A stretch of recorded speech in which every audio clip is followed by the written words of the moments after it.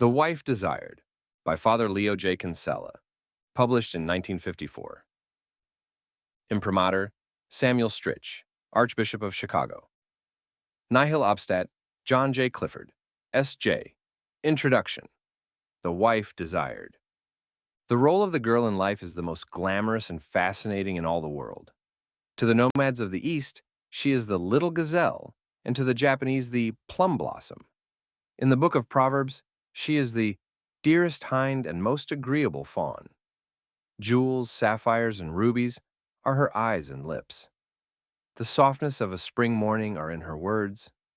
Her smile is as the splendor of the rising sun.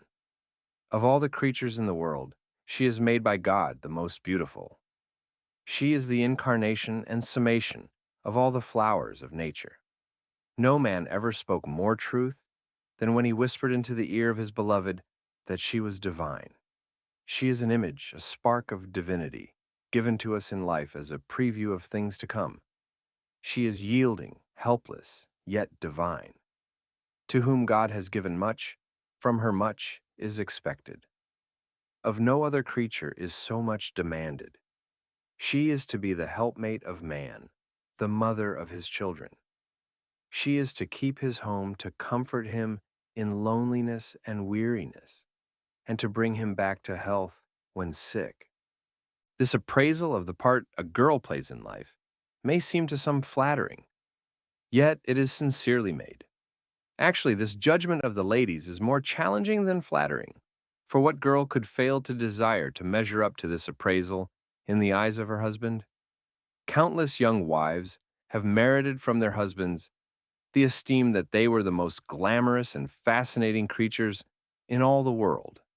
Unfortunately, too many girls have failed to do so, and thus experienced the misery of an unhappy, if not broken, marriage. The purpose of this book is to show the girl, the young wife, how she may easily have success and happiness in marriage, being in the eyes of her husband the dearest hind and most agreeable fawn.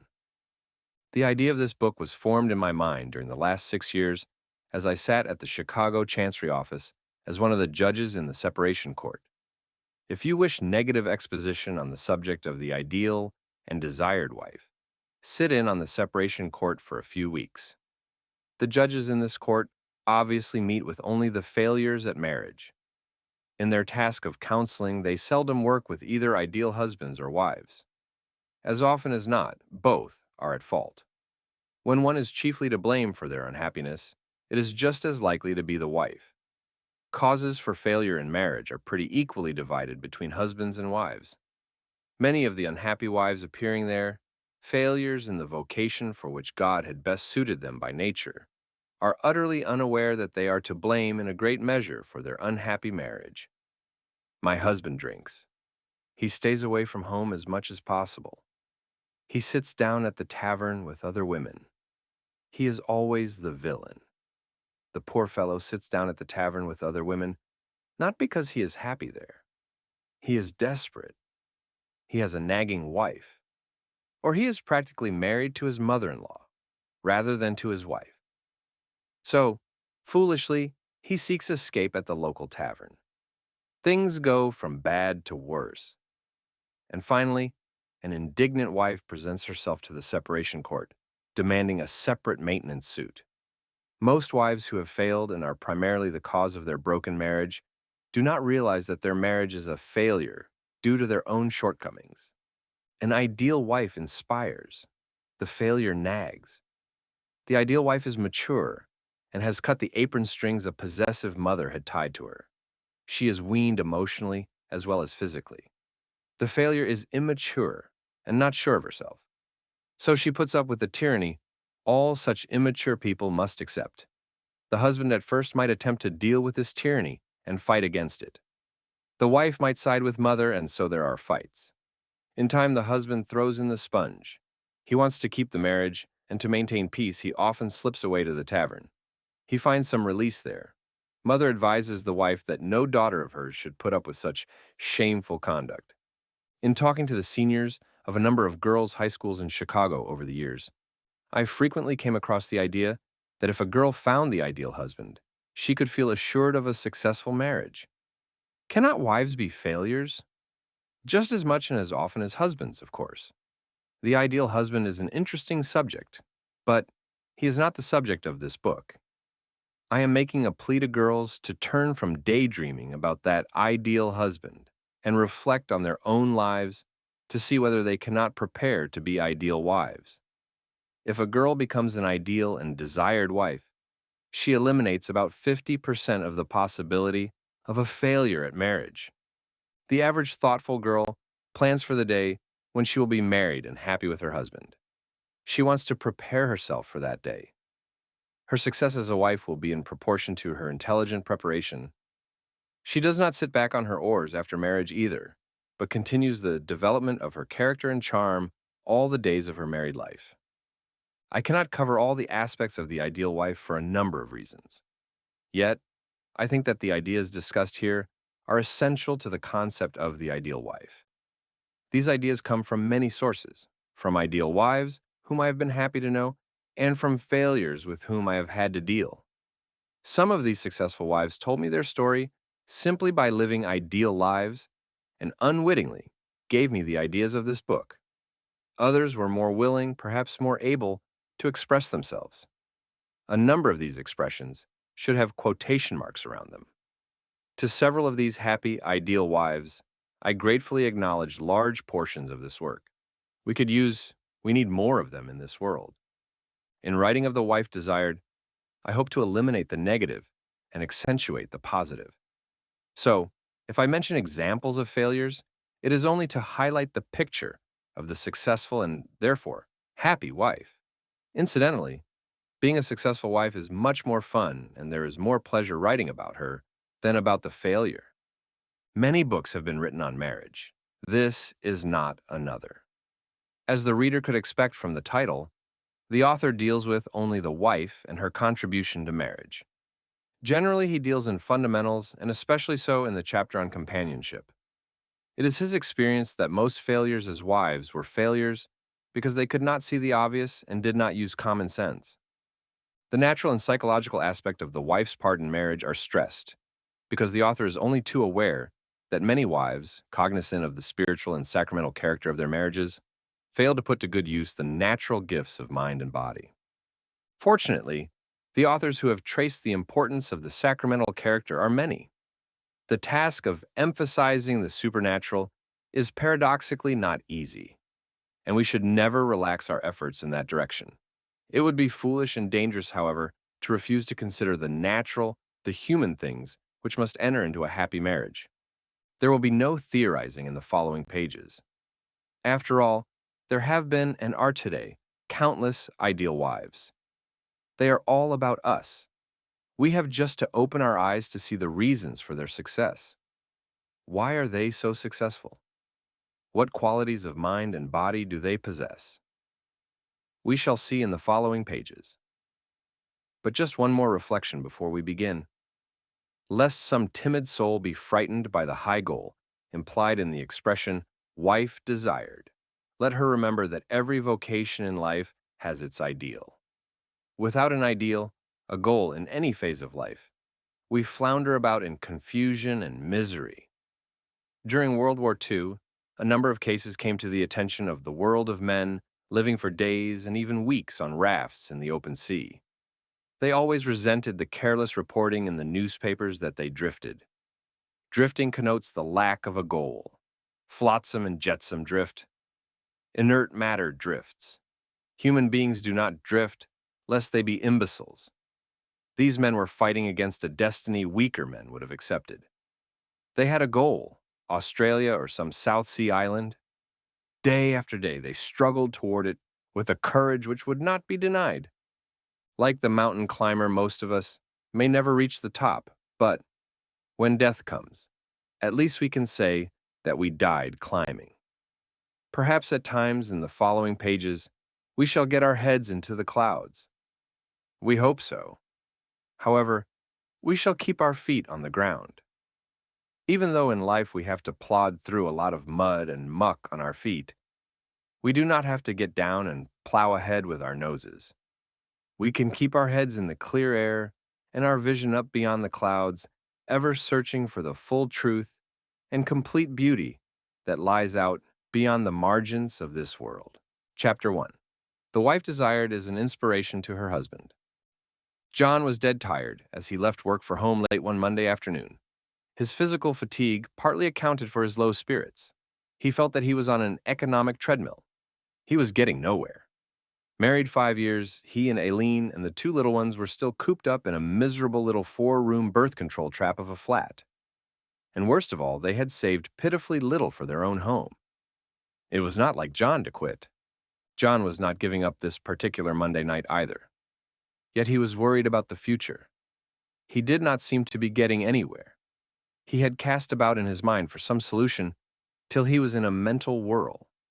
Should he look for a part-time job on the side?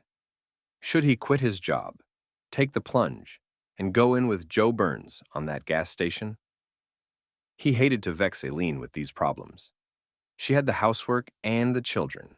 His was the responsibility of decision. As he reached for the kitchen doorknob, he paused. A dark cloud passed over his face.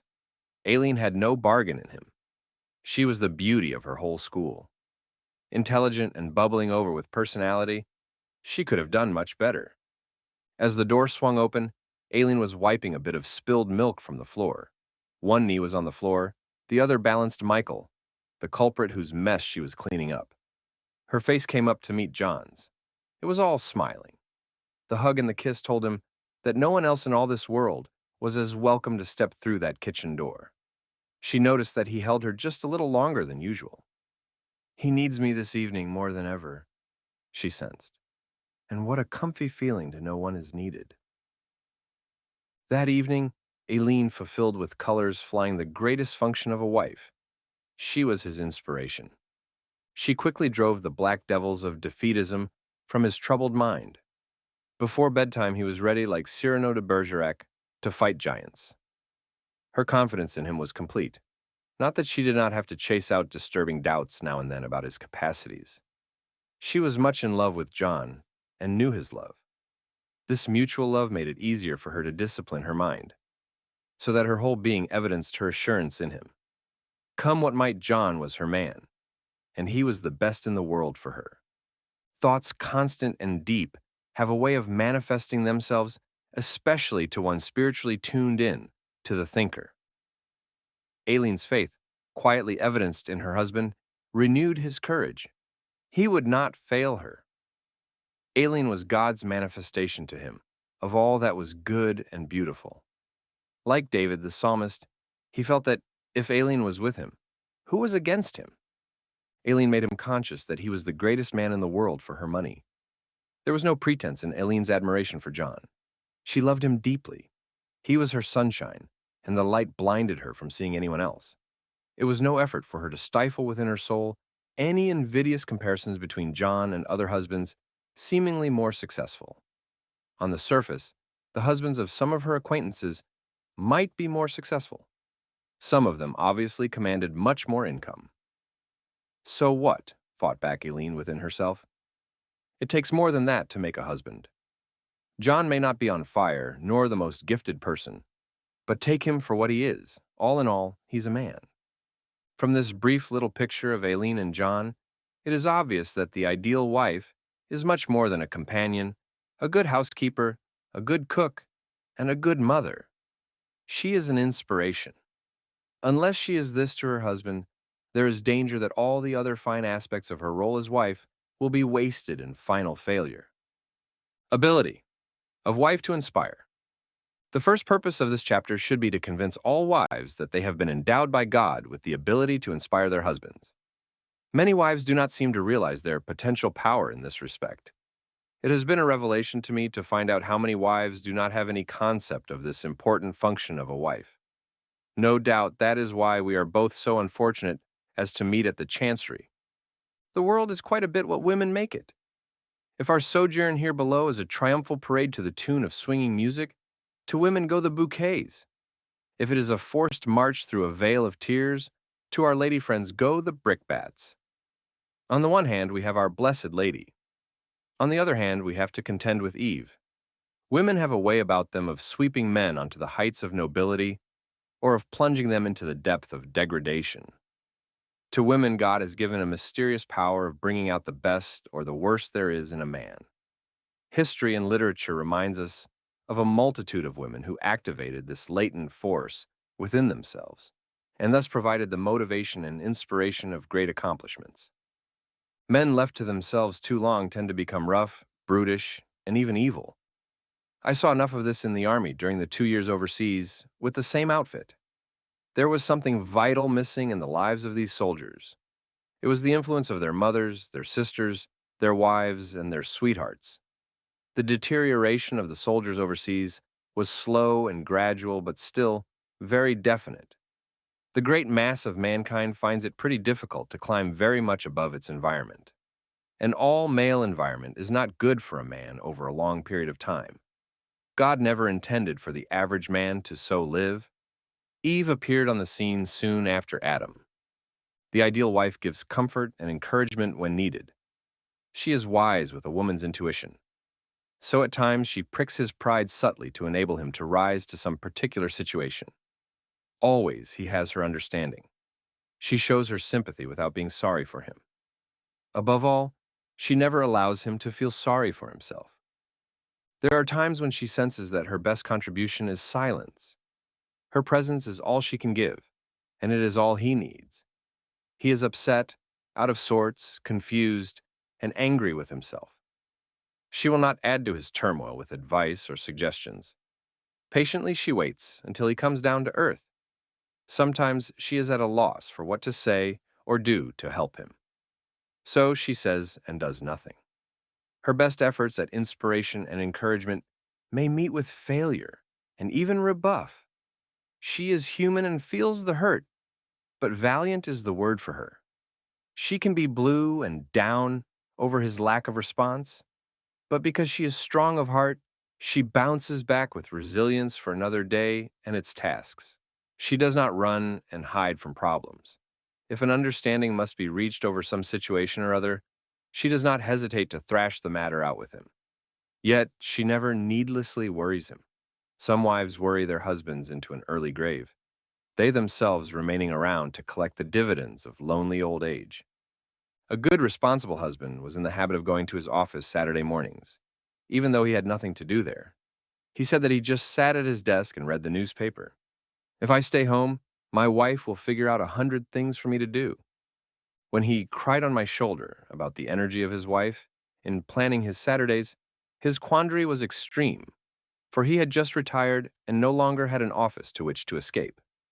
In every home, certain tasks must be performed by the husband. The grass needs cutting, the storm windows have to be put up, and so on. The husband worth anything is aware of these chores, properly befalling him.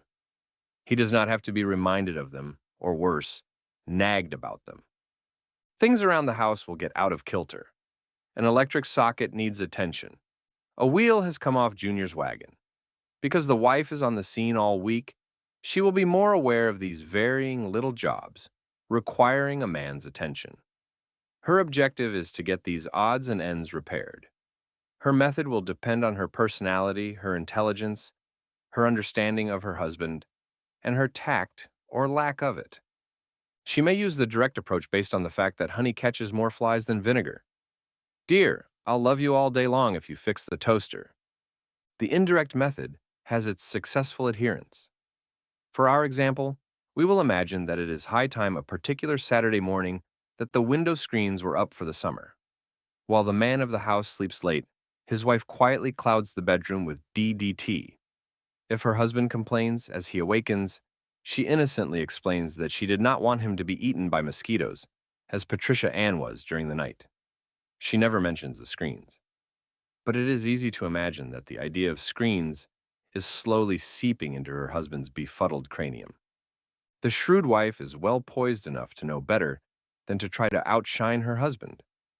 If she happens to be married to a man of inferior intelligence or education, she will best give evidence of this fact by avoiding the slightest indication of superiority. Indeed, any wife's intellectual ascendancy over her husband could be questioned were she dull enough to strive to lord it over him. If she is clever, she will from time to time approach that big man of hers with some terrific problem which is way beyond the capacities of her little brain. Dear, what do you think I ought to do about this situation? It has me baffled. What is a wife expected to be? Any woman might object to the above advice. A wishy-washy dumb Dora? Is she forever and a day supposed to play up to her husband? Of course not. Much better if she would play with him. A wife does not have to be an open book to her husband. It does not hurt to keep him guessing once in a while. A real man likes to picture his wife as one with spirit and bounce. Because she is intelligent with a mind of her own, she knows when to maintain a principle, when to be roguish and sportive. Gifted with imagination, she can give herself to the game of intriguing her husband. Always she is exciting and vivacious.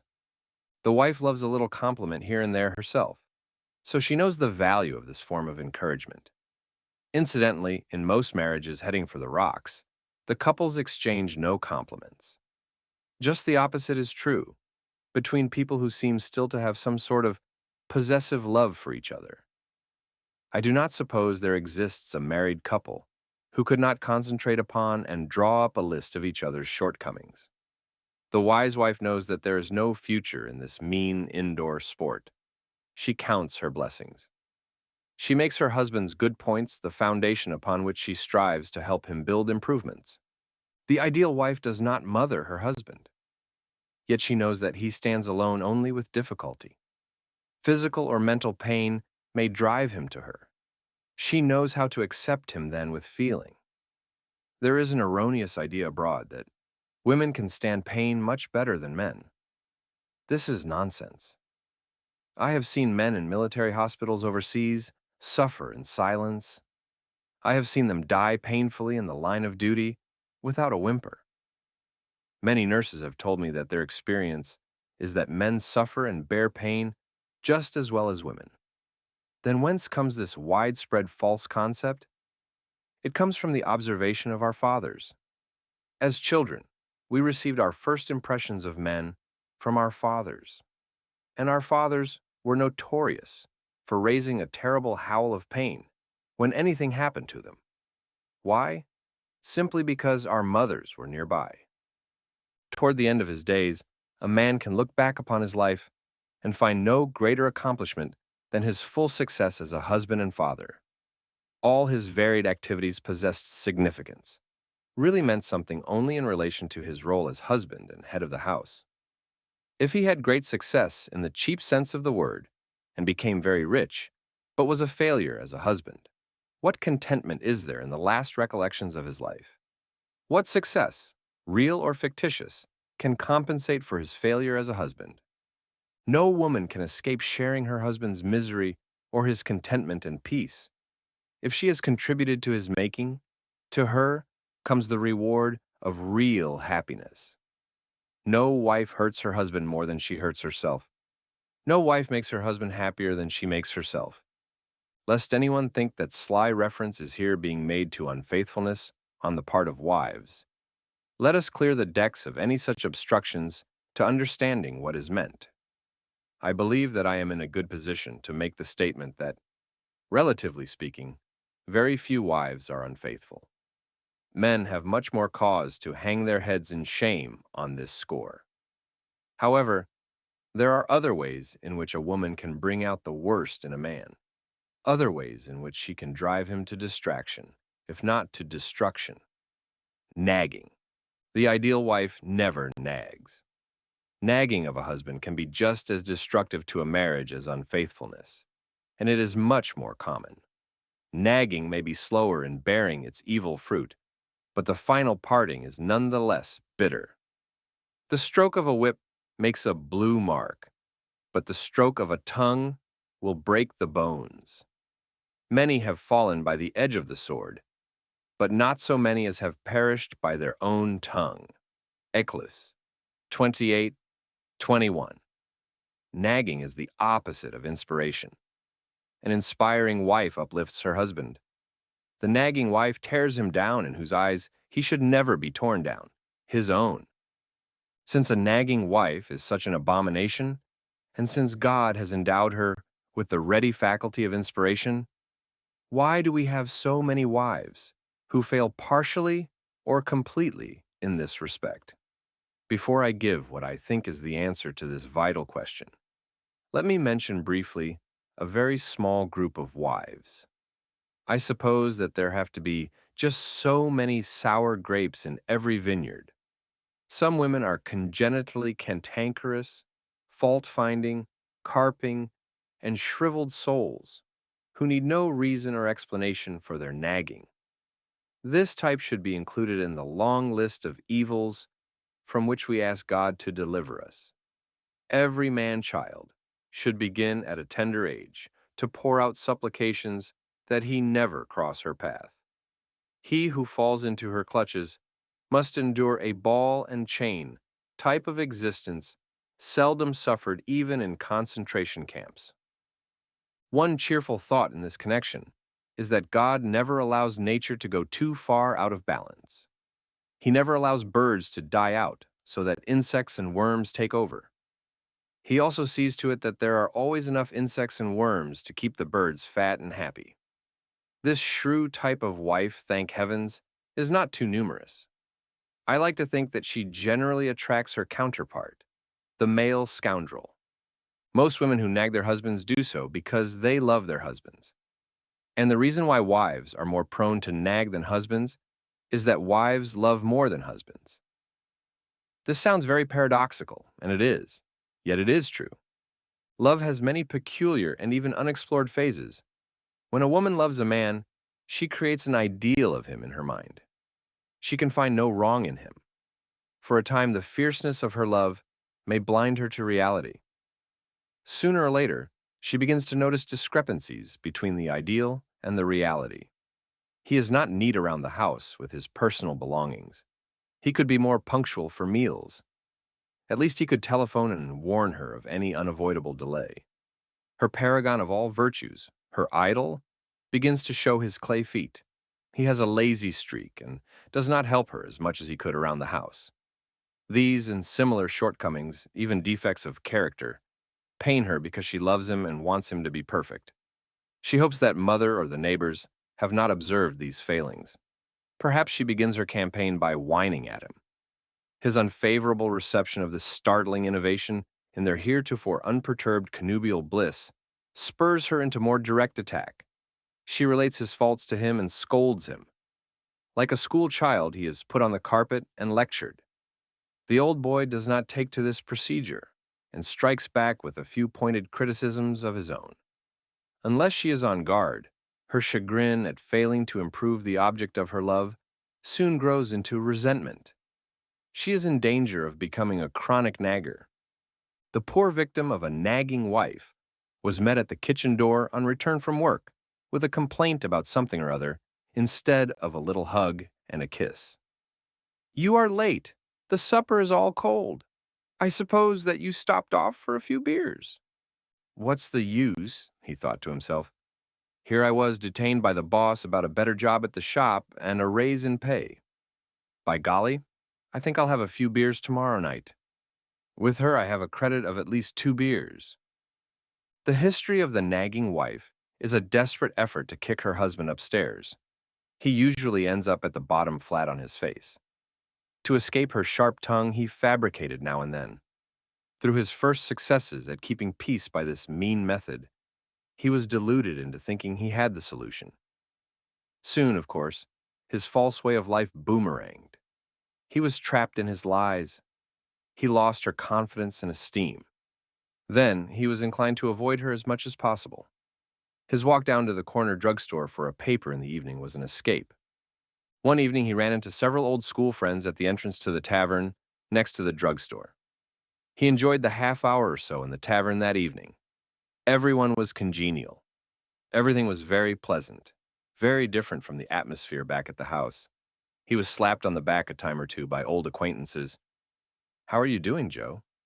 Say, by the way, I hear you're going to be foreman soon over at the shop. Nice going. Keep it up." Always knew that our star halfback would get somewhere. Later that evening, husband and wife had a fight. "Are you going to become a tavern bum?" Was more than he could take. He slept poorly the rest of the night and went off to work the next morning sullen. The boss and he had another talk about the promotion. He hoped that the boss did not mistake his dull and unenthusiastic demeanor as a lack of confidence. Or was he confident in himself? He was definitely on edge as he returned home again. Soon after supper, he went off to the tavern, feeling sorry for himself. And a tavern is no place in which a man can safely feel sorry for himself. This husband was now in a pattern well known to counselors on marriage, a nagging wife and a husband seeking escape and consolation in drink. A wife must never nag. It is one of the great sins of a married woman. Anybody could understand if she had fallen in a bad moment. Few of us are perfect. Yet one sin does not make a vice. There's no possible excuse for her becoming a chronic nagger. A wife will never succeed in kicking her husband upstairs. She may lead him upstairs, entice him, joke with him, and inspire him. By nature, she has been endowed with the equipment to do this. It has been frequently said that a man must have a woman behind him. The real truth is that every man must have a woman in front of him. Everybody likes to be the object of good-natured kidding. It is a sign of popularity. It rubs our vanity the right way. I did not sufficiently realize what was going on at the time. But now, when I look back on my boyhood, I realize that my mother was a clever wife. She joshed and poked fun at my father. We children got a big boot out of it. In fact, the most pleasant recollections of my youth were these sallies into the foibles of my father. Down inside, my father really enjoyed the game, even though he may not always have let on. Now I realize that there was a method in all my mother's banter. Often she was putting over a point which carried danger in it and could not be handled except in a good-natured kidding way. She was accomplishing the same objective as a nagging wife. But what a world of difference in the method and the success arrived at. Appreciation. No one likes to be taken for granted. In any human relationship, a little sign of appreciation goes a long way. Life does not have to be a hard pull uphill all the time. To know that someone, especially the one we love, values our efforts sends us off with our heads in the clouds. The wife who is wise enough to show her husband appreciation for all his efforts will keep his heart fixed upon her. With a fixed heart, he will have a free hand to do the things a responsible head of the house must do. That is why, as Chesterton has pointed out, Christ said, "My son, give me thy heart." With his heart securely fixed on Christ, the disciple had a pivot from which he could swing through all the complexities of life without losing his purpose. Appreciation gives purpose and motivation to a husband. It is one form of inspiration. Some years ago, a couple came to my attention whom I always have remembered. They illustrated the importance of a wife's making her husband realize that she valued him. The wife had to leave her home and care for her sick mother. She was gone for a month. She and her husband rented without a lease, wondering from week to week whether they would have a home for themselves and their 3 little children. While she was gone, he fell upon a good buy in a fairly new home. He said that he regretted the transaction was made while she was away, but the opportunity came then. He felt that it was his responsibility to do something about their living conditions. Having failed twice to locate her by phone, he closed the deal. The first Sunday his wife was home, they went out for a drive. He intended to surprise her. As they were driving around, he suddenly stopped in front of their new home. Her curiosity at his action turned to grief on being let in on the secret. As she sat in the car looking at her new home, she began to moan and groan that she did not like it. Why did he do it? Why did he not wait until she came back? For a moment, he sat there crestfallen, not knowing what to say or do. He expected elation and was prepared for a pat on the back. He made an effort to recover his confidence and suggested that they see the inside. She would like the arrangement of the rooms and closet space. As they went from room to room, she continued her manifestations of disappointment and even resentment that she had no say in the choice of their new home. It was a bad day for both of them. How bad neither of them were to realize for several years. On that day, he got the idea that his wife did not appreciate him. The idea continued to grow. When we talked over their problems, their estrangement, and the future of the children, They had been separated for over a year. By that time, he was all through and living with another woman. He had found someone to give him appreciation. There's always someone around to give it if the wife does not. The big boob, every woman is saying who reads this, should get everything coming to him. Perhaps he was something of a boob, but his wife had always loved him, still did, and wanted him back. In justice to the husband in question, we should remember the circumstances prevailing when he bought the home. However, to make all wives happy, let us suppose that he made a terrible mistake in buying a home without his wife's knowledge. The deed was done. What did she profit reminding him of his mistake? Was it wise for her to carry a grudge? To give him the idea that she considered him unfair or incompetent? Did her duty of inspiration cease because he was guilty of the worst possible judgment? She was an excellent wife and mother in some respects, but she failed completely in the important function of inspiration. She told how she had never thought of it, but now realized her big mistake, her shortcoming. This woman was not the nagging type, at least not habitually so. She took her husband for granted. She felt that she was doing her job well. She assumed that he was. She did not assume a thing when they were courting. If wives worked just half as hard and wisely at keeping their husbands as they do in getting them, the divorce mills would go out of business. A husband needs his wife even more than she needs him. With a little intelligence and verve, she can keep him easily. Ambitious wife. The ideal wife is ambitious for her husband, not for herself. Through inspiration, she gives ambition to her husband. He is spurred on to do big things for her and wants no reward other than her appreciation and the look of pride for him in her eyes. Here again, wives must heed the words of Christ. If they would save their souls, they must lose them. If they would save their marriage, if they would have all that goes with a successful husband, they must lose themselves in their ambition in their husbands. A wife is on thin ice who is ambitious for herself, the husband being just the necessary means of realizing her ambition for wealth or social position. These self-seeking wives are not interested in promoting the success of their husbands for the sake of their husbands, but for their own sakes. This type of wife is inclined to overreach herself. By goading her husband on beyond his capacities, she shows her hand to him and loses his love. He may have to admit that she has a strong, possessive love for him, a love for him for what she gets out of it. But he is not carried into seventh heaven by this contemplation of his hard, scheming, driving wife. He begins to feel that he is but the stepping stone for the fulfillment of her ambition. An example of a wife overambitious for herself may help illustrate the danger of confusing this possessive love for genuine love and inspiration.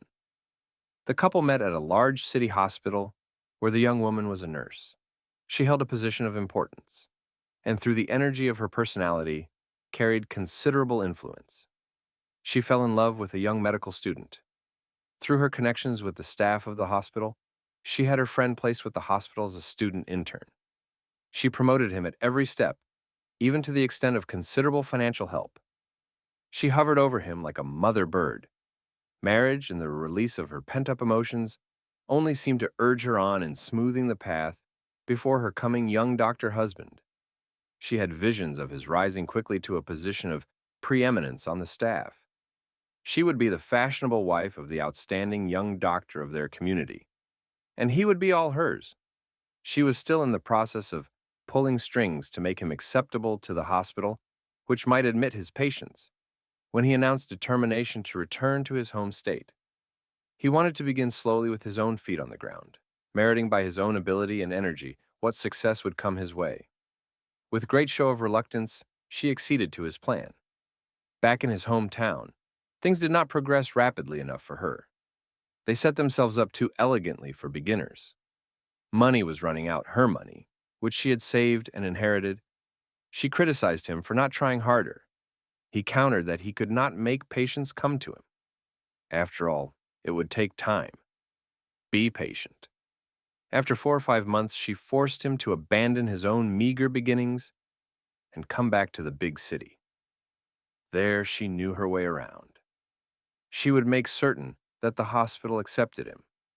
During the time of his efforts to get set up again, she prodded him unmercifully. She even degenerated into a nagging wife. When they talked to me, he would have no more of her. She was driving him to distraction. Obviously, she was going to pieces. On several occasions, she had shaken him out of a sound sleep in the middle of the night to tell him how she had done something for him over at the hospital. Once she gave him the pre-dawn information that she had just cleaned the walls of the kitchen. The implication always was, "What are you doing? Why don't you do something?" She had lost whatever poise she had and was becoming frantic. On being asked why he married her, he replied that she seemed to be capable and efficient. He thought that she would be a real helpmate during the early, hard years of getting started. Actually, she had never given him a chance, he felt. He could see the growing contempt in her eyes for his failure to measure up to her ambitions. He admitted that she still had a queer, possessive love for him. This appraisal of her mood was correct, for she tearfully expressed her desire for his return. She wanted him for herself, and was miserable without him. This unfortunate woman did not love her husband for himself. Proof of this was evidenced by her attempts to harm him after their separation. She stooped to efforts at discrediting him in his profession. She had spread stories damaging to his character. At the same time, she pleaded in a frenzy with me to help her get him back. It was difficult to explain to this wife how she had failed to inspire her husband. Had she not done everything a wife could possibly do to promote her husband? She could not see that her overmastering ambition was the undoing of her chances for happiness. She expected and desperately wanted affection. Yet she drove him on with contempt in her eyes for his inability or lack of desire to come up to her expectations. Patience was wanting in her, the patience founded on a love of her husband for himself and not for what he might do for her. In her life, she manifested all the outward works of an inspirational wife. The inner spirit was lacking. She married to satisfy her own desires and ambitions. Idealizing father. A young man unconsciously looks for the qualities of his mother in his wife. Foolishly, he may give expression to comparisons. We are all familiar with the refrain, "Mother made the best apple pie ever eaten." It may be strange, but seldom do these encomiums paid to mother produce in the wife a warm glow of affection for her husband. On the other hand, the young wife is inclined to expect her husband to mirror her father, especially if he was a real man. Her father did things this or that way. The ideal wife guards against this usual idealization of her father. Her husband is another man. There are other ways of doing things beside the way father did them. Father is a fine man. Yet, it would be a dull world if all men were similar to him. The sensible wife does not try to mold her husband after him. She is not inspiring her husband to develop his own abilities and personality by so doing. Mr. X did not seem to be the type of man who drank to excess to escape reality. He seemed to be more of a social drinker. His reality appeared to be a very pleasant one, from which no one would want to escape. He enjoyed many blessings. His wife was an attractive woman. They had several exceptionally beautiful daughters, whom they both took great pleasure in displaying on many social occasions. Although his salary was not fabulous, it was considerably above average and ran into 5 figures. They made a handsome couple as they sat in their box at the racetrack. Their daughters added to the picture. They surely were the envy of the crowd. Yet all was not well. In fact, his wife was on the verge of calling it quits. She never knew when he would come home or in what condition. He had no complaints against his wife and wanted to keep the marriage. He promised reform, willingly admitting that he had been giving her a rather hard time. His position was of the type which readily could be the occasion of an excessive amount of social drinking. He had let it get out of hand, was going to put a stop to it, and would quit completely if necessary. Several months went by, and then the word came from the wife that his reform was short-lived. Several weeks after they had been down to the chancery, he was back to his heavy drinking, after getting more familiar with the couple.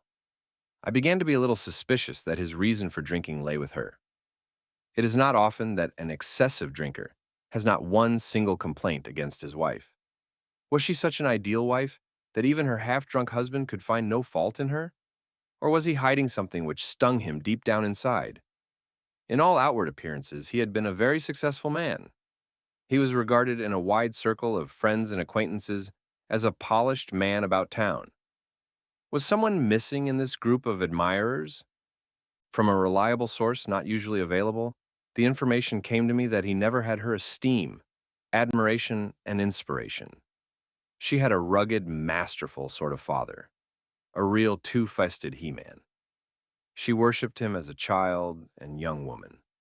As a young wife, she compared him with her husband and found her husband wanting. She really never gave herself completely to her husband. Yes, outwardly she did. She smiled sweetly at him. She was faithful and dutiful in all the varied activities of married life. But that inner spark was missing, and he knew it. He was too proud to admit, probably even to himself, that he had failed to win her full love, the kind of love that goes overboard and blindly says, "You are the best there is." Perhaps this woman had not matured sufficiently. She was still the little girl at her father's knee. She did not have to think any the less of her father because she had married. By analyzing her husband, by breaking him up into the parts of a jigsaw puzzle, and being unable to fit him into the pattern of her father, she underestimated him. No two people are alike. Suppose that she had attempted to fit her father into the character and pattern of her husband. They still would not have dovetailed. That would not have made father necessarily any less a man, only a different man. To the casual observer, this woman would seem to be an ideal wife. Yet she had failed her husband in the most important role a wife must play in marriage. Like any husband, this man wanted her and needed her for his inspiration, but she would not or could not deliver the goods. What a man required most from his wife was lacking. So many wives seem to have no realization of what their husbands have a right to expect first from them, and not getting it, little else matters. He saw himself not measuring up to her standards. He looked into the mirror of her eyes and saw himself deflated. The eyes of a wife are a man's mirror. When he looks into them and sees a veritable giant on wheels, it is like strong wine. He feels like a giant, ready to take the world by the tail and swing it. When he sees a little dwarf in her eyes, he begins to feel like one and to act like one. He may put on a big show with lots of bluster. Lacking conviction from her, he may go to all extremes to convince himself that he is a big shot. He tries hard to magnify the puny vision of himself, with all sorts of maneuvers, bragging, condemnation, and belittling of others. And drinking, he strives to grow in stature in her eyes. The more frantic become these efforts, the more he sees his image shrinking in the mirror of her eyes. Of course, there are plenty of cases where the wife is only half to blame. Ideal wives have a way of going with ideal husbands. A man has no business marrying a woman unless he is in love with her, unless she had become the most beautiful thing in life to him. If during the years of their marriage, he continues to look into her eyes and tell her of this beauty to him, she will grow more beautiful for him. Too many husbands do not know that a woman must be told that she is beautiful in order to be beautiful. A wife who is being told that she is most beautiful will glow with love for her husband. He will see in her eyes this love for him. Then she will be looking back at him through rose-colored glasses. She sees nothing but good in him. The mirror is highly polished and sparkling, and he fills it. He has everything she can give now, and the greatest of her gifts is the inspiration a man needs from his wife to be a husband and a man. I have no recollection of a single broken marriage wherein the wife was primarily to blame, and at the same time an inspiration to her husband. Failure and inspiration do not mix well. The ability to inspire her husband is the wife's best guarantee of success in marriage. Only if she fails to inspire need, she be fearful for their love and the future of their marriage. How can a wife miss if she has her man jumping up and down beside himself in excitement of effort to fill those big blue eyes of his wife? All right, make them green. They are still the most beautiful eyes in the world to him, because he sees himself in them. Men are much more vain than any woman ever dreamed of being. Very few inspirational wives fail in marriage, through their own fault. It is possible for a wife to give all desired in the way of inspiration and receive no response.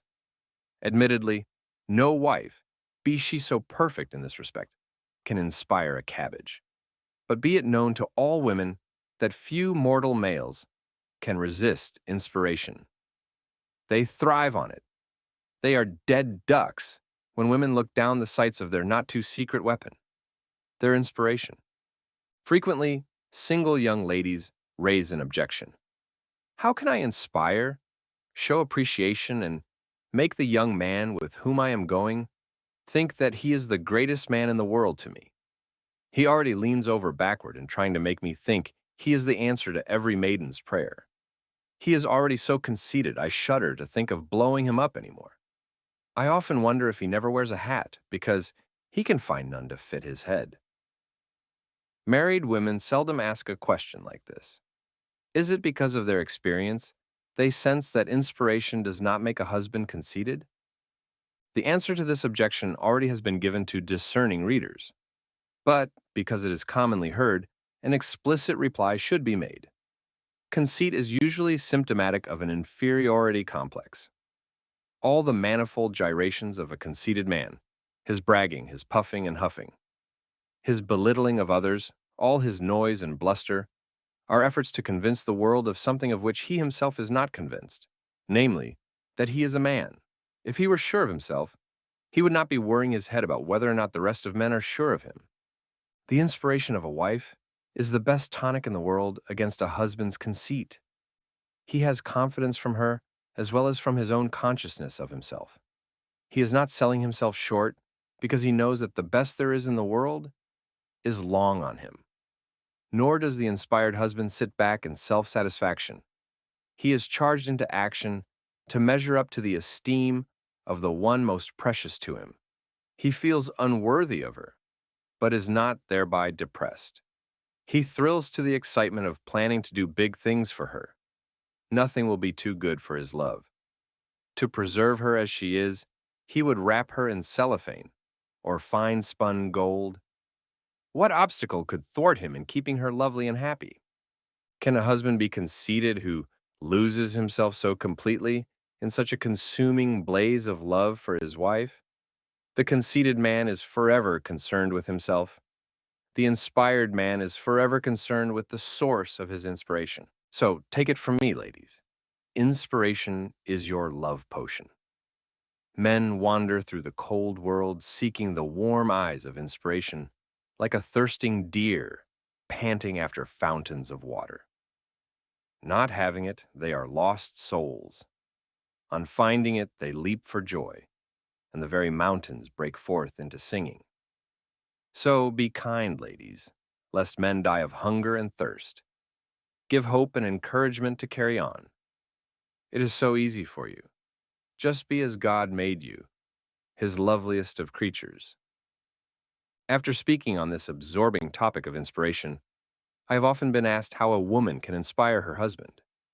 The question at first was disconcerting, after having spent 15 or 20 minutes on the subject. But I suppose there is no way to humility except down the road of humiliations. The only answer I have ever given to this query is as follows. God has not given to me but to you, ladies, the ability to inspire. You are asking me how to inspire? To you have gone God's gifts. Within your being, you hold from him the power of life and death for the poor creatures of the weaker sex. With inspiration from you, men vibrate with life. Wanting it, they go through the motion of living. Chapter 2.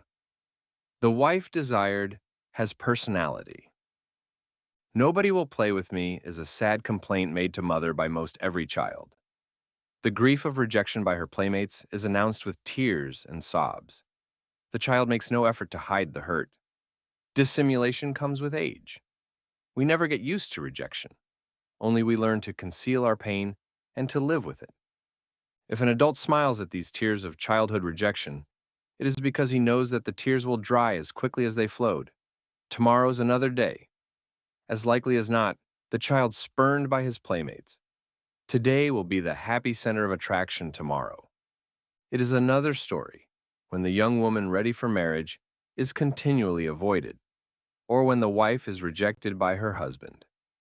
There are few sorrows in life equal to the misery of a wife no longer wanted by her husband. It is so natural for a wife to be anxious to be accepted, to be sought after, to be desired and pursued by her husband. She was made that way. None of us have any choice about wanting to be happy. And happiness can come to a wife only through the love of her husband. Love does not go with rejection. Several successful wives have jokingly said to me that they were more interested in being desired by their husbands than in being ideal wives. Yet these wives were successful not because they were simply women, but because they were interesting women. They had appealing personalities. Unless they had striven for the ideal and in great part had reached the goal, they would not have been so light-hearted in their remarks. The ideal wife will be a desired and happy wife if she merits the attention which she rightly craves from her husband. It has been said that women are all sugar and spice. Then personality is the spice which makes the sugar desirable. After the first infatuation of marriage has vanished, too many men have awakened to the realization that they drew a blank in respect to personality. The wise woman assures herself of success and happiness in marriage by making the most of her spice. It is through the use of her spice that she keeps her husband interested in the sugar. The desired wife has developed her personality before marriage and continues that development during marriage. By personality here, I mean beauty of soul and all those qualities and accomplishments which go to make a person interesting and sought after. Personality will carry a girl a great deal further in life than physical beauty. In fact, without personality, beauty often tires one in married life. Some girls are born with physical beauty. None are born with personality. They must develop and cultivate it all the days of their lives. A girl can develop personality chiefly by learning to do things. No matter how beautiful she is, the girl who does nothing but sit on a sofa and vegetate is not going to be a bargain for any husband. After the first flush of infatuation wears off, she will be very fortunate if she does not bore him stiff. On the other hand, the girl who learns to swim, to play tennis, to sing, to play the piano, to dance, to sew, to cook, and to read good literature is going to become an interesting person. Her company will be sought after and enjoyed. Out of the long hours of practice at the piano or with the voice, for example, there evolves a stronger character, patience, persistence, a realization of what it is to fail, to exult in momentary success, to suffer and therefore to be able to feel for others. All this and more will come to her because of her hours of work at the piano. So, when she is called upon by her friends to play for them, she is happy to be able to entertain them. The thought that she brings music into their lives and thus adds to their happiness brings her a quiet confidence, enhancing her luster. To take another example, suppose that she learns to play tennis. She is awkward and slow on her feet. There is the temptation to quit after the first ridiculous effort, to preserve her dignity, and to draw back within herself, and thus avoid the embarrassment of ridicule from bystanders and the teasing of her friends. But she resists the temptation to remain a wallflower. She swallows her pride, and through the little humiliations of clumsy failures, grows in humility. She already is reaping her reward for effort. Because she has begun to grow in the virtue of humility, there open up before her all the various paths of virtue heretofore closed or even unknown to her. For instance, upon the foundations of humility now established in her life, she has to take but one easy step to a sense of humor. She is now able to laugh at herself as well as at others. Perhaps some may think that I am exaggerating to say that the great virtue of humility, an entree to all the virtues, and even a sense of humor can be developed by attempting to learn the game of tennis. Not in the least. How did the saints or anyone ever develop the virtue of humility? By sitting at home twiddling their thumbs? By withdrawing into their shells so that no one could laugh at their shortcomings and mistakes? Number. They dared to fail, and in their mixture of failures and successes, they drew a clearer picture of their real worth. They became humble, and therefore very lovable in the eyes of God and man. More will be said later about this incipient sense of humor, accidentally it may appear, found on the tennis court. It is so important a facet of personality as a radiant jewel in the crown of the ideal wife that a full chapter will be devoted to its consideration. A last word about humility. If a sense of humor is a shining jewel in the crown of the ideal wife, then humility is the golden base of the crown and the support of all else it may contain. Many have the false idea that they are being humble by staying in the background and attempting nothing. The brash, bold, and conceited girls are the ones out in the limelight doing things. More often than not, it is just the opposite. The girl who dares to do things, especially in competition, is the humble girl. She may fall flat on her face. So what? She is not concerned with herself, not worried about what others may think. Because she is humble, she is not aware that anyone is thinking of her anyway. The girl who fears to venture is the conceited girl. She is afraid to provide laughter at her own expense. She flatters herself that everybody is watching her. Hardly anybody knows that she is alive. By learning to do things the girl is developing unconsciously, as likely as not, her personality, and thus is equipping herself to be able to contribute to the enjoyment of others. Her future husband, for instance. She is able to hold down her end of the social teeter. A certain girl learned to play bridge. She never entered any bridge tournaments, but she could hold her own with the better players. Most of her bridge was played at college. She hardly played at all for a few years. In fact, she could not remember playing once since she was married 3 months ago. Her husband invited his boss and wife over for dinner. He apprehensively told her that they were eager bridge fans. She was amused at her husband's concern for what he thought would not take place after the coffee was served. The husband's apprehension turned to bewilderment as his wife got out the cards and table. What could have turned out to be a rather futile evening amounted to almost a personal triumph as she engineered a little slam. She derived the most satisfaction from the quiet pleasure manifested in her husband over a newly discovered accomplishment of his wife. 3 people enjoyed themselves of an evening simply because she knew how to play a card game. She was able to promote the pleasure of others. When a wife is able to do that, more satisfaction eventually comes to her. Just the other evening, a young wife came up to me as the study group was leaving. She had a big problem. We met on Monday and Wednesday evenings.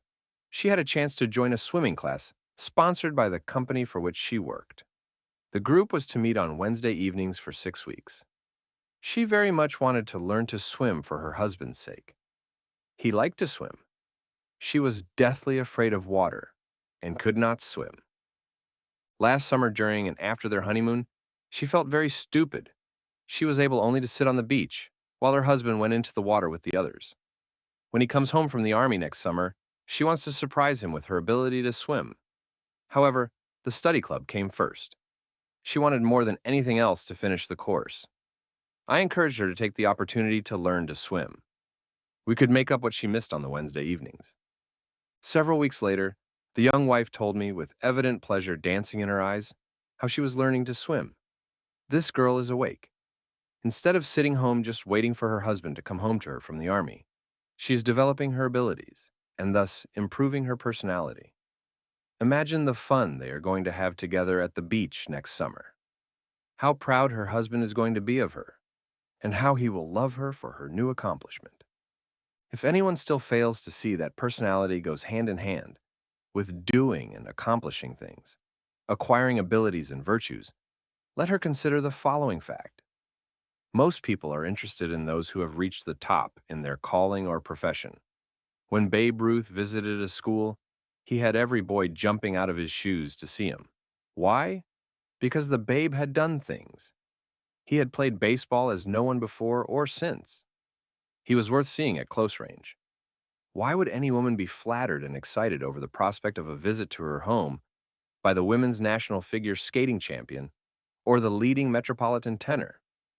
In all likelihood, for no other reason except that they have done things for which they have become interesting personalities. Perhaps by this time, a few objections have been forming, because this is being read critically, even if with an open mind. What about all the celebrities who have been failures as wives? Have I said anything about celebrities? All sorts of characters become celebrities these days. An heiress marries one Dilbert after another. She is a celebrity of a notorious sort, no doubt, and a miserable failure as a wife. I have been writing of interesting personalities who have accomplished things. This heiress has accomplished nothing. And remember that a well-rounded personality is only one of the points on which we are to insist as essential to the concept of the ideal wife. There can be no doubt, all things else being equal, that the girl with personality has a far better chance of succeeding as a happy and desirable wife. Another might object that we are talking over the heads of most girls. After all, how many can be national figures skating champions? Only one at a time. How many have the voice and all the necessary favorable circumstances to become an opera star? Comparatively speaking, an infinitesimally small number. The girl who developed her personality by learning to play a simple game of tennis did not become a national champion, but by learning to play a passable game of tennis, she benefited her personality. Very few girls are ever going to reach the top in anything. There is so little room up there. Indeed, it is better that a girl become adept at a number of things, rather than to strive for supremacy in just one thing. In this way, she has a much better chance of developing a well-rounded personality. After reading the manuscript on personality, a young wife expressed concern over her situation. Her husband was in Europe with the armed forces. He was doing things, seeing historical places. She was sitting at home, cooped up in a little apartment with 3 small children. He was developing his personality. She was stagnating. When she expressed herself, I had no idea what her husband was doing. I did know what she was doing, and it was a heroic task of keeping the home fires burning. Valiant was the word for her during the long months of loneliness, as she kept faith with her husband, her children, and herself. Because she suffered nobly the pain of those 2 years, she is a finer person today. Because she accomplished something worthwhile, she developed her character and personality. During the past year, this wife has been reunited with her husband. They have made up for lost time, and she is expecting. The new baby-to-be is their expression of gratitude to God for their reunion after so many months of separation and loneliness. After the children are stowed away for the night, this young couple generally watch TV for a few hours. When I dropped in on them one night, I was surprised not to see the usual darning needle whipping in and out of a sock. This evening, she had before her a canvas, partly covered with fresh paint. For the evening, she was an amateur painter. So young wives, and not so young wives for that matter, need not stagnate at home with or without their husbands. They can be, for example, amateur painters and have a lot of fun and relaxation in the effort. No doubt there are 100 better ways of developing personality than by learning to play tennis. A few simple examples like the ability to play tennis or bridge are given for the purpose of bringing this discussion of personality down to earth. There is a lot of vague and mysterious verbiage bandied about in connection with the subject of personality. Our concern is to realize the simple fact, too much overlooked, that growth in personality comes only through doing worthwhile things, simple though they may be. When I was stationed at an airbase in the States during World War II, a young doctor came to me about his marriage troubles. He surprised me with the statement that he was thinking of divorcing his wife. The doctor lived in the field with his wife and 2 children. Although my acquaintance with the family was mostly limited to the doctor and his work at the station hospital, I was surprised to hear of his difficulty. His wife was a beautiful woman.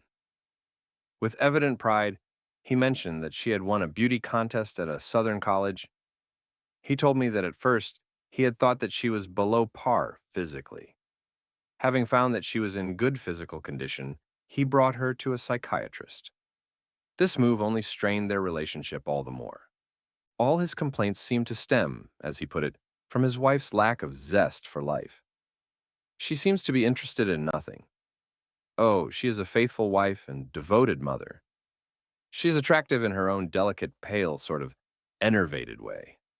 But she will do nothing with me.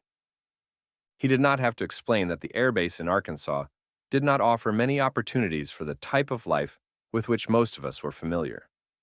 On his afternoon off from the hospital, he would suggest that she come with him on a drive through the Ozarks. They could have dinner out and be alone. At least, they could escape the enervating heat and dust of the base. But she was not interested. She preferred to sit at home. On a fine Sunday morning a few weeks later, he might suggest that they take a stroll through the meadows and woods. They could pick some of the spring flowers. The two little girls would enjoy it even more. No matter what the doctor would suggest they do together, she still was not interested. She wanted to sit at home. The only difference between some people at night and at day is that at night they lie down. I do not know what happened to their marriage. Shortly after he talked to me, I was transferred. Of course, I had tried to dissuade him from such a futile action as divorce. He admitted that he wanted to keep the marriage, but he had a problem and only she could solve it. Obviously, his wife was lacking sadly in personality. Very likely she has retrogressed during their 9 years of marriage. She had her husband, a promising young doctor. She was secure, so she sat back on her sofa and existed. Happiness tends to spread itself. The best explanation for God's creation of the human race is the happiness of God. He needed nothing, wanted nothing, but he was so happy that he flowed over into the creation of man. He desired someone to share his happiness with him. With us, it certainly is true that joy bubbles over. A boy hears of a circus coming to town. A girl on the inside track with teacher hears of an unexpected free day. Both can hardly contain themselves till they tell their friends, till they spread their happiness over the good news. A young man receives a raise in pay. He does not fall asleep on the way home from work that evening. He is anxious to rush into the house and break the good news to his wife, and see in her eyes the joy which he has brought about. Extroverts are happy people. Introverts are unhappy people. Mental institutions, the saddest places in the world, are full of introverts. The extroverts are out jumping around in the sun. These are general statements. I realize that all general statements are false, including the one I am just making. Yet there can be no doubt that introversion leads to loneliness and unhappiness. The girl who develops her personality sidesteps the pitfall of introversion. The girl with personality does things and with other people. She expresses herself in her various hobbies, avocations, and accomplishments. She has opened up and blown off, as we say. Wonderful tonic psychologically. The introvert withdraws, usually in self-pity inside herself like a clam. Poor little me. The world does not like me, so I'll hide within myself. The world does not dislike her. It does not know that she exists. She flatters herself, if she thinks it does. Notice that the introvert and the person who does nothing tend to develop just the opposite of the virtue of humility. She never gave the world a chance to know her. How else except she do things could the world get to know and love her? The introvert is unhappy because she is all wrapped up in herself. She has only her poor, little, empty self, a very insufficient source of happiness. Because she is unhappy with herself, she fails to bring happiness to her husband. She does not like to mix with people, even her husband's friends and business associates. A wife of this type is no asset to her husband. The extrovert is happy because she has forgotten about herself. She is interested in other things and persons. Other people are interested in her. Remember that happy people spread their happiness. The happy wife brings happiness to her husband. He loves to be in her presence because he is happy there. The extrovert fascinates her husband for the simple reason that extroverts fascinate everybody. The introvert, lacking in personality, is a problem to her husband. The husband stupid enough to marry one will, as a rule, not have the intelligence, to say nothing of the patience, to be a child psychologist. That is what he has to be to deal with his wife. The introvert takes a few quick looks at the world, finds it very frightening, and pulls back into her shell. She might have a pretty shell, though, well fashioned by God and pleasing to the eye of man. Her future husband becomes infatuated with this beautiful shell. He thinks that he is in love with her. That could not be, because this blushing little creature is so far back in her shell that he could not possibly know her, and not knowing her, he could not possibly love her. Oh yes, he is infatuated with her shell. But it takes some shell to keep a man infatuated over the years. As usual, the infatuation soon wears off, and then our Dilbert begins to lose interest. The wife never comes out of her shell and does things. She never develops her personality. So, when Dilbert looks hopefully beyond her shell, he finds nary a thing there. There is no inner beauty within that body, which I have been calling her shell. The introvert has little beauty of soul, little personality. How these girls expect to hold the interest of their husbands is not at all clear. Certainly not just by inhaling and exhaling, which any chimpanzee or chipmunk can do. Soon she becomes a dead weight in the life of her disillusioned husband. Mediums of personality development. The average girl left to herself and her own resources would find it very difficult to develop her personality. Fortunately, into her path are thrust several mediums for personality development. The scope of this chapter limits us to a discussion of only a few of these mediums. The first of these is her school. For many, school is just a hurdle to get over with as little pain as possible before life can begin. There is something to be said for this attitude. Essentially, school is preparation for the future. Most girls would prefer to get a hold on that future now. Moreover, school for too many loses its real purpose. It is not a place built just for the acquisition of a lot of factual information. It is also a place in which to learn how to live better with their neighbor and work out their destiny. A pig has only one destiny, to be slaughtered and eaten. So, farmers do not bother teaching their little pigs to stand on their hind legs and do tricks. But suppose that a particularly nice little pig did learn many cute tricks. No one would even then speak of the little pig's personality. Personality suggests a soul and immortality, a something almost intangible reaching out beyond the grave. A human being has only one destiny, to be united with God and share his happiness. She is unlike the little pig in another respect. She has a free will. She must choose what path she will walk in life, whether it lead to the love of God and neighbor as pointed out and traveled by Christ, or the path of selfishness. In other words, she must decide whether the love of God or her own self-satisfaction is to be the predominant driving force in her life. Whichever she chooses, she does so because she thinks that her choice will bring her the most happiness. In this connection, it behooves us to remember the advice of the great teacher. He who finds his life will lose it, and he who loses his life for my sake will find it. If a girl wants to be happy with herself, she must get out of herself. She must lose herself. It is the type of paradox G.K. Chesterton loved. He thought that this advice was the best that could be given to alpine mountain climbers. Chesterton, with his tremendous bulk, probably never got anywhere near an alpine mountain climber in action. Yet he knew what he was talking about when he suggested that they read and ponder these words of Christ. Wives tread a path beset with as many dangers as those besetting the mountain climber. Well might they reflect on their lives in the light of this God-given advice. Wives should take this advice from the world's most renowned teacher, Christ himself.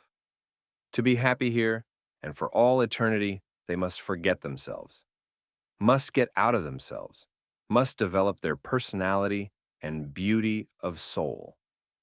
High school and college are tremendous occasions of grace, put by God in the life of a girl. School is probably the greatest opportunity for personality development she will ever enjoy. Very many do not realize this. For a good many years, I taught in high school. It was annoying to see so many girls just hibernating through 4 years. Some did nothing but rush home from school and do all their homework that they might be leaders scholastically. It was a Herculean task to budge the first type of girl out of her lethargy. The second looked sort of sideways at me when I told her to study less and play a little more. Both are missing too much of the best school offers. School provides the opportunity to learn to do very many things and to have much fun doing them. Algebra and geometry have their purpose, mental exercise and development. But school should be much more than just algebra and the other subjects. The so-called extracurricular activities are important, for they give girls opportunities to do things. The glee club, the gym class, the school athletic teams, the Latin club, the dramatic club, and many other activities are splendid chances for improving personality. As I write, the picture comes to my mind of a fat little girl complaining that gym was stupid and that she was going to sit it out as often as possible. If her criticism was true, the school was much at fault, just as much remiss as if it had an incompetent French or history instructor. But I am afraid that the fat little girl was more interested in sitting. She evidenced about as much life as a sack of potatoes, and in posture and appearance, she easily could double as such. She needed the gym like nobody's business. Some of the girls poked fun at her because she was overweight. So instead of having loads of fun, playing volleyball, badminton, and basketball, she sat in the locker room and continued her phenomenal growth. The gym would have done wonders for her figure. Through the competitive games, unlimited means are afforded for personality growth. Remember, a girl does not become interesting and attractive by sitting, only by doing many things for which school offers the opportunity. As most of us grow older and become less active physically, one of our greatest sources of entertainment is intelligent conversation. We derive satisfaction from the discussion of current events, of problems affecting our daily lives, and of sundry subjects of mutual interest. Too little stress is given today in educational circles to the art of conversation. I believe that there are a number of reasons for this lack of interest on the part of educators. A group of high school girls at recess time usually presents the same picture. All are talking, none are listening. Promote talking? Teachers naturally lift an eyebrow if one suggests more conversation at their school. Yet 99% of all this talk is just chit-chat such as ja eat, no, Jews. Real conversation is an art. Like any other art, it must be cultivated and practiced. The voice is an important phase of personality. Often the voice alone gives the cue to personality and character of a girl. A petulant or frivolous or frigid or nagging young lady frequently rings a bell of warning in her voice to interested young men who have ears to hear as well as to catch dirt. Likewise, a warm-hearted and generous woman, refined and cultured with a well-developed personality, can tell others of her accomplishments simply by speaking a few sentences. The flute and the psaltery make a sweet melody, but a pleasant tongue is above them both. Ecclesiasticus 40:21. Perhaps by this time, some find their thoughts wandering from the work at hand, namely, self-appraisal and consideration of how to advance toward the goal of the ideal and desired wife. Maybe some are asking by now why they should strive to become this paragon of a girl. Too many young men are too stupid anyway to see and appreciate in a girl all the qualities of the ideal wife. Isn't a girl lucky for that? A girl can thank God that these imbeciles are not attracted to her. One of these cigarette-sucking simpletons might rush her off her feet and then see with what she would be stuck the rest of her life. It does seem that neurotics attract each other for marriage. I suppose it is one more bit of evidence of the old proverb, birds of a feather flock together. So the girls who develop their personalities and acquire the other features of the ideal wife have a much better chance of attracting their counterpart, the ideal husband. Again, let that all-interesting ideal husband take care of himself for a while. Let us get back to our netting.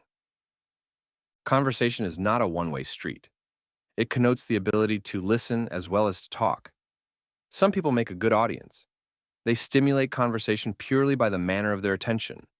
They are alive, and thus they register. Because they are interested, they are interesting. They bring out the best in others. A clever girl can do wonders by the way she listens with animation to her boyfriend.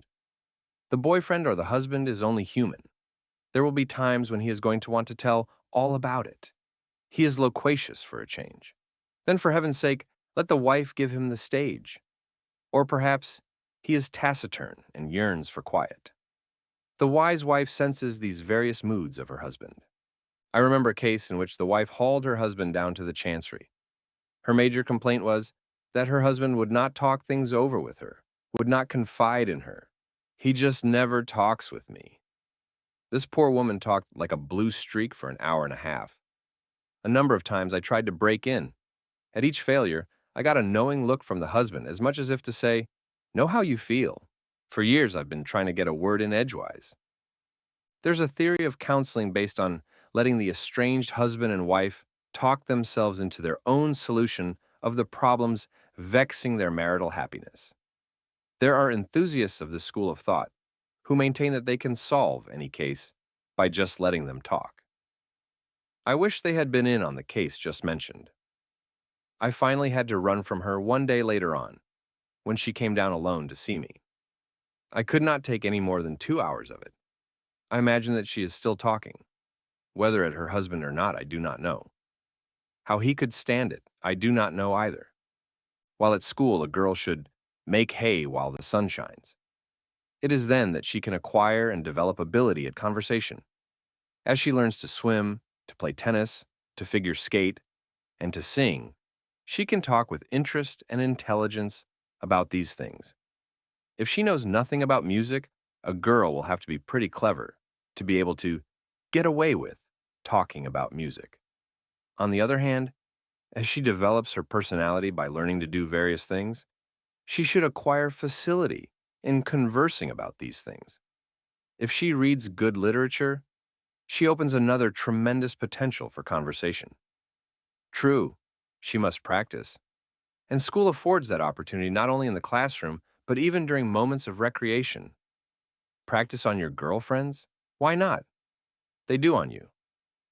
Friends have been defined as those between whom there need not be conversation. Husband and wife can spend a quiet evening at home with a minimum of conversation and be happy and content. They are aware of each other's presence, and that is enough. Yet, intelligent conversation will add immeasurably to their lives. A dumb Dora may have her moments, but if she cannot formulate 2 consecutive and coherent sentences, let us all pray for strength for that husband of hers. Vacation time. Another medium for development of personality for the schoolgirl is vacation time.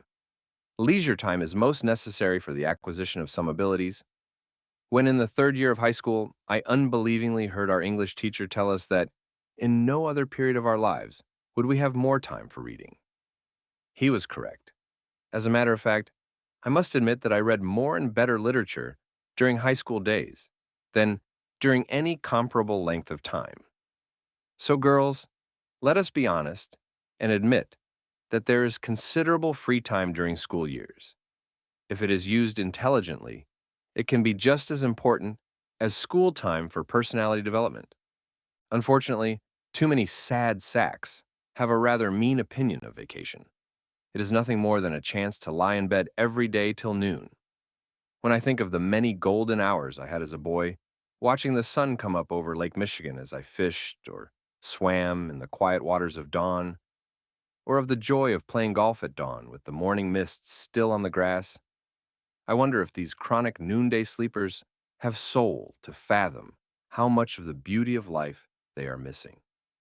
The beauty of God's creation is all about us. They ought to get out of bed and drink in some of it. It can do their souls much good. So much of life slips past the habitué of the inner spring mattress. Church groups.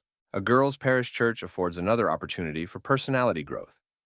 Frequently, I have heard girls say that they do not attend the young people's club of their church. They went to it a few times but did not get anything out of the club. How often I have heard that criticism. I always wonder what they expected to get out of the sodality or young people's group. Was the young assistant to put on a 3-ring circus for their entertainment, while they sat like a cabbage in a movie house? Was a prodigy similar to father, Malachi's miracle, to be brought off? Or did they even expect a more stupendous work? The pastor himself, spinning through the hall like a whirling dervish, spraying out $20 gold coins? Hardly. Who has seen gold coins for ever so long? These girls, disappointed in the parish group of young people, are always looking for what they can get out of things. It never enters their imagination that they might contribute to things. Obviously, girls with this attitude of sitting back and waiting for life to come to them will go away empty-handed from any project. If they would enter the parish group with the idea of giving themselves to its success, in the long run, they would be the ones to gain. Self-seekers always end up holding the bag, an empty one. Those who give of themselves carry off the prizes. One of these rewards is growth in personality. Girls who give their time, energy, and imagination to the parish group cannot fail to promote their personality, albeit unconsciously. A stranger in a big city gets lost in some side street. He asks directions to his hotel. Well, your hotel is down this street, then to the left 2 blocks, then to the right a block. No, that's a dead-end street. It runs into the railroad yards. Let's try it this way. Take this street we are on till you come to the stop sign. Then turn left for 3 blocks. Then take a right turn till you hit that side street running diagonally. No, by golly, that takes you to the bank of the river. Say, stranger, I don't think that you can get to your hotel from here. This story often comes to my mind when I am dealing with a marriage all washed up because the wife was a total loss in personality. Where do they go from here? How are they going to get back to a happy marriage from here? Marriage is a contract in which the parties give as well as receive. This poor creature seems to have nothing to give. He married me. We have children. It's his moral obligation to stay with me as my husband. Yes, it is his duty, but not many marriages endure on moral obligations. Husband and wife came together because they were attracted to each other and learned to love each other. This love includes a physical, intellectual, and spiritual attraction. The moral obligation to which our imaginary wife is appealing will steady a marriage and carry it through a crisis here and there. But happy, successful marriages are not built on moral obligations. Too many failures have appealed to moral obligations, but have done little to merit a contented and loving husband. Many of these appeals to the moral law do not have the ring of sincerity, because the authors of them paid little or no attention to the moral law before the estrangement. For years, they threw stones at the policeman. Now, they are screaming for his help. Besides, the policeman is no solution anyway. Their clamor for him is totally in vain. Anybody can make serious mistakes. The saints did. The ideal wife with personality may make a serious mistake and thereby bring about a temporary alienation of her husband. If she possesses a well-developed personality, the conflict generally will be resolved to mutual satisfaction. Of course, I am supposing that the husband is not a basket case, and that he has the capacity of forgiveness, and will say the Our Father from time to time with the realization of what he is saying. Personality development is a most interesting process, which can go on till the grave. We are born with certain temperaments. We have no control over whether we are to live with a choleric or melancholic temperament, for example. Seldom are these temperaments ever changed, yet they may be modified. We may hold in check and even subdue the bad aspects of our particular temperament. Likewise, the good features may be developed and encouraged in our daily lives. In some quarters, there is the extreme opinion that we are pretty much the victims of our temperament and the first few years of our lives. By the time we are 6 or 7, it is fairly well determined what sort of lives we shall live. At this early age, so we are told, it has already been determined whether we shall be a shining light or a public nuisance. The only contingency is whether the stage for us will turn out to be Paducah or Keokuk. The only trouble with this theory is that it runs head-on into the teachings of Christ, 19 centuries of Christian living, and our own personal experiences. And that is some collision. Unless we can develop and improve our characters and personalities, unless, with God's help, we are the master of our destiny. Christ should never have given the Sermon on the Mount. Blessed are the poor in spirit, for theirs is the kingdom of heaven. It seems to be natural for little children to be selfish and greedy, anything but poor in spirit. Poverty of spirit must be acquired with effort, St. Francis Xavier's youth had little in it to distinguish him from others. Yet, he learned to live the beatitude of poverty of spirit to the extent of giving himself into slavery, that he might reach the China coast and Christianize the natives. St. Francis changed his whole way of life, his whole personality, because he changed his whole attitude of life and program of activity. Teachers certainly have been struck by evidences of personality growth and improvement. Many a little first-year high school bunny wakes up and becomes a charming and personable lady 10 years later.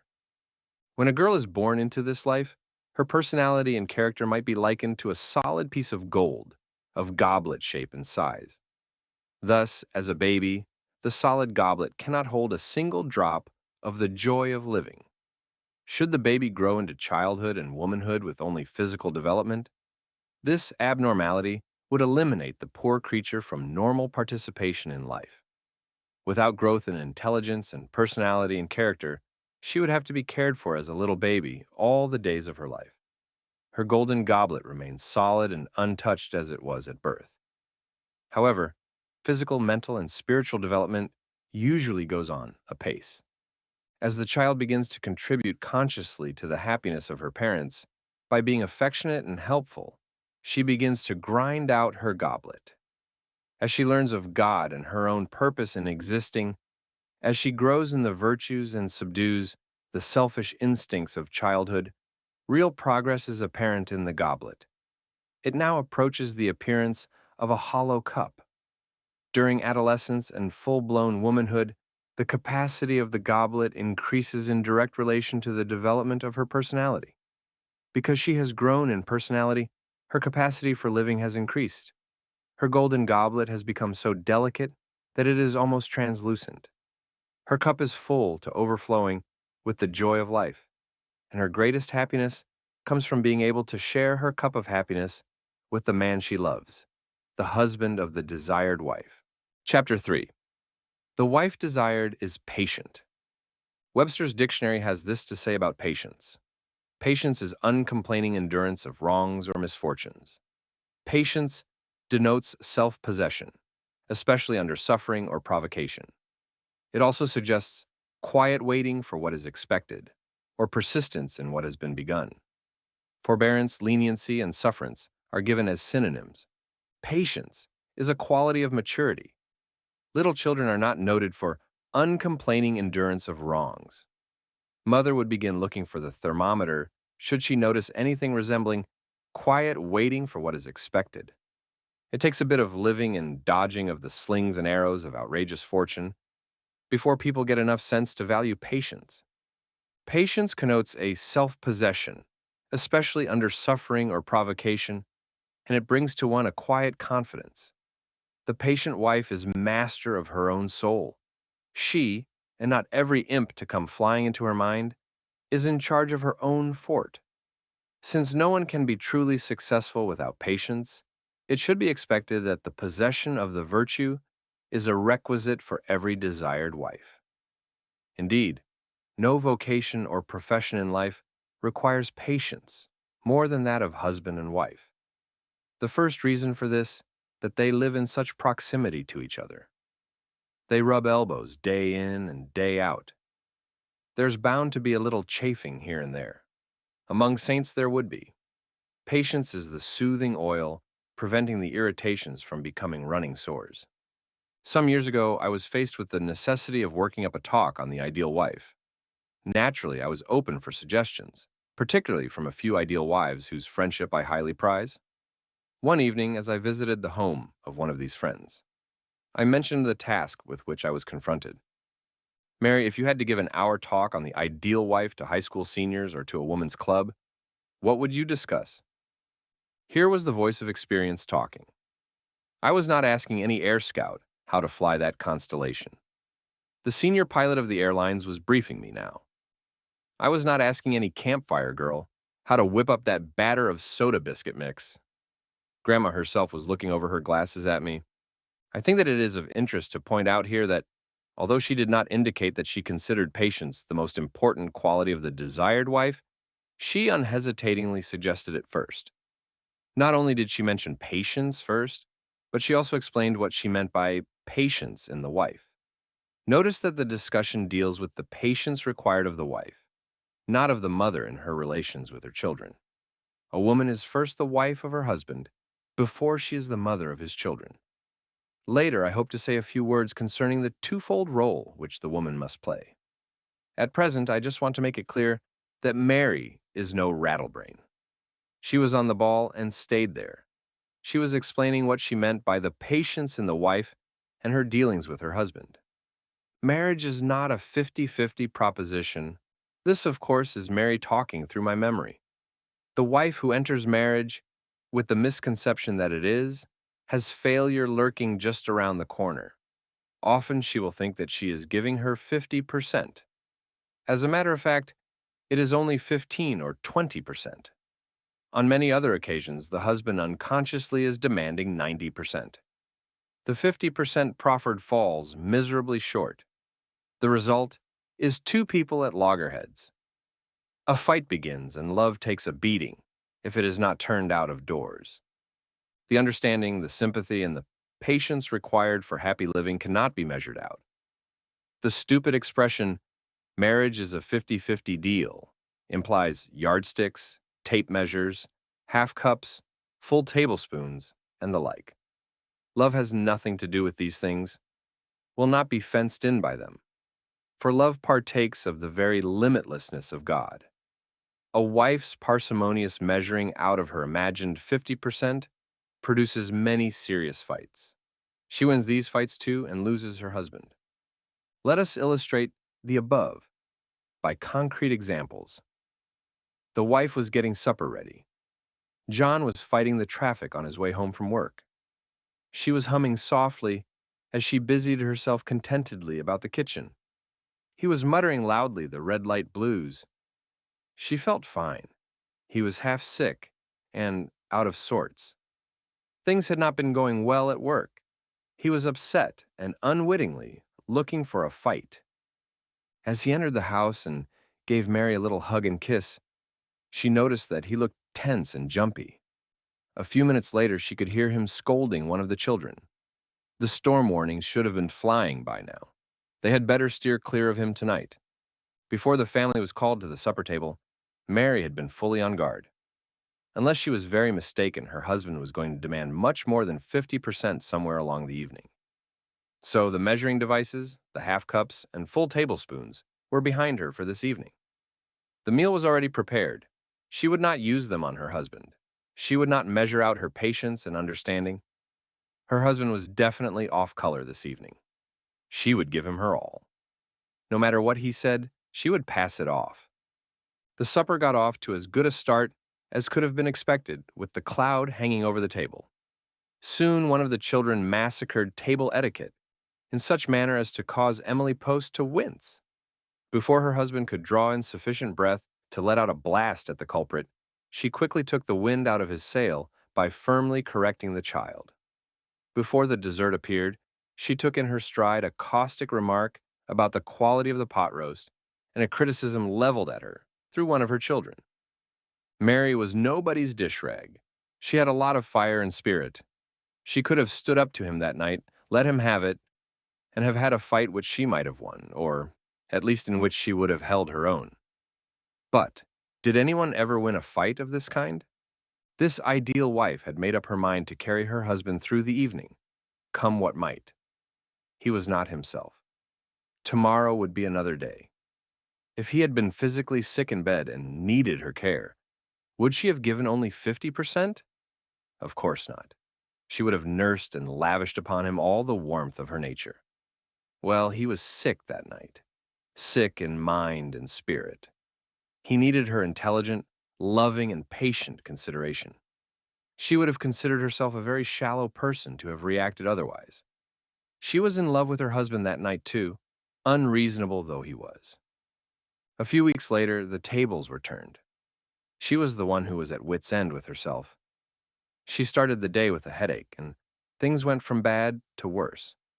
It was a rainy day, and for some unfathomable reason, the school shut its doors on the children. They were under her feet all day. Often she had to act as referee in their squabbles. As the afternoon wore on towards supper time, she was becoming conditioned for more adult opposition. An unsuspecting husband made his entry.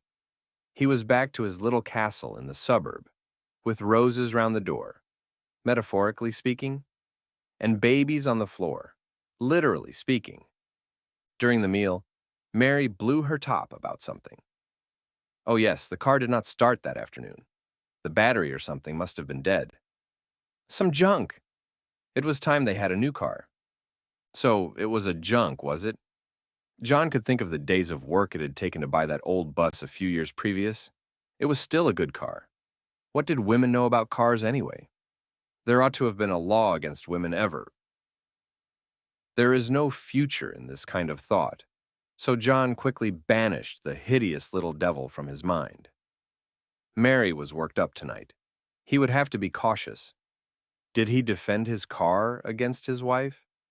John was a little too sharp for that. He jumped on the bandwagon and lambasted the car too. Yes, we would have to do something about that nuisance. He felt like going out then and burning it up. He knew that, by the time they got to the dishes, she would have forgotten all about the car. Mary purred through the rest of the meal contentedly with that wonderful feeling that her husband was all for her. Together they stood against the whole world.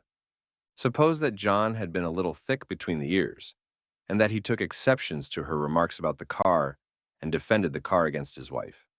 A fight would have ensued, feelings would have been hurt, and there was danger that their tempers would have swept them on to the name-calling stage. Once this has been reached, real harm frequently has been done to a marriage. Mary finished her explanation of what she meant by patience by saying that she and her husband had never had a fight in the 12 years of married life. Then she added what I thought was the epitome of her whole conversation by saying that she and her husband did not intend to have any fights. This determination not to fight was indicative of their intelligence and maturity. Surely it was one of the factors contributing to the happy stability of their marriage. This couple have had arguments and disagreements I believe that I have been in on a few warm ones. An argument is not a fight. People with minds of their own will not always see eye to eye on every phase of their daily lives. Viewpoints will vary, and disagreements will result, even as to whether or not Junior should have a crew haircut. But let us not make Junior a ward of the divorce court, because husband and wife cannot agree on the proper length of Junior's hair. After all, it is not that important.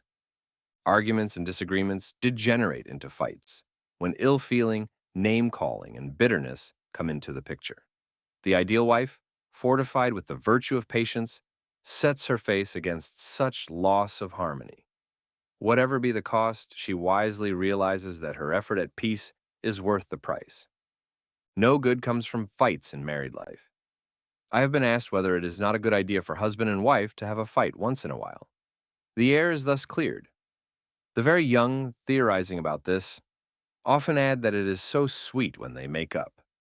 In connection with this question, one inquirer quoted Bishop Fulton Sheen as saying that a couple never really know how much they love each other until they have made up after their first fight.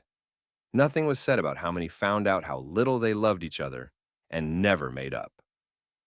It is very true that sometimes good comes out of evil, yet how insane it is to seek or even permit avoidable evil on the chance some good might come of it. Fights among married people are evil things and bring untold misery into lives. So many broken marriages have come before me in which there was no third party, no drinking, no in-law trouble, no major difficulty. They just fought. So often people are less mature than their children, whom they have brought into the world to endure their bad tempers. Fights begin between human beings because of pride. We have a will of our own. When we do not get our way, pride suffers. Like children, we want to fight the opposition to our will. So far, we have no control of our reactions. We are made this way. If we are adults, however, we have learned by bitter experience that our pride is the surest destroyer of happiness and love. Unless we are psychomasochists, we crush our insurgent pride and prevent ourselves the stupid and dubious pleasure of hurting the one who has stung our pride. Once a fight has begun between man and wife, It is clear that one or the other must win the struggle against pride. One or the other must curb the desire to win the empty victory. If the wife makes the first effort at reconciliation, her humility will make it difficult for the husband to nurse his pride. Pride cannot face up to humility. It is shamed out of existence. Even when husband and wife make up completely after a fight is still unfortunate. Fights leave scars, the wound heals, but there ever remains a scar in the mind. I have had many estranged married people tell me that their partners did this or that to them 25 or 30 years ago. Happy years had intervened between the fight and the present estrangement, but they could not forget, even if they had forgiven. The wife desired meditates deeply on the hatefulness of fighting. She has made up her mind to suffer anything rather than fight and thus wound her husband. Remember that there is always the danger that we begin to hate whom we hurt for the same reason that we begin to love whom we help. Chapter 4. The wife desired is a physical being. Some years ago, a questionnaire was published in the Religious Bulletin of the University of Notre Dame. It listed some 50 virtues, qualities of mind and body, and accomplishments. The list included such virtues as purity, humility, and justice, such qualities of the mind as tolerance and humor, of the body as figure and beauty, such accomplishments as skill at tennis, swimming, and music. 500 young men were asked to choose one virtue or quality or accomplishment which they would have above all others in their future wives. Most of the choices were sensible and mature. However, out of 500 young men, we could expect some to be immature, if not juvenile. I remember that one demanded of his future wife that she be an expert swimmer. He would have this above all else in his companion for life. He must have been an habitué of the swimming pool. Perhaps he was on the swimming team. Evidently, he could visualize his wife swimming along through life by his side. We should not be surprised that a dozen or two were not too serious or intelligent in their selections. You might not agree with the remaining choices, although you might not decide on honesty, for example, yet you would probably hesitate in passing up this virtue. Well over 300 of these young men picked the virtue of purity. Instinctively, young men realize that the virtue of purity is a prerequisite for marriage.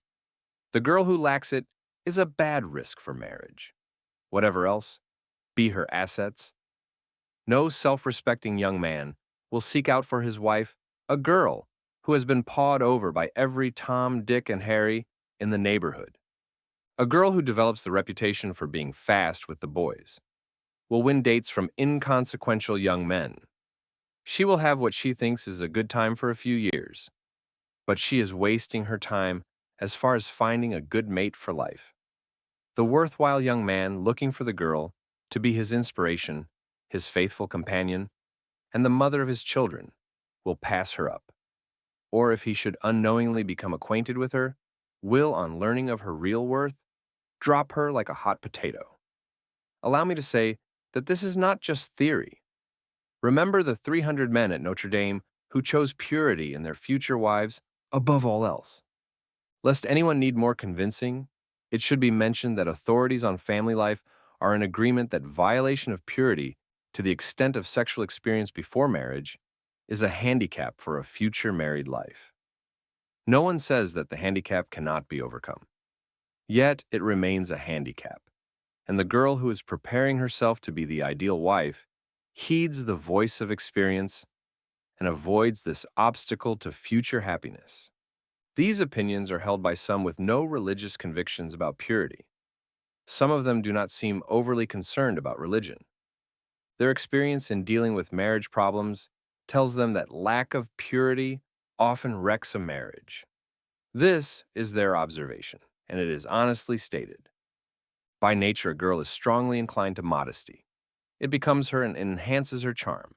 Depart not from a wise and good wife, whom thou hast gotten in the fear of the Lord, for the grace of her modesty is above gold. EQ. 7:21. A good home life, her religion, and her school promote this natural instinct and carry it along to the full-blown, delicate flower of purity. It is a drastic change in the life of a girl for her to abandon, even temporarily, the virtue of purity. The cause must be considerable. One great cause for loss of purity among girls of high school and college age is an inferiority complex. Take Hattie, for example. She was not a ravishing beauty, yet she was attractive enough. Or at least she could have been if she worked along the correct lines. Hattie missed a prom or two. She was being passed over by the boys. Visions of her old maid aunt haunted her. Panic set in, and she lost confidence in herself and in the future. She began throwing herself at the boys. The word got around, and it was not long before she was receiving the attention of several of the most odious young reprobates of her neighborhood. You may be sure that these characters who contributed to the destruction of a girl's virtue would not hesitate to ruin her reputation. Hattie was now getting the attention which she craved. She now had dates, but she was a marked young lady, and time was quickly running out. Opportunities for a happy married life were growing dimmer with each succeeding fast date. Remember the choice of the young men at Notre Dame?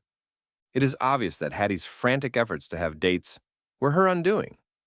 She lacked confidence in herself, the quiet confidence which comes to the girl who is developing her personality.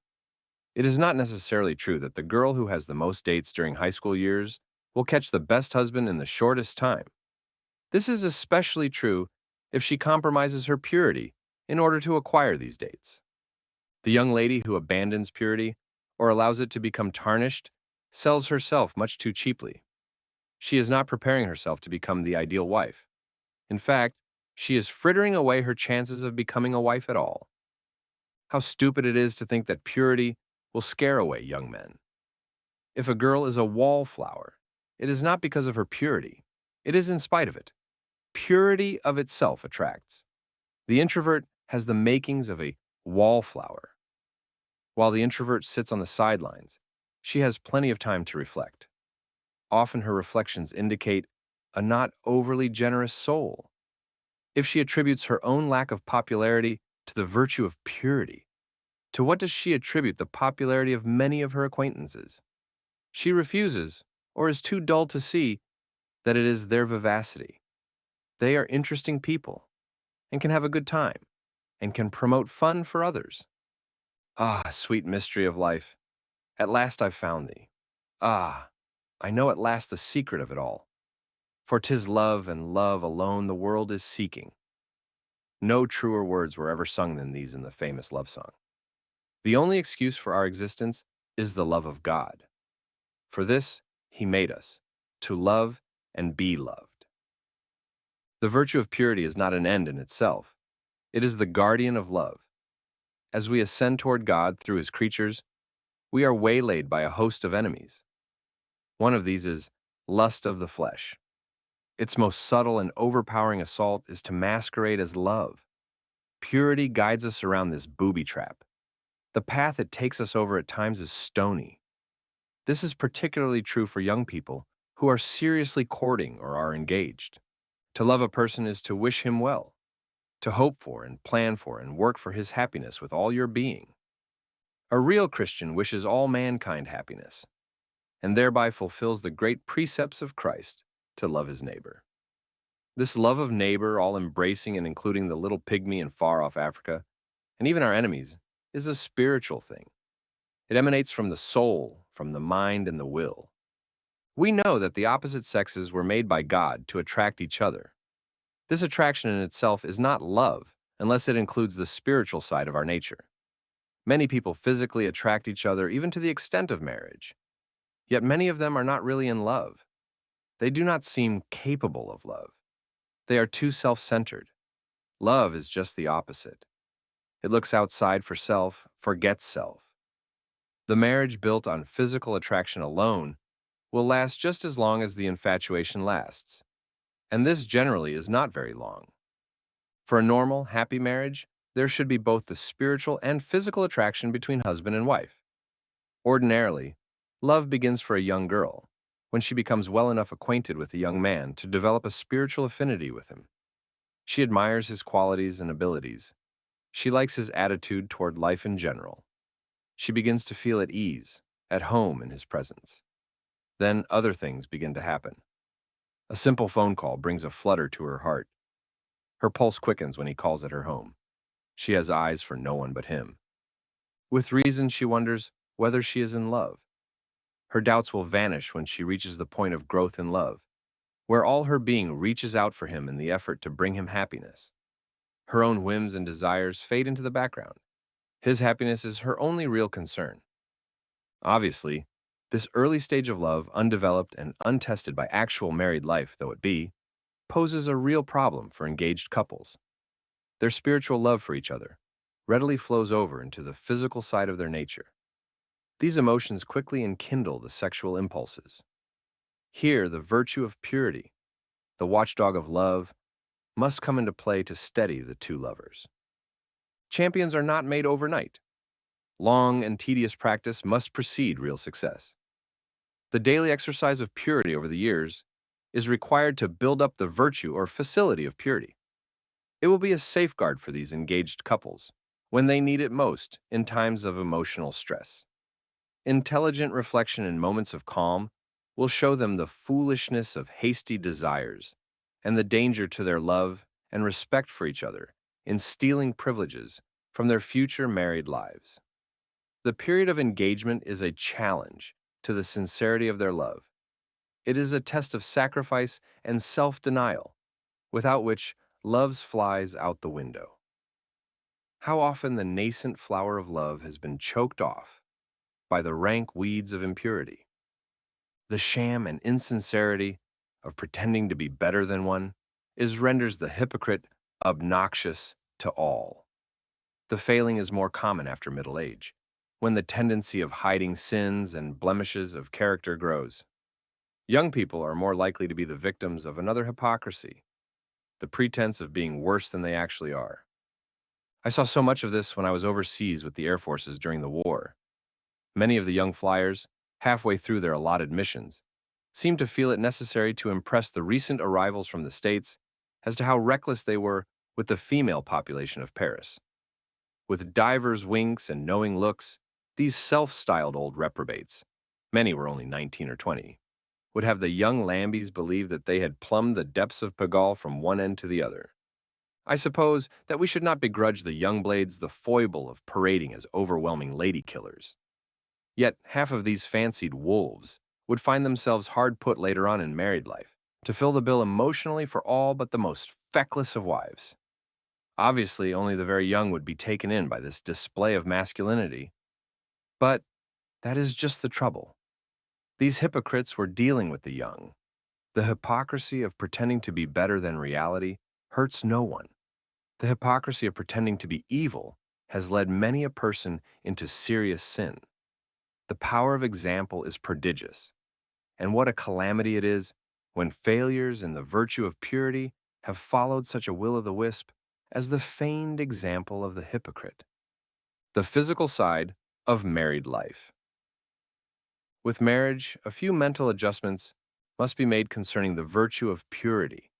To project virginal ideals of purity into married life is unfair to both her husband and to herself, as well as harmful for a girl. Marriage is an institution of God, in which two people cooperate with Him in the creation of the human race. God could have created all of us as He created Adam and Eve. He chose a more wondrous and mysterious way. Male and female were created and so constituted by God, with faculties and propensities as to be able and want to reproduce themselves. Thus, the function of sex is just as important as the continuation of the human race. God has placed an attraction for each other in the male and female. It is natural for this attraction to lead to love and marriage. The manifest purpose of marriage is, therefore, the begetting and rearing of children. The obligations incumbent upon and the problems arising from marriage are limitless. To compensate for them, God has attracted pleasure to sex, psychological as well as physical. The pleasure of sex is consequently no more an end in itself than is the pleasure of eating. God did not give us stomachs and appetites for the sake of pleasure, although He did join pleasure to this function of self-preservation. Sex pleasure is God-given and, therefore, to be gratefully accepted in the normal and natural relations of man and wife. Because so much of the sensuous world has gone mad in its misuse of sex, there is no reason for the Christian to be in the least ashamed of what God has graciously given. In this regard, it is worth mentioning that in the early centuries of Christianity, the Church had to condemn the heretical teaching that sex pleasure in itself was sinful and, therefore, marriage was to be avoided. Concerning the subject of sexual relations, it should be indicated at the outset that it is utterly silly to imagine that the newlyweds should have a romantic and amorous technique at their fingertips. That will come only with time, with living together and having children, raising them and making a home. Their tender solicitude for each other through the years brings a maturity to their love that has nothing of staleness in it, and everything of the refreshing newness of eternal things to come. Thus, any girl who is well disposed toward marriage should have confidence that she will sufficiently adjust herself to meet the requirements of the ideal wife. As far as sexual relations are concerned, the ideal wife is a happy wife. She enjoys marriage. It is almost a maxim that in order to be successful at anything, a person must be contented and happy in what she is doing. It is difficult to imagine a successful and ideal doctor who is miserable in the practice of medicine. No wife will be happy unless she is properly disposed toward marriage. Two glasses of the same size are equally well disposed toward receiving the same amount of water if placed under a water faucet. If one glass is half filled with cement, then it will be only half disposed toward holding the same amount of water. Suppose a watertight cover of some type is fastened to the top of the glass. In this case, the glass would not be disposed at all for fulfilling its purpose. From all outward appearances, two girls may approach marriage with equal chances of being successful wives. Both have average intelligence. Both are attractive physically and personality-wise. Yet, one may be poorly disposed. She may have some mental quirks or phobias about marriage, which constitute a real obstacle to prevent the normal excitement and happiness of married life from flowing into her being. The wife who is not receiving the normal, natural enjoyment and satisfaction from her husband through her own fault will drift into some form of neurosis that will threaten the very stability of the union. At best, she scarcely will be an ideal mate. All too frequently, wives bemoan the fact that they do not get any satisfaction out of marriage. Their husbands have all the enjoyment, they think. Husbands with this type of wife are not beside themselves in the enjoyment of marriage. Soon these women begin to feel that it is a man's world. They have all the joy. This is a dangerous attitude. Besides, the judgment is not true. These wives will devise ways and means to even up the score. Most often an unhappy marriage, if not a broken one, is the result. In dealing with failures in marriage, I often find that many never did enjoy relations with their husbands. Very few knew of any physical reason. The great majority were laboring under some erroneous concept or vexed themselves and their husbands with some phobia or other. Fear of conception and children, for example. The ideal wife has enough common sense to realize that marriage relations are normal. God designed expressions of love between man and wife. To experience a sense of shame or to imagine that the marital act is unladylike is utterly ridiculous. The deep sense of purity and modesty of girlhood days must be adjusted to a new mode of life. She will have many opportunities to practice the virtue of purity in her married life. Since marriage relations are holy acts in the sight of God, all activity of love, making and caressing between husband and wife in preparation for the marital act is good, if the act is completed. Efforts at birth control are the only unnatural and sinful acts in connection with marriage relations. The husband and wife who are motivated by love for each other and thus strive through their sexual relations to bring to the other happiness, pleasure, and contentment will receive as reward for their unselfishness the greatest measure of joy God gives to man and woman on this earth. The ideal wife thanks God that He gives her a capacity for sexual enjoyment. If she has a husband intelligent and good enough to promote during their married lives this capacity, she has additional reason to be grateful. Another erroneous idea ill-disposing a young wife for happiness in marriage is the concept that it is never proper for her to be the aggressor in any emotional display. She must never appear to be eager. The husband is always supposed to be the Don Juan, sweeping her off her feet with loving attentions. All the while she coolly and with great decorum maintains an affected, dispassionate front. With patronizing air, she submits for his sake only to his caresses. Such women are fundamentally dishonest, not accepting the fact that they are human and in need of affection as well as their husbands. I find it very discouraging to deal with these prim and prissy little wives, so small that they could high jump under a dresser, and possessing faces never once lit up with the ecstasy of love. This matter of affection is not a one-way street. The normal husband would like to see some signs of response to his efforts at affection toward his wife. If he seldom or never gets it, how can he be blamed if he wonders about his wife's love for him? Is he just her social security number? The desired wife has a mischievous streak in her and can be even a little naughty with her husband. Some deadpans become so blasé about their marriages that they never flirt with their husbands. They miss a lot of fun in life, and little wonder it is that their husbands wear a hangdog look. Another erroneous concept with a copious history of disharmony in married life is the assumption on the part of the wife that the emotional needs and capacities of her husband and herself are equal. Seldom is this true. The difference of temperament, to say nothing of sex, often calls for sympathetic understanding on the part of the wife. The ideal wife is willing and able to adjust herself to the emotional needs and wants of her husband. For example, if she is of an affectionate and warm nature, she should realize that perhaps her husband simply is unable to keep up with her, much as he might want to. He is more limited by his nervous system from frequent and prolonged display of emotion. Some wives spend too much time reading over romantic and even erotic novels. These dubious heroes are generally Casanovas and gigolos, with no counterpart in the everyday world of successful husbands. The young wife who is disappointed because her husband does not measure up to these dream world standards of romantic endeavor must come down to earth. More often than not, she fails to realize how well off she is to have the type of husband who is a good, sound, responsible man. Perhaps he is not the absolute ideal from the romantic viewpoint.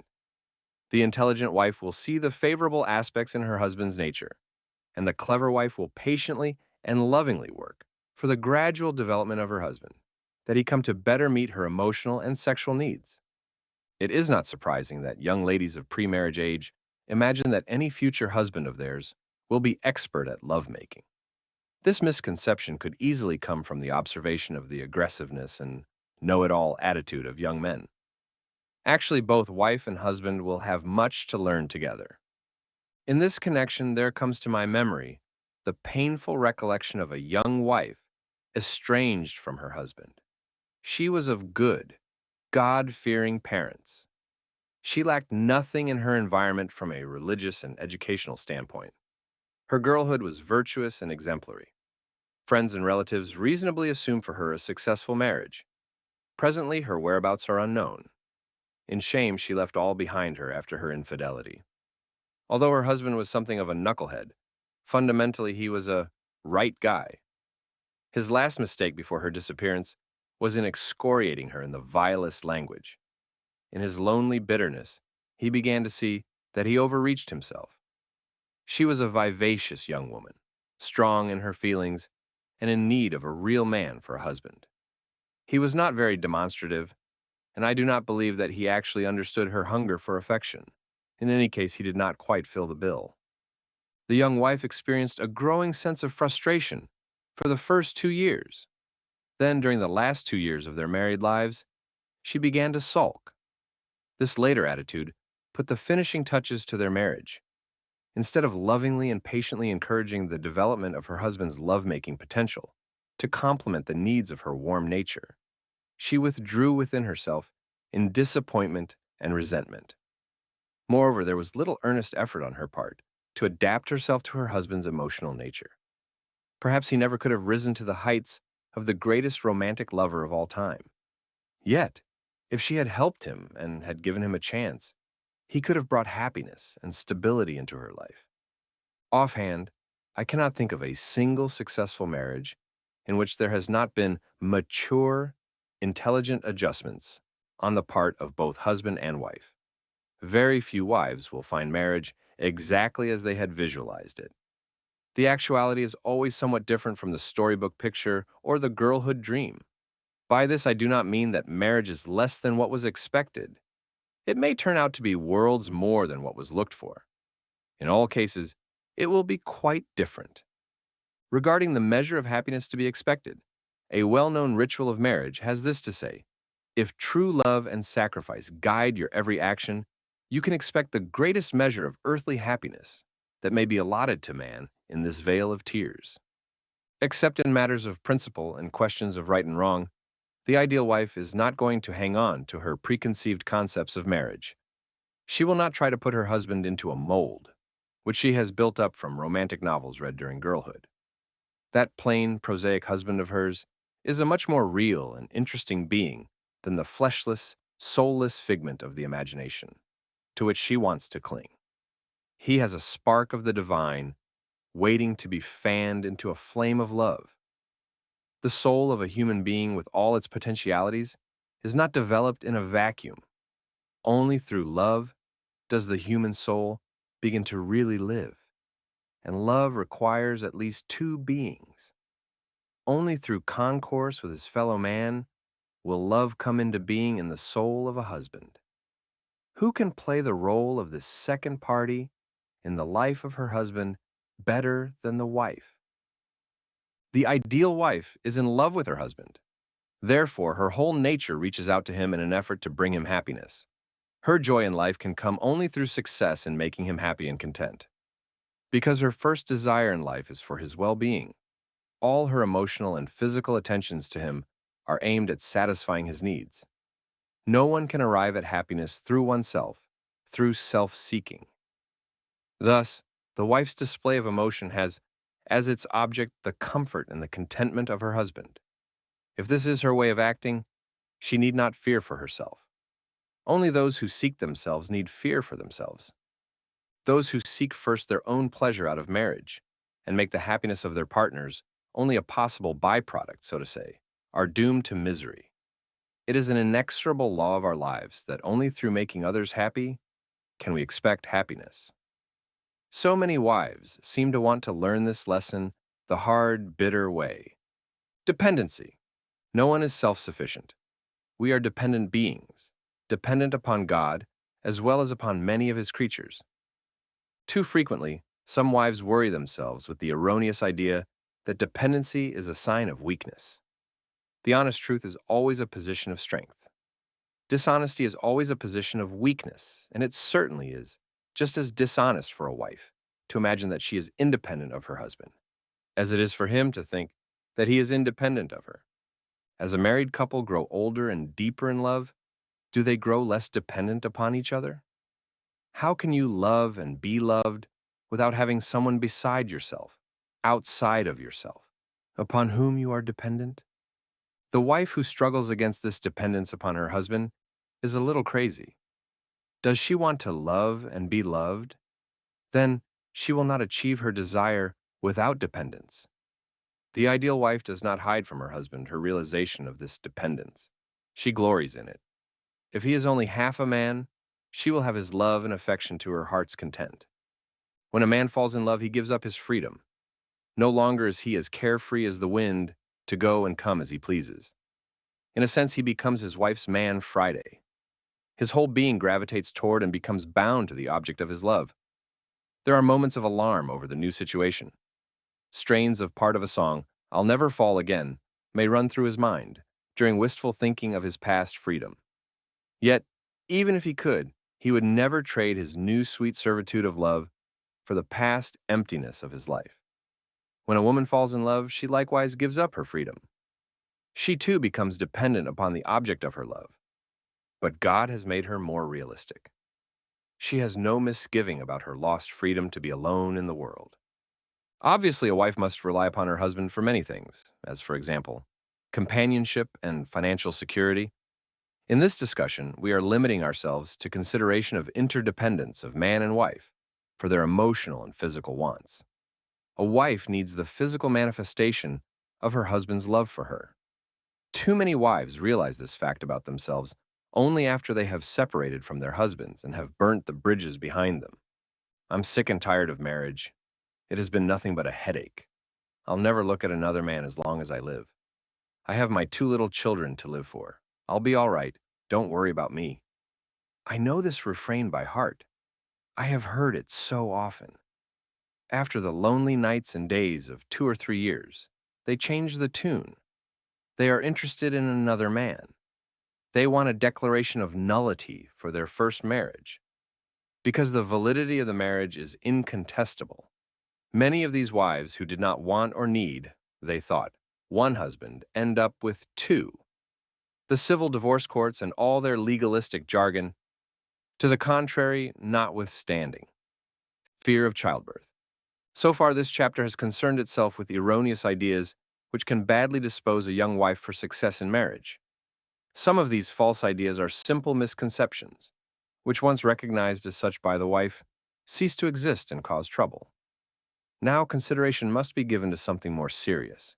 It is the phobia or fear of conception and having children. A phobia is a much more dangerous obstacle to good and proper living than a simple misconception. It is built up over the years and may spring from several sources. It is much more than just a matter of ignorance or misinformation. The will is involved as well as the intellect. So often, the victim of a phobia supinely watches it grow and does not really desire to be rid of the mental disease. A young husband comes to my mind who had a fear of darkness. He could not sleep without the light on. He was wholly a mama's little boy, brought up carefully by his possessive mother to be ever in need of her. As a child, she was his comfort in the dark. When she left him alone in his room at night, she left a light to reassure him. Should he wake up at night without the light on, he would scream and bring Mama running to his side. You can imagine the run for her money which he gave his wife on this score. Why did he not snap out of it and act his age? I do not know. There were possibly a number of reasons. I suspect one reason was that he could punish his wife by retaining his phobia. At long last, he felt that he was living with one over whom he could assert himself. She would have to adapt herself to him and his phobia. The little mama's boy was trying hard at playing the strong man. No young wife will be cured of her phobia of childbearing just by reading the following pages. Perhaps some might prevent the psychosis from getting a hold on their lives by recognizing how it can jeopardize the happiness of their marriage. The victims of the phobia will be healed only by the effort of their own wills. They must want to get over their mental sickness. They must be willing to sacrifice the small comforts and imagined security of living within the confines of their phobia. They must learn by mental hygiene to concentrate upon the real joys of married life, joys which lie beyond the prison walls of their fear. Some young ladies enter marriage with a fear of childbirth. Death from childbirth has become so rare that it merits no concern. The rare and abnormal cases are dwelt on. The average and normal births are ignored as of little news and gossip value. Whatever be the devious ways these girls build up the fear, they have a full-blown phobia of childbirth by the time they are physically and emotionally ready for marriage. They have about as much chance of happiness in marriage as a glassful of cement has of holding any water. They are not disposed for marriage. Their poor husbands are in for a rough ride. Life is beset with uncertainties and dangers.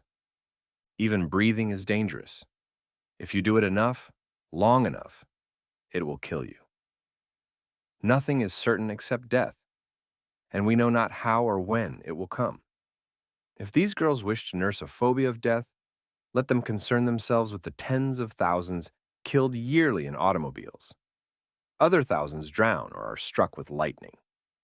If a person concentrates on all the possible ways she might be killed accidentally, she might easily end up cowering in the corner of her bedroom, afraid to move.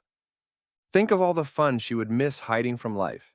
It would be her dismal lot never to see from an airplane the wild blue yonder or the jeweled cities by night, never to experience the exhilaration of the open road, never to feel the salt spray in her face as the sail stiffens to the wind, never to know the joy of its inception and the mystery of its growth within her, and the victory of motherhood as she cuddles the new little life to her breast. What does she know of life? Actually, she is hardly alive. All that remains are the obsequies and the floral wreaths of disappointed friends. Conception, childbirth, and young motherhood, and all that goes with these experiences, are the full life for a young woman. For these, God has well prepared her by nature. It is as normal for her to have children as it is to breathe, and, from general observation, as healthful physically, psychologically, and spiritually. For this reason, the young mother becomes more beautiful as she has children. Contrariwise, the light seems to fade out of her face as she prolongs the frustration of marriage without the normal consequence of children. I am so sure that this observation is founded on fact and is not wishful thinking, because in my youth, I confess, I expected the opposite. I was genuinely surprised to observe the real facts. Nature does not look upon pregnancy as a disease. The idea of pregnancy as a disease is the result of gyrations of a mind, warped by the mental sickness of a phobia of childbirth. In order to live well and enjoy life, we must be casual about keeping it. The mountain climber who went about his activities biting his fingernails in fear would not be a very happy mountain climber. In fact, he would not be a live mountain climber at all very long. The mountain climber knows that there is an element of risk in his life. Any woman knows that there is an element of risk in her life. She accepts the obvious, and then goes about her business of accepting life, not denying it. Few wives will admit that they have a phobia against childbirth.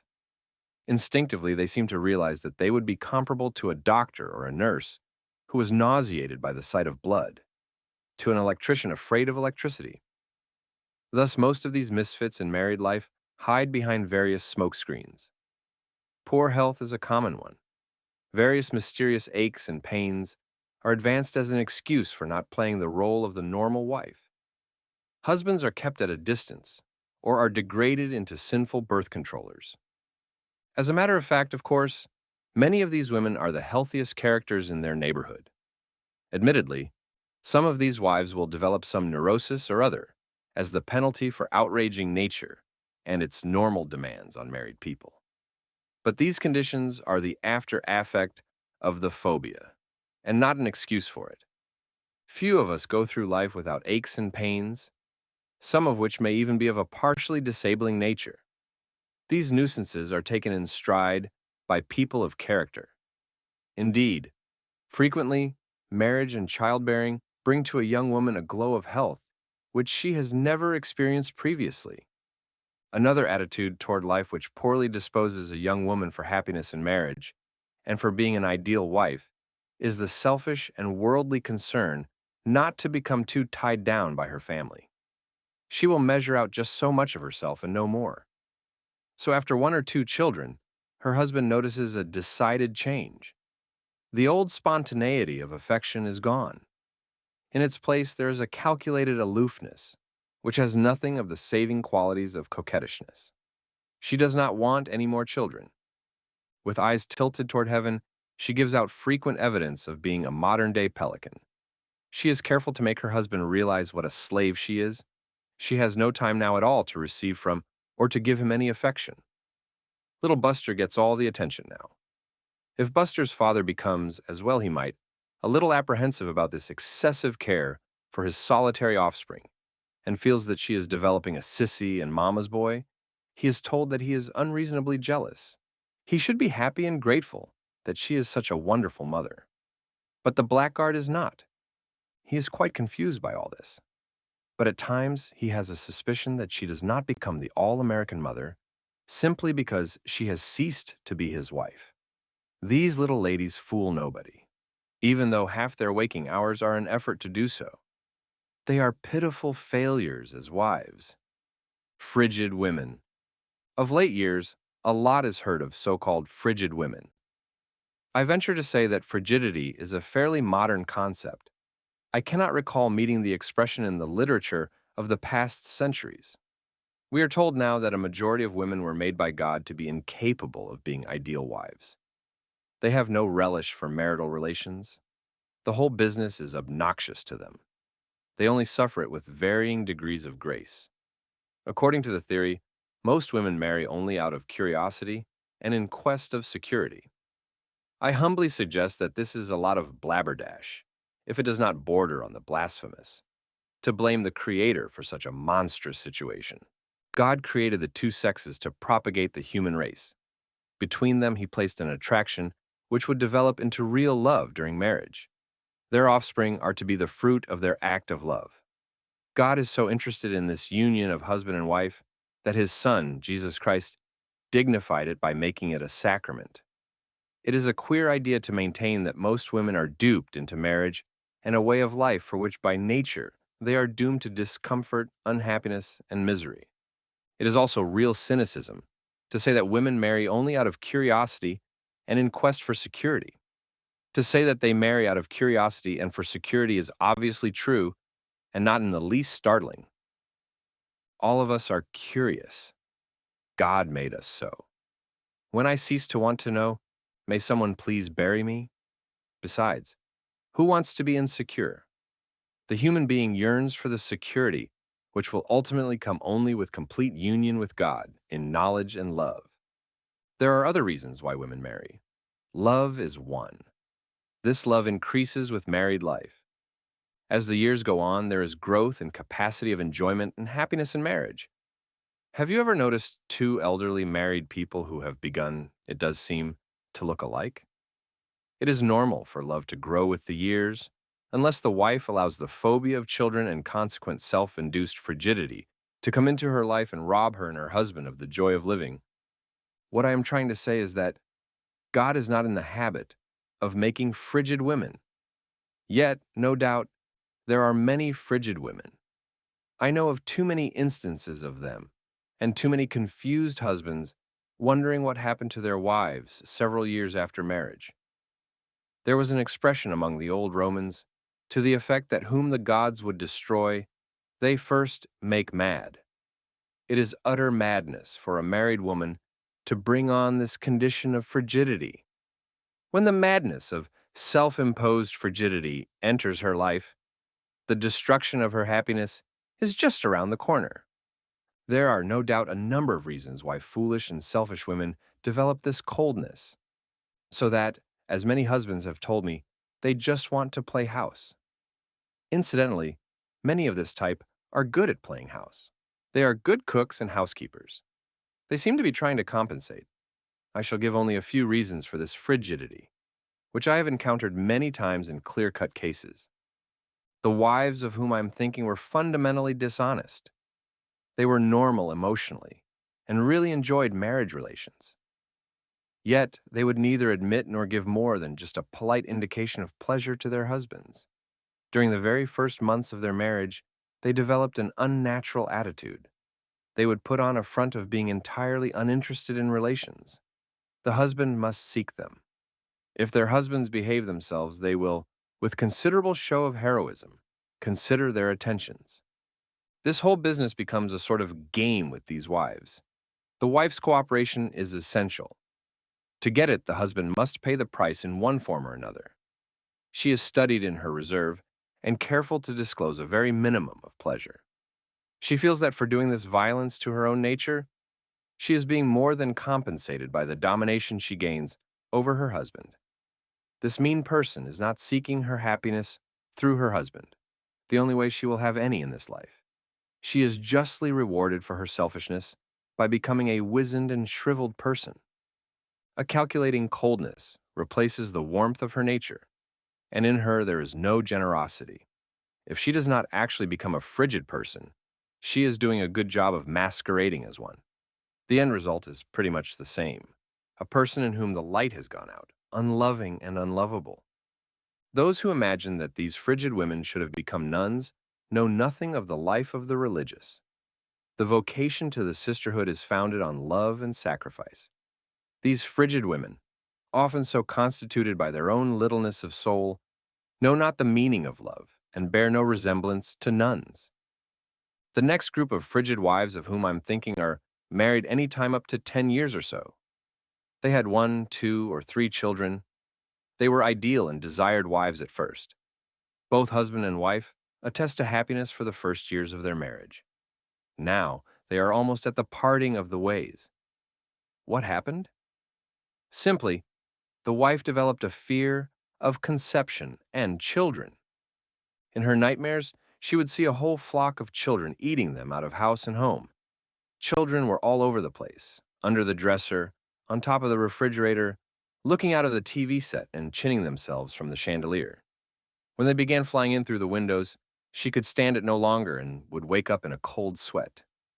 She was a normal woman, loved her husband, and appreciated his love and affection.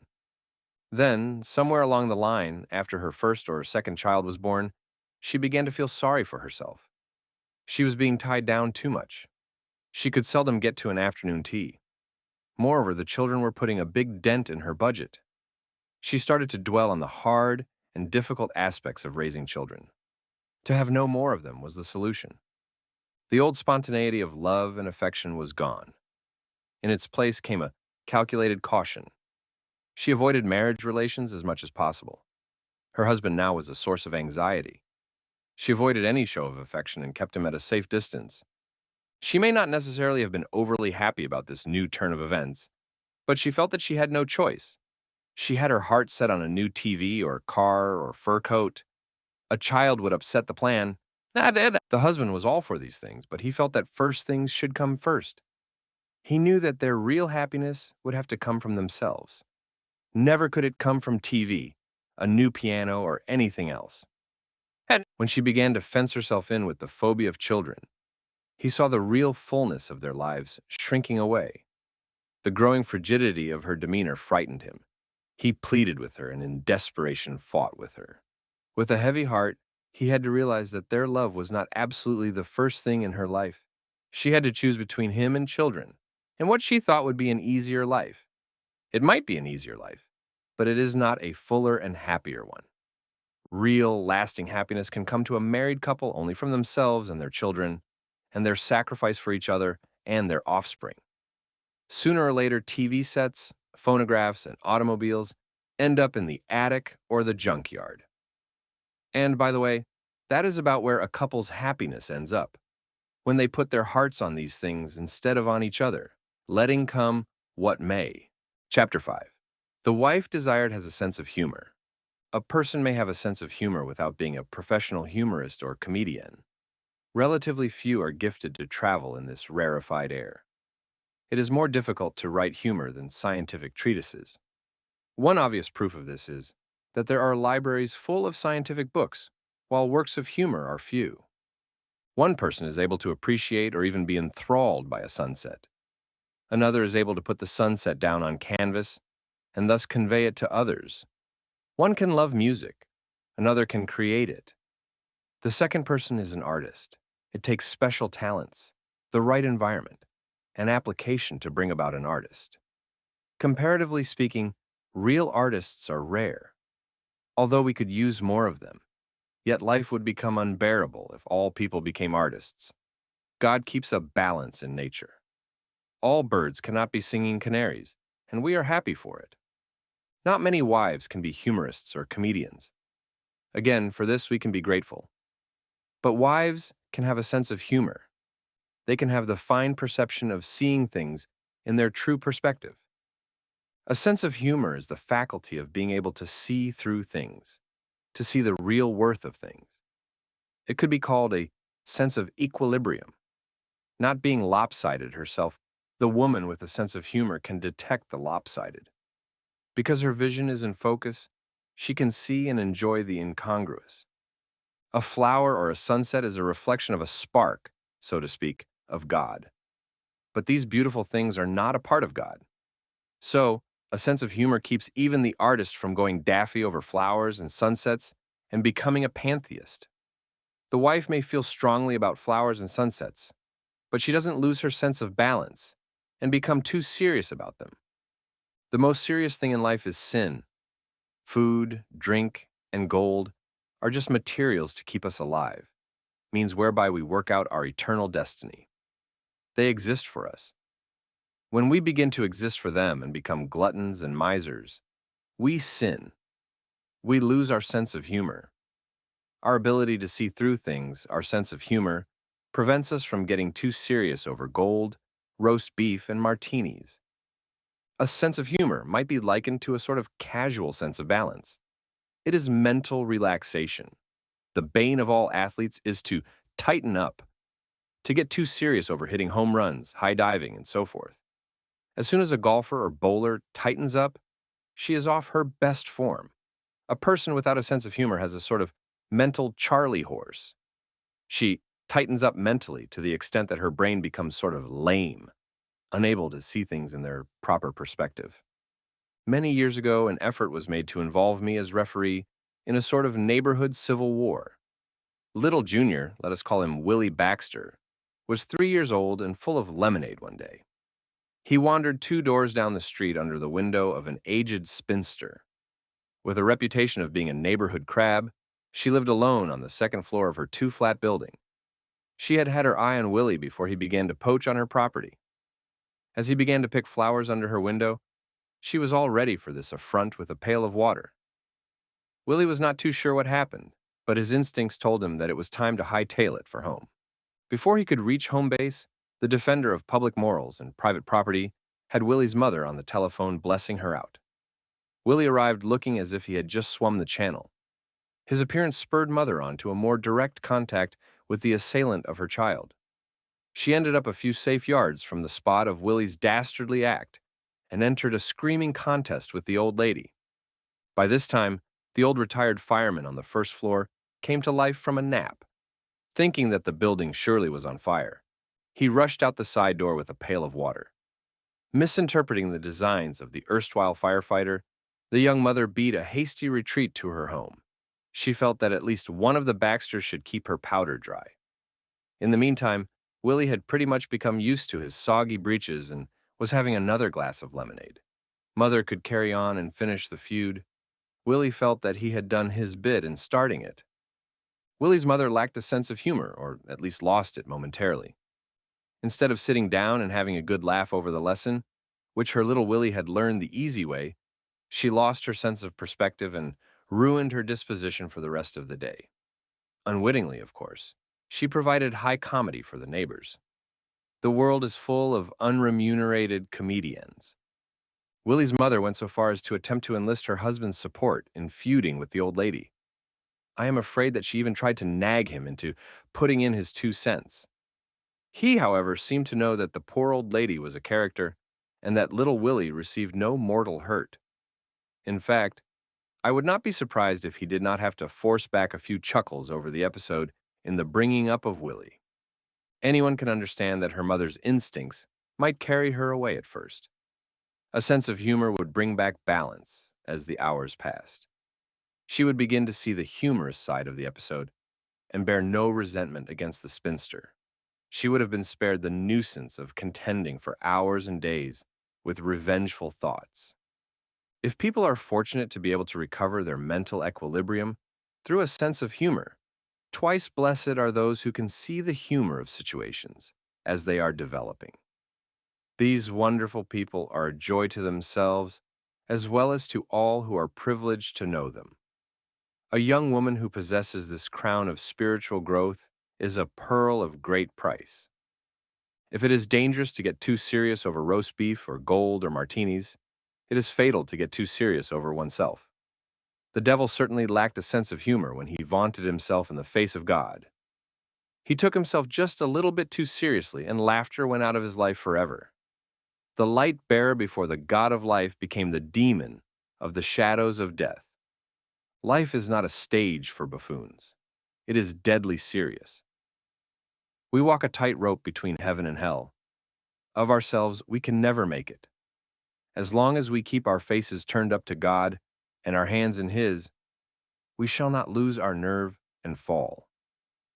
Only those fall who think themselves to stand by their own merits. Humor and humility.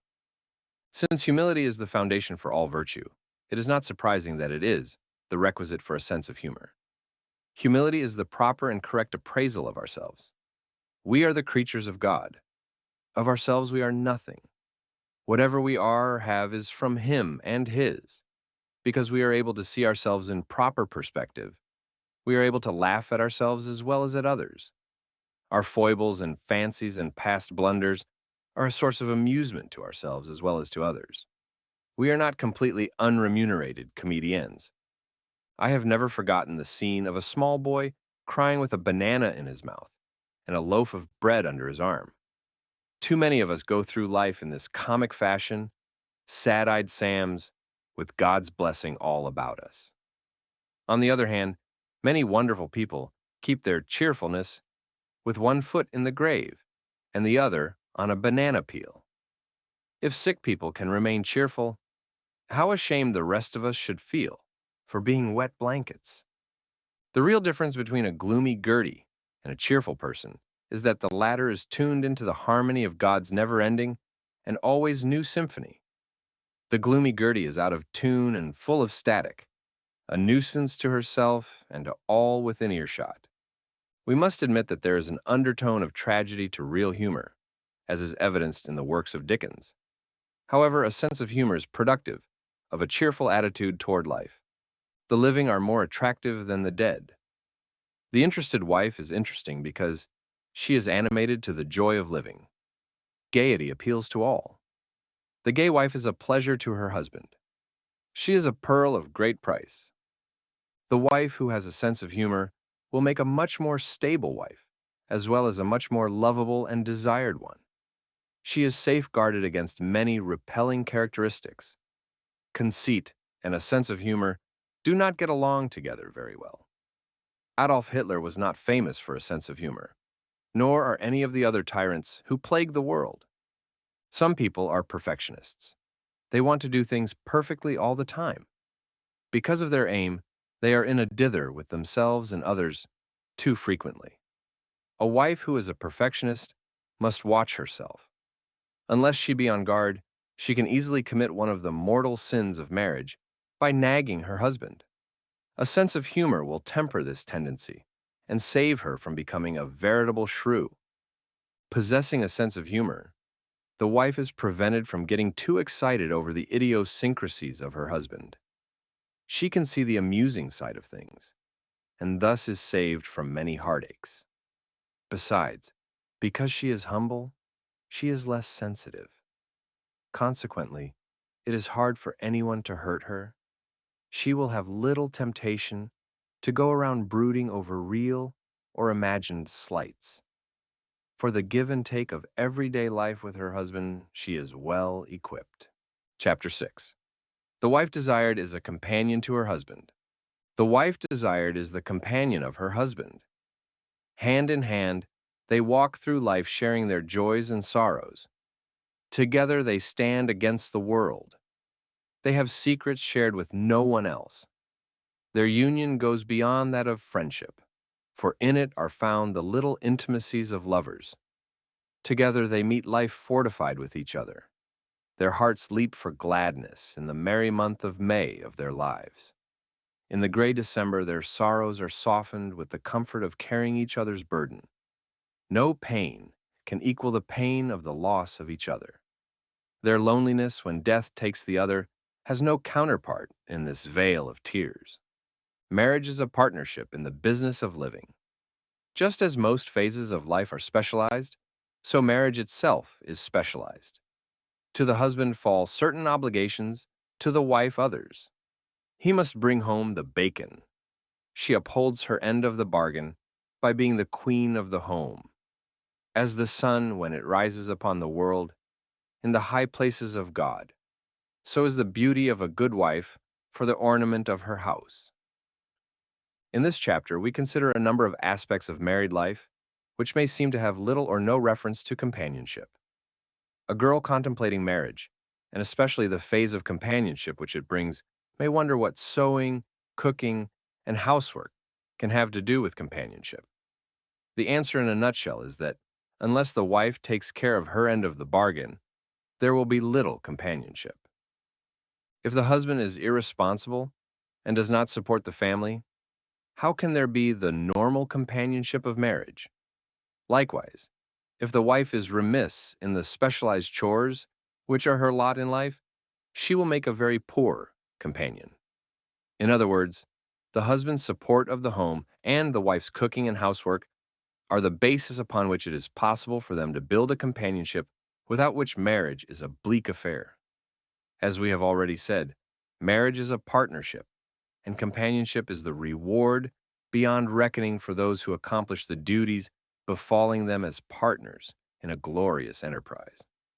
Suppose that a young lady married a man unequipped for and irresponsible about his obligations. After a few days of honeymoon, he did not have the cash for a more extended one. They returned to live with her parents. He had a few more days of freedom, she understood, before getting back to his job. The first day or two passed well enough, but then she became worried. As she busied herself about the house under mother's watchful eye, her man seemed unconcerned about the future. As the days went by, his naps on the Davenport became more frequent and prolonged. She could not hide her anxiety any longer, so she asked him whether he was going back to his job soon. What job? He frowned up at her. It did not seem that he had a job at the time, but, like Micawber, he felt that one might turn up soon. To be sure, a wife in this position would be in for a very difficult marriage. I have seen very many men of this type, lazy, selfish, irresponsible, and as well prepared for marriage as a jackrabbit. Occasionally, he will be a very likable individual. He is good-natured and easygoing and dances like a gigolo. A wonderful fellow with whom to pass a holiday at the lake, but not a man to settle down within the partnership of marriage. Let us return to the wife. After all, she is our wonderful subject. Again, we can imagine the opposite case, in which the wife was delinquent. The husband was a fine, responsible young man. He was industrious and had saved money for his marriage. In fact, he had bought a home, albeit with a fat mortgage. After 10 days of honeymooning, they returned to their little home. He had several more days' vacation before returning to work. It was summer, and they were going to make the most of it at the beach. The wife suggested the first day that, instead of wasting time in the kitchen, they have a sandwich and milkshake on their way. They could thus have more time at the beach. The husband thought it was a good idea. On the way home in the middle of the afternoon, the wife mentioned that Aunt Susie wanted them over for dinner that night. Remember Aunt Susie? She went all out for us, in the generosity of her wedding present. Splendid. Aunt Susie's it was. The next day and the next it was the same story. Clever maneuvering away from the kitchen. By now the husband wondered why he did not save construction costs on the home by eliminating the kitchen. This poor little wife could just about manage to boil water. She had never cooked a thing in her life and did not evidence any concern for the future. Although these two imaginary cases are extreme, do not think that they are out of this world. One would think that a girl would pride herself on being able to cook, to sew, and to keep house. Sometimes an over-efficient and fussy mother keeps her daughter from having a chance to learn these things. More often, her inefficiency indicates an indolent and even selfish girl. She prefers to let her mother spoil her by waiting on her hand and foot while she ensconces herself on a sofa with a book and bonbons. Of course, many of these girls rise to the occasion with their marriage and learn to be efficient wives in respect to the home. The love of her husband and children does the trick. The worst offenders in this important phase of marriage are those who stagnate after marriage and lose interest in their homes. One instance comes to mind in which the husband would come home from work and wash several days' dishes and tidy up the kitchen. He had hoped to shame his wife into a realization of her position. She merely laughed at him. She was slovenly in the care of her child. When she got around to changing the baby's diaper, she was more than likely to throw it into a corner to remain there for some distant future reference. This woman did little more than visit her girlfriends all afternoon and gossip with them. She flounced into the home a few minutes before her husband's return from work. Her preparation of dinner consisted of opening a can of beans, unwrapping some cold cuts, and placing on the table a loaf of chaff and straw dust, commonly called bread, by a generation unfamiliar with the joys of eating homemade bread. Had this woman married another Oki, it is possible that they could have been happy. Not many people can live in a pigsty like this and be contented. Cooking. The following story may serve to introduce a lighter vein in this discussion of the art of cooking. A young wife was determined to satiate her husband with waffles better than his mother ever thought of preparing.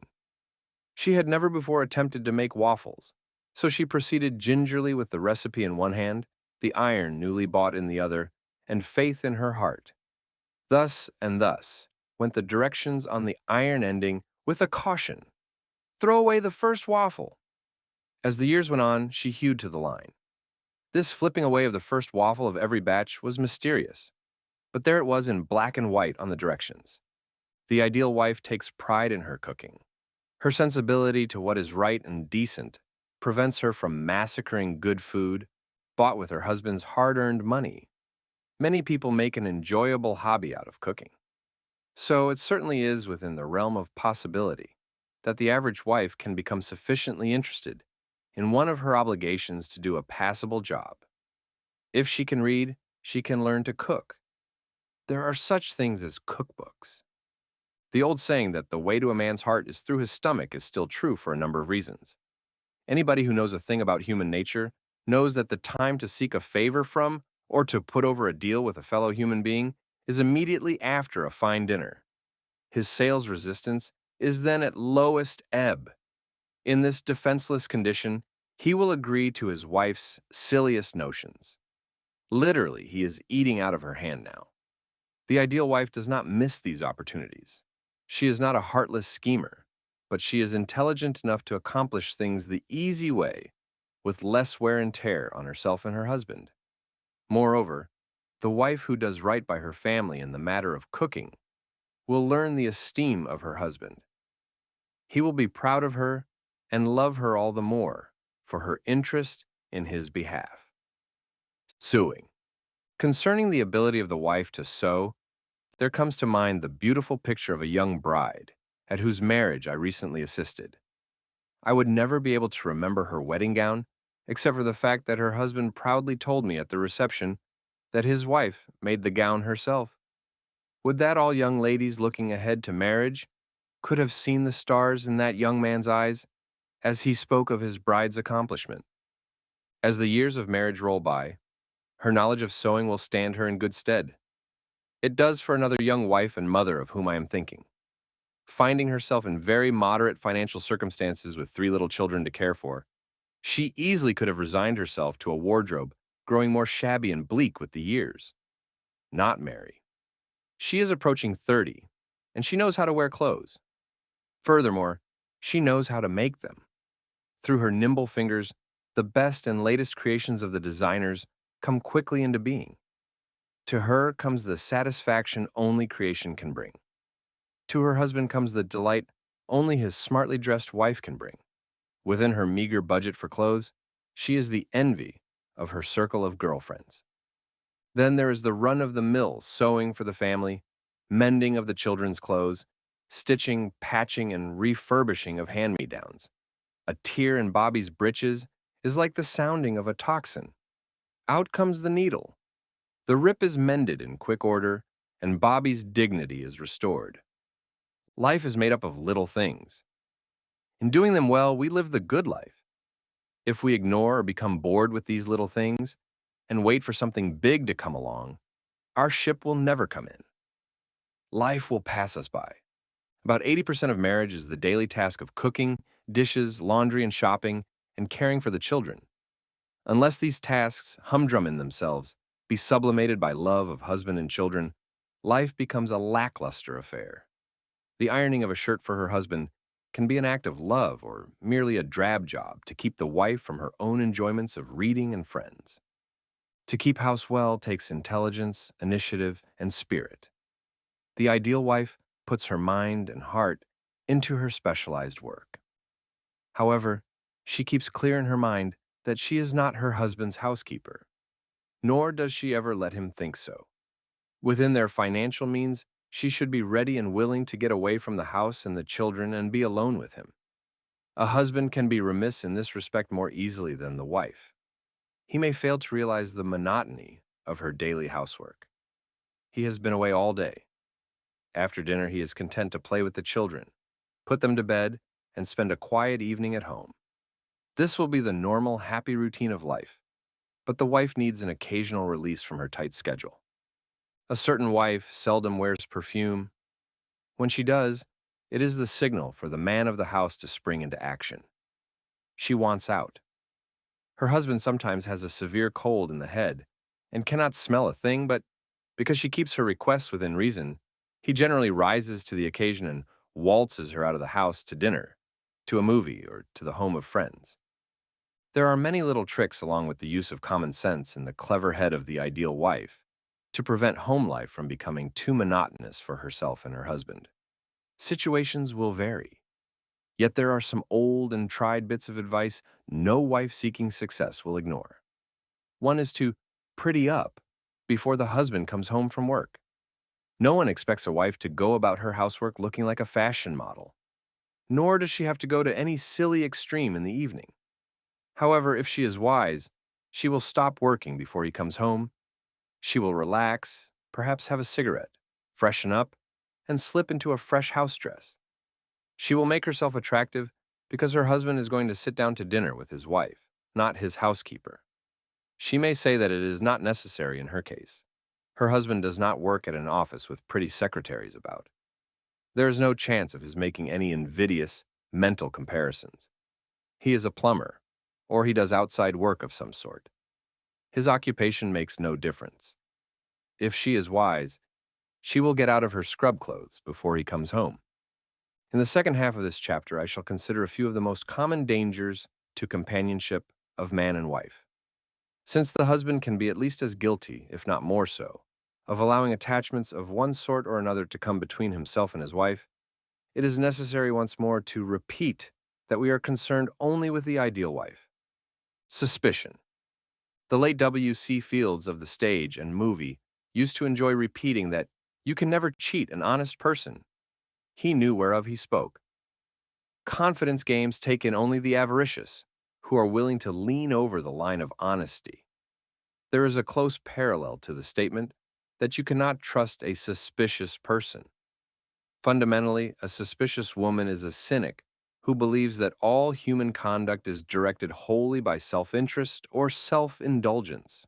Insecure in this cold, evil world, she must protect herself. She trusts no one. All must prove themselves innocent, else they are guilty. There is something in her of the hypocrisy of Diogenes, shuffling along with a lantern, looking for an honest man. He was blinded by his own light and not very honest.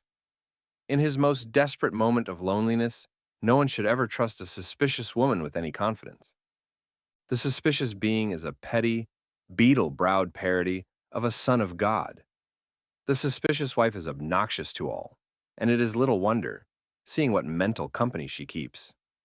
Satan, ever ready to whisper into her ear a choice little morsel of gossip, suspicion, or rash judgment, is her boon companion. Suspecting sin of others, especially her husband, she herself drones through life in sin. It is a sin of injustice to suspect another of wrongdoing, to put evil motives into the minds of others. Most suspicious wives fall into a definite pattern. Suspecting their husbands of infidelity, they themselves are unfaithful to the trust and confidence out of which grows real companionship. The suspicious wife generally informs the whole neighborhood of her husband's imagined infidelity. Relatives are dragged into the sorry picture. She makes a nuisance of herself even where he works by continually checking on him over the phone or by waiting for him at his place of business. He becomes the butt of nasty jokes from his fellow workers. He is suspected of irresponsibility by his employers. If he is not released from his position, at least he is considered a poor risk for any advancement. Often the suspicious wife makes a liar of her husband. In order to allay her apprehensions over some trivial matter, he takes what he foolishly thinks is the easy way out. He lies. One lie usually demands another. Sooner or later, the truth will out. Once she has caught her husband in a lie, the suspicious wife goes to work on him with the eagerness of a bloodhound on the scent. An innocent highball with the boss on the way home from work might be misconstrued by the little woman, so he fabricates some excuse for being a half hour late for dinner. On finding the truth later, she belabors him with it. He is perpetually in a turmoil, whether a truth or a falsehood will stir up her suspicions. For him, it is either the frying pan or the fire. His silence is construed as guilt, and his protestations of fidelity are its proof. In this connection, the sad picture of a husband comes to memory. After telling his story of a suspicious wife and his gradual alienation, he sat in silence for a few moments and then said, "A ghost woman ruined our marriage." The short and the long of the matter is that these women are capable of very little love. Love brings trust and confidence upon which companionship can be built. Most of these suspicious women complain of the lack of companionship with their husbands. They do not stay home in the evening. They never have any holidays together. Their conversation is meager. These wives do not seem to be able to see that they are driving their husbands away from them, even at times into the infidelity of which they are suspicious. The wife desired is in love with her husband, and therefore she has absolute trust in him. Because she is a practical woman, she knows that there is no other possible course. She realizes that her husband carries with him the weakness of humankind. So she is poised, more in readiness to forgive than to drive herself into mental illness by constantly fretting about the possibilities. She is only human, so the devil will use sundry situations to drop suspicions into her mind. He will play on her imagination. She wisely pounces upon these dirty offerings at the first consciousness of them and flings them from her mind. In this action, she recalls the wisdom of the ancients. Obsta principiis, resist beginnings. An evil suspicion willingly harbored in her mind quickly sends out roots to sap the very lifeblood of her love.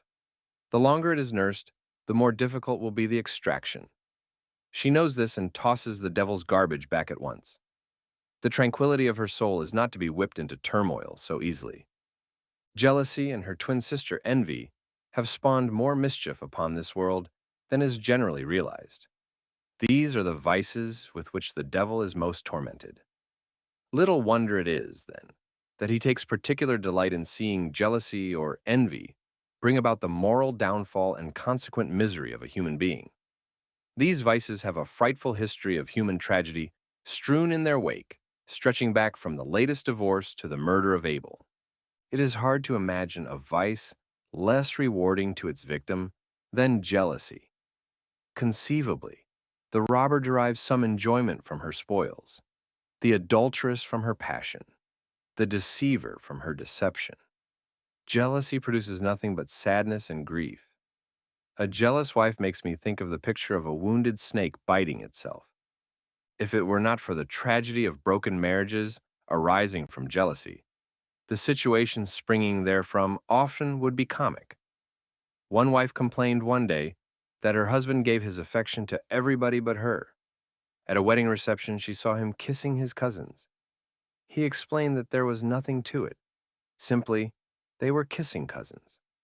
She made a searching study of the propensities of his side of the family and proclaimed that his cousins were not kissing cousins. A jealous wife watches her husband like a hawk. He had better not show any affection even to his sister, or he will be in hot water. A momentary, furtive glance at a beautiful woman always alarms and makes her uneasy. Because a jealous wife is an unhappy wife, she contributes no happiness to a marriage. From jealousy, it is one fast, easy step to suspicion and all its incumbent evils. A wife striving to be desired by her husband will be ever on guard against jealousy. It is a petty sin in the sense of its meanness, not in its consequences. Lest some feel that the language concerning suspicion and jealousy has been too severe, hearken to the words of Scripture. With a jealous woman is a scourge. He that hath hold of her is as he that taketh hold of a scorpion. Eccles. 26, 9, 10. Once a friend gave a bit of sage advice concerning friendship and companionship for those on long vacations with a group of friends. He advised going off by oneself for a day. A week or 10 days of constant companionship begins to wear. After having spent the day alone, One will come running back to one's friends and be happy to be with them again. The wise wife will realize that it is good for the husband to have an evening out once in a while, to attend some club or lodge, or to bowl. She will not want to keep him under her eye constantly. She should be free likewise, of course, to get out by herself and visit her girlfriends. No hard and fast rules can be given for guidance on a question like this. Yet the principle must be recognized that deep and lasting companionship does not suffer from occasional brief separation. Some silly wives begin to pout if the husband ever ventures out for an evening. By their childish and short-sighted attitudes, sometimes even clouded with suspicion, they become less desirable companions. Little wonder it is, then, that the husband starts to wander off more than he should.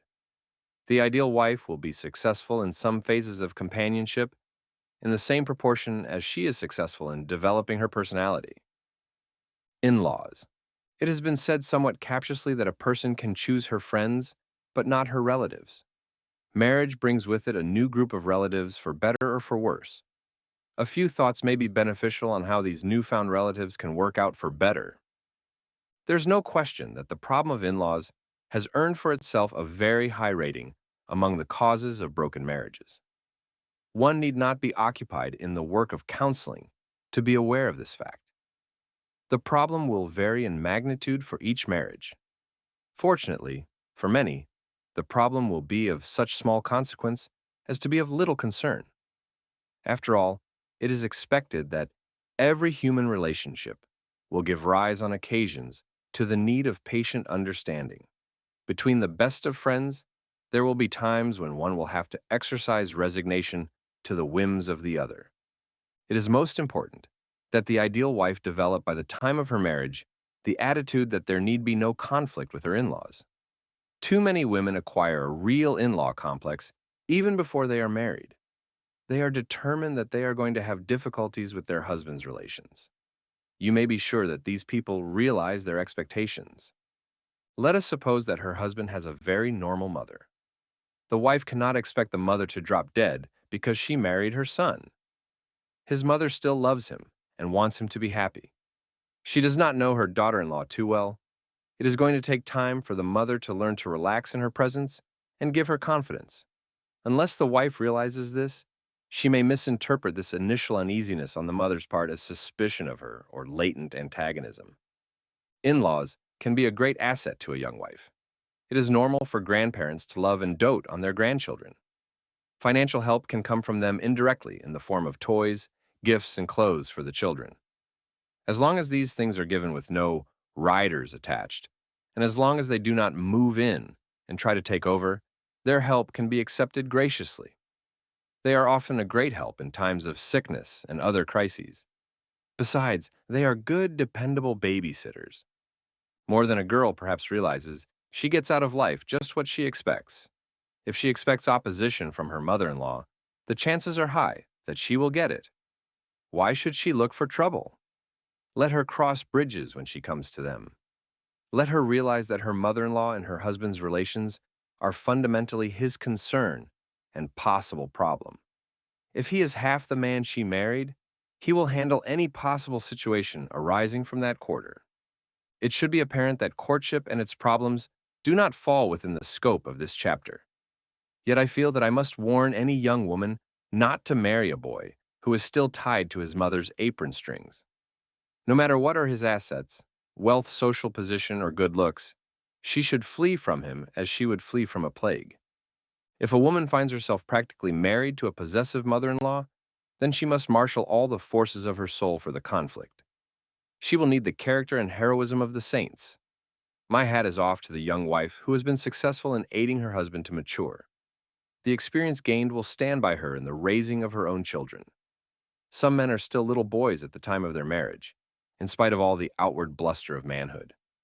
Incidentally, all the hoopla in connection with Mother's Day notwithstanding, many a son has been ruined for life by a possessive mother.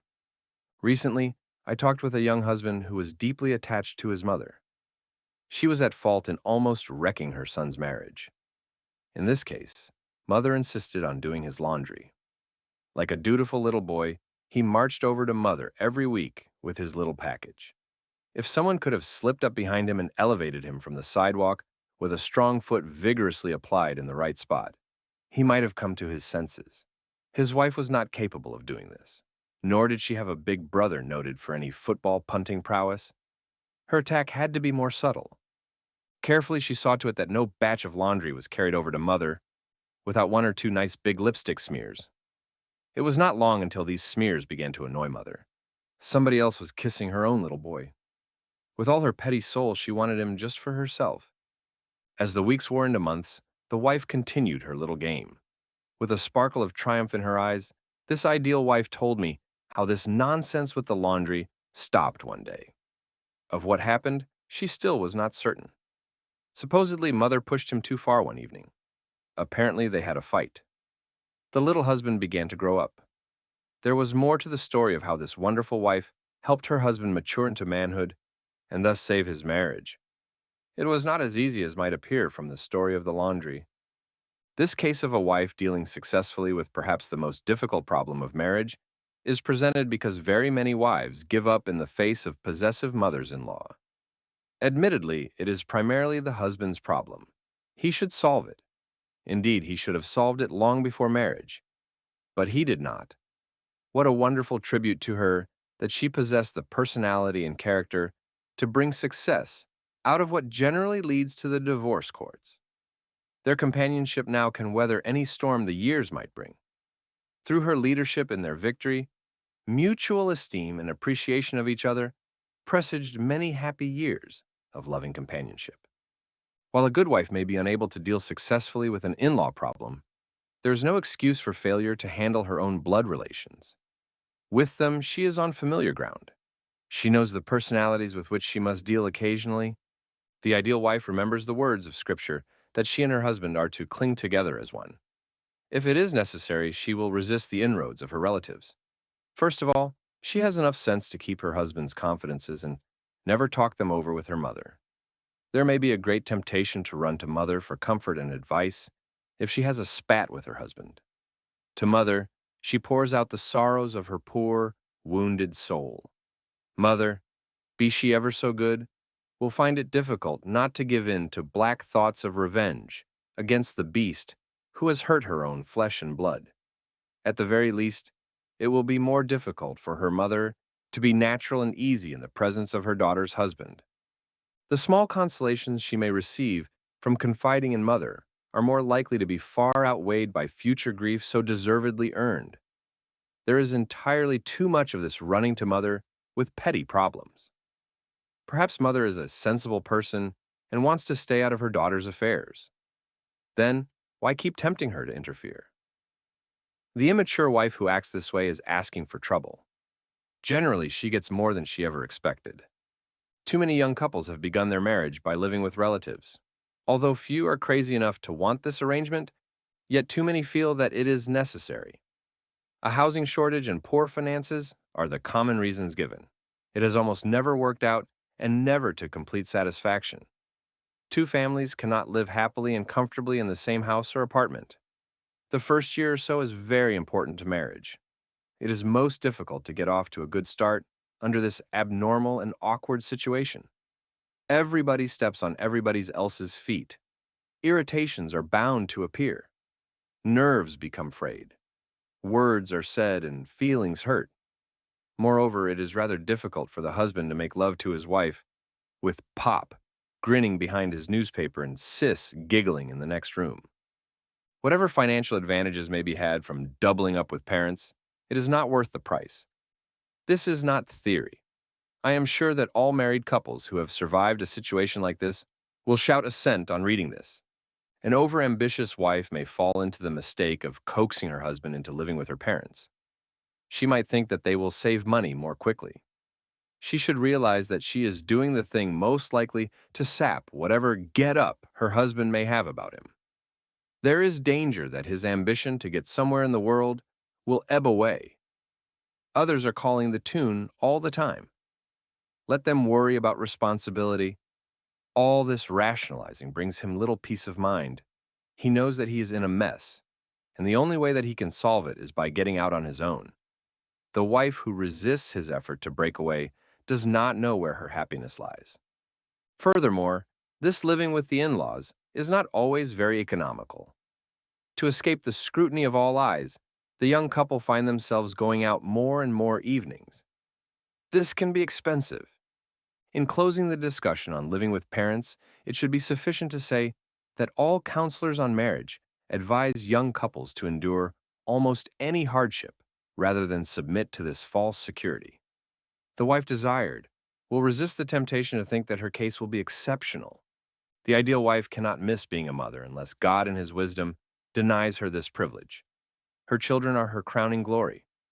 Without them, there is a big void in her life, and she suffers much more than the loss of motherhood. Without children, she will maintain herself as an ideal wife only with effort. When it is apparent that a couple cannot have children, the husband who is wise will encourage her to adopt several. Little babies have a mysterious way of opening the hearts of the most selfish. It is practically a truism that love of man and wife does not really come to full fruition until the first baby arrives. The companionship, which they might have been afraid of losing because of the child, broadens and deepens instead of diminishing. The child draws them closer together. More sacrifice comes into their lives, and sacrifices the green pasture wherein their love feeds and grows. While motherhood is closely allied to the concept of the ideal wife, specifically, it does not fall within the scope of this book and enters our discussion only insofar as it has bearing on the subject matter. It must be obvious that motherhood adds to the charm of the wife desired. Other avocations may be an obstacle in her quest for this ideal. An opera star, a movie heroine, a career woman of almost any type will find it difficult to be an ideal wife. She will have to struggle constantly against the public phase of her life. Motherhood brings to the wife a fuller capacity for love. If you ever wonder whether it is possible for a person to love more than one, with all her heart think of a good mother and her children.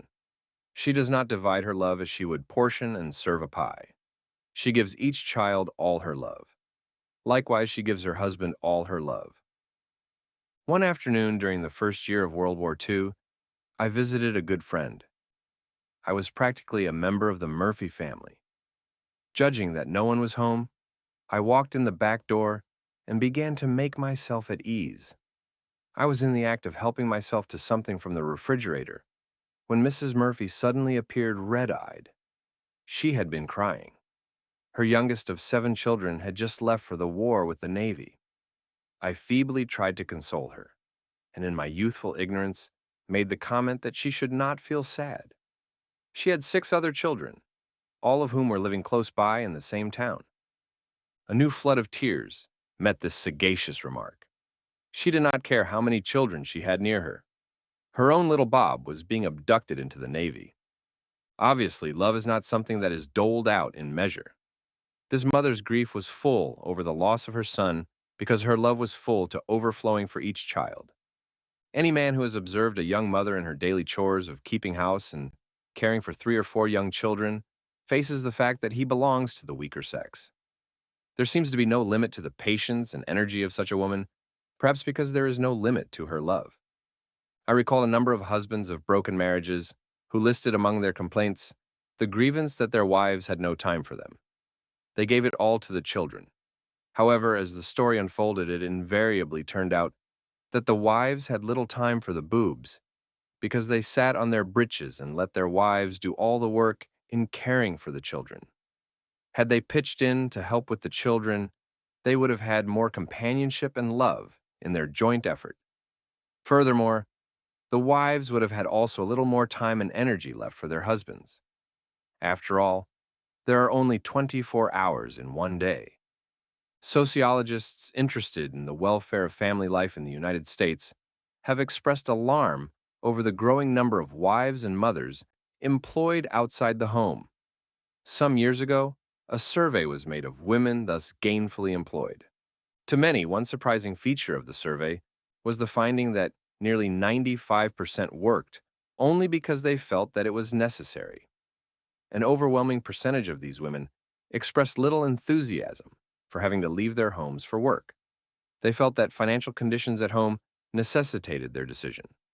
In many cases, the husband's annual income simply was not sufficient to support the family.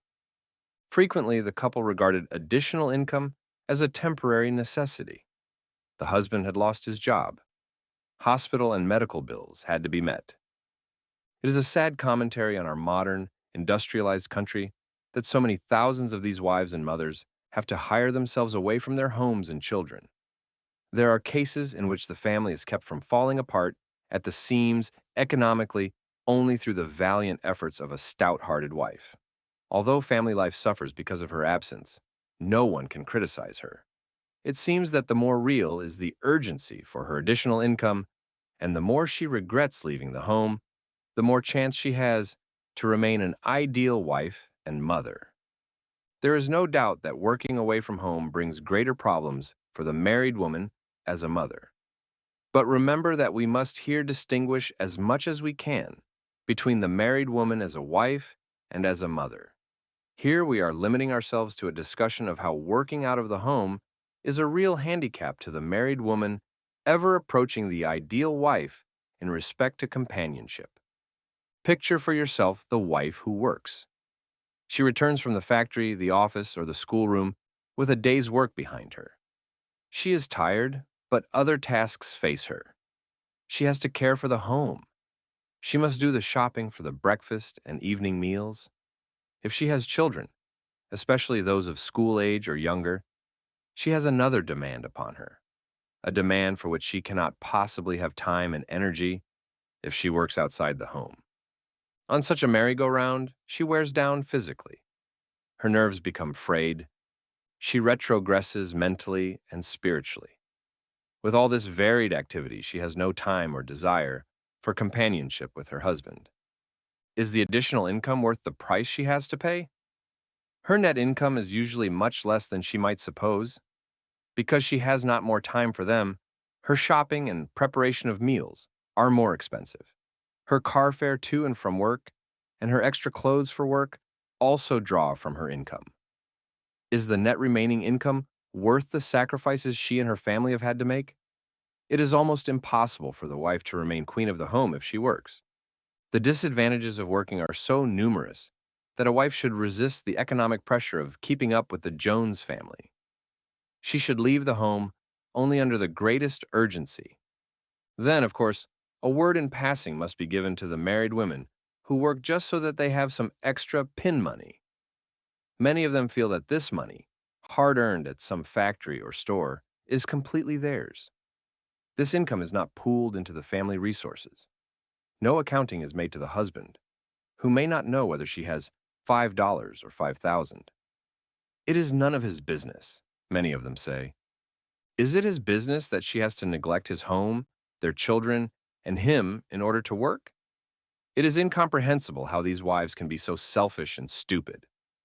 A high percentage of them eventually get acquainted with the divorce courts, or at least are a thorn in the side of some marriage counselor.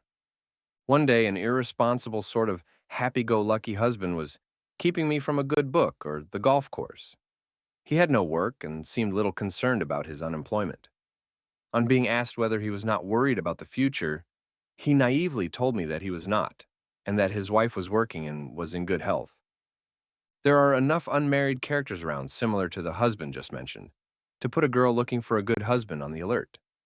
However, the vast majority of men do not appreciate the wife wanting to work. It does their ego little good. If they are weak-kneed enough to give in to the wife leaving the home, often they will be the type to sit back and stagnate. I know offhand of no case in which a working wife spurred her husband onto the heights. Likewise, I know of very few working wives who were able to remain their husband's companion.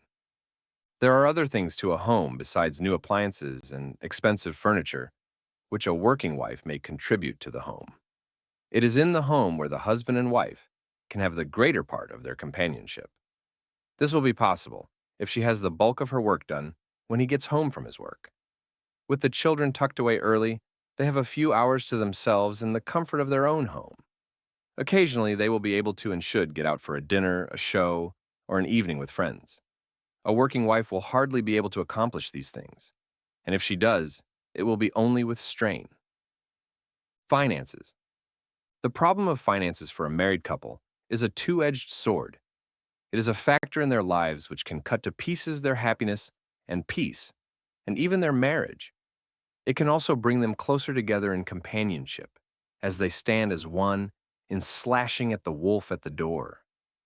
Through their use of money, husband and wife can evidence their love for each other or their selfishness. It has been stated that money is the root of all evil. Money represents the material possessions of this world, the things which militate against the spirit and the good in mankind. Because money and selfishness are boon companions, and because there is selfishness or lack of love in all evil, the truth of the statement becomes clearer. Money is a consequence of original sin. We never should have had to bother with it except for Adam's disloyalty and fall. We could almost say that money in itself is an evil. Yet, out of evil good often comes. Christ in redemption was a good to come out of the evil of Adam's sin. In having to wrestle with the mutual problem of money man and wife, generally are brought closer together in fighting a common enemy. Thus, the good of love and companionship is occasioned by an evil. It is a particularly sad thing when man and wife fall out over finances, because the common problem of money easily could have promoted their love for each other. The use of money can afford limitless opportunities to manifest unselfishness and love through their sacrifices for each other. Thus, the question of finances, even poverty, cannot be considered in itself a cause of disharmony in marriage. True enough, it is listed as one of the common causes of broken homes, along with fighting, drinking, and in-laws. It is so listed because often it comes into the picture of unhappy marriages as a contributing or primary cause of their troubles. Yet, it should be realized that their finances were not the real cause of their troubles. There was a deeper cause. It was the foolish, almost sinful idea that they could have their happiness through themselves and not through each other. Happy married people have the same problems as unhappy or estranged married people. The happy ones are still happy because they knew that there is no happiness in this world or under this world or above this world except through another.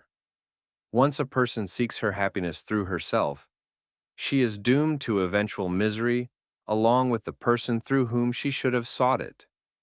There is no other way of being happy except by making someone else happy. Money is thus truly a two-edged sword. The self-seeking husband or wife will cut happiness from under themselves. The couple who use their money to promote the other's happiness cut themselves in on additional connubial bliss. Of its nature, this book is one-sided. It deals with the wife and brings the husband in occasionally only as a necessary distraction. So, you see, it is not wholly a man's world. Because husband and wife must work hand in glove in regard to finances, and because family income is primarily a husband's responsibility, an exception will be made here in the discussion of money matters. At times, a struggle was necessary to resist the temptation to bring the husband into the picture. Let us give in to the one temptation for once. Many young married couples have made the mistake of assuming that they could begin their married lives in the economic circumstances of their parents. They forgot that it took their parents 30 or 40 years to get where they are, and it took lots of struggling and sacrifice unbeknown to their little children growing up. The young couple had it nice and easy before marriage. They lived in fine homes with all the modern conveniences. They had frequent use of the family car. Both worked for several years before marriage, and thus had a considerable amount of money to spend on themselves. In fact, for so many, this was a rather selfish period in life, a good time, and few, if any, sacrifices made up the picture. Then came marriage, with all its joys and its responsibilities as well. The husband, instead of giving $10 a week to his parents for board, or nothing at all, now had to pay rent. Food had to be bought. Babies were arriving along with outrageous doctor bills. Something had to give somewhere. Were they going to attempt to maintain the same standard of living they enjoyed before marriage? Frequent parties, fine dinners at expensive places, numerous and costly gifts freely exchanged between relations and friends, and many other luxuries were part and parcel of their lives. Were they to continue? Then, how would the family expenses be met? The average husband, just getting a start in the economic arena, simply cannot maintain his previous standard of living and decently support his family to the satisfaction of his responsibility. Over and over again, marriages have come to grief because husbands have spent too great a proportion of their incomes on themselves to the callous disregard for their wives and children. The naivete of some of these selfish monsters is hard to fathom. With hardly a blush, some of them will admit to removing as much as 25% of their incomes for their own pleasures in the form of golf, fishing, drinking, or some other activity unshared with the family. A young woman must be very careful not to give her heart to any man until she is certain he is responsible and unselfish. What is his attitude about money? Does he spend the greater part of his income before marriage merely on his personal gratification? Many girls have been deceived into thinking that a young man was generous and unselfish because he seemed to throw his money around freely.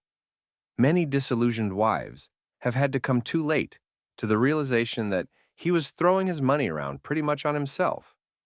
The good times which he gave her were good times which he gave himself as well, and her good time was incidental to his. These characters save nothing for their future marriages.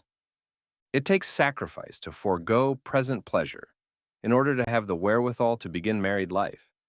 The man who is unable to deny himself by saving for his marriage may rise to the occasion during marriage, but he may not. He is a poor risk. His happy-go-lucky attitude about money is as likely to carry over into married life. With a situation like this, heartaches more than companionship will be her lot. The ideal husband made the choice where his real happiness rested. He gave up his pre-marriage pleasures as being inconsequential in comparison to his newfound happiness. He cast his lot with his wife and their children. To curb himself from previous pleasures, even such innocent and seemingly unselfish customs as the exchange of expensive gifts with every relative in sight required sacrifice. The sacrifice was rewarded by a growth in love. There was no other way in which love could develop. The ideal wife was sensitive to her husband's struggle to adapt himself to a new way of life, not only because she loved him, but because she was faced with the same problem of change. She too had to forego the pre-marriage butterfly existence of spending right up to her income with no provision for future contingencies and necessities. She, even more than her husband, was interested in saving for the down payment for their new home. The home was to be her workshop. If it should be inadequate for the needs of her family, she would be the one to suffer most. If she was pigeonholed in a cliff dweller's apartment building, she found the confinement of herself and the children nerve-wracking. How could she keep an eye on the children in their third-floor flat as she ground out a week's laundry in the dingy basement with an old broken-down washing machine? Obviously, then, she had more motive than her husband for putting aside cash for the building of a better day. Yet we meet young wives who are still too immature for marriage. One situation occurs to illustrate the lack of an effort on the part of the wife to be a real helpmate in this question of money. She visioned herself as something of a glamour girl, wishing to have her pie and eat it at the same time. She wanted to continue her night clubbing along with her new married life. Her main objective each day seemed to be to rest up for the night's activities. As soon as dinner was finished, she was raring to go. Tonight it was the Panther Room. Tomorrow it had to be the Leopard Room at some downtown hotel. For some weeks, the husband made a gallant effort to satiate her girlish whims in this direction of frivolous entertainment. Then, he began to run down at the heels. His work was suffering. Moreover, he saw that he could not continue the squandering of money at this merry clip. His first efforts to reason with her brought the rejoinder that he no longer was any fun. When he finally put his foot down and said that they had to stop the silly business, she became petulant. She could not be serious with him. She simply would not bother her pretty little head about finances. Did he not love her anymore? Had she married a tight wad? Then why did he squirm at the cost of giving her a good time? A husband should like to show off his pretty wife, elegantly dressed, well-fed, and expensively entertained at some fashionable spot. His exasperation at her immaturity drove them farther apart. Their eventual separation could no more be blamed on money problems than on the man in the moon. In fact, inasmuch as the word lunacy comes from the Latin word for moon, perhaps that man up there was her undoing. She was incapable of real love. She did not have the slightest concept of seeking her happiness through her husband. The self-seeking type of wife could never be a helpmate and companion for her husband. If she had not fallen out with her husband over finances, it would have been something else. Although this example of the glamour girl, unwilling to settle down to marriage, is drawn from real life, perhaps it is a little extreme. The wives who are unfair with their husbands in money matters are more likely to manifest their selfishness by spending beyond their husband's income on clothes, jewelry, and perfume. They were accustomed before marriage to expensive things. After marriage, they do not want to sacrifice for their husband and children because they have not really learned to love. Budget. While no system of caring for family finances will work unless husband and wife unselfishly are looking out for each other's welfare and that of the whole family, yet some sensible method of handling money is necessary. Thus, the subject of a family budget must be considered. No matter how high the husband's income may be, some attention must be given to a budget, lest their finances end in chaos. An individual may live a happy-go-lucky existence and get away with it, but not a husband and wife with responsibilities to each other and to their children. There are all sorts of methods of keeping a budget. No hard and fast rules can be given. Personalities differ. What has been found successful for one couple might bring disaster to another. In all cases, it is essential that there exist between husband and wife absolute trust and confidence in each other. How many couples live with little or no trust and no habit of sitting down and frankly and intimately discussing their finances has been one of the greatest revelations to me. The first requisite is that husband and wife come to frank understanding and mutual agreement as to what they are going to do with their income. For the vast majority, a high percentage will have to go for current household expenses. Because they are no longer children, they will want to save some for the future, for their own home, the children's education, contingencies of sickness, and so on. Their earnestness in this direction will be indicated if they remove a predetermined amount from the weekly check and bank it before they begin spending for their current need and expenses. Incidentally, it is interesting to observe what are considered needs and what are thought to be luxuries by different couples. Those who confuse luxuries for needs usually are drumming along no farther ahead economically years after their marriage. Foolishly, some parents will squander amazing amounts of money on, for example, toys for their little children. As often as not, a big spoon would keep a little child as contented as some intricate and expensive toy. It lasts longer, too. A doting parent accedes to the myriad requests of his little children. Besides spoiling them, this weak need and misdirected affection looks not to the future. Money kept from them, when they could not possibly appreciate it, is saved by intelligent parents for them, for the time when they will be able to understand the advantages of a fine home, an education, and vacations. In this difficult task of saving for the future, it is a great help to a couple to have a definite goal, such as a new home of their own. I do not know whether or not there are any statistics on the percentage of divorced couples who rented or owned their own homes. I have a strong suspicion, though, which way the wind blows. Once the couple understands what they want to do with their money, another question comes up as to who will handle the finances. Since the husband is the breadwinner and the head of the family, the ultimate responsibility would seem to rest ordinarily with him. Of course, if he is wise, he will work out with his wife a weekly or monthly budget for the daily household expenses. The big item here will be the purchase of the food. The wife is by far the more competent to do the ordinary shopping. She should have a set and agreed upon amount of cash for this purpose. From time to time, adjustments as to the amount will have to be made to keep at the level or standard of living upon which they have agreed. The husband does the banking. He takes care of the other expenses such as rent, mortgage payments, phone bills, and the like. This system of caring for family finances seems in theory to be the most sensible.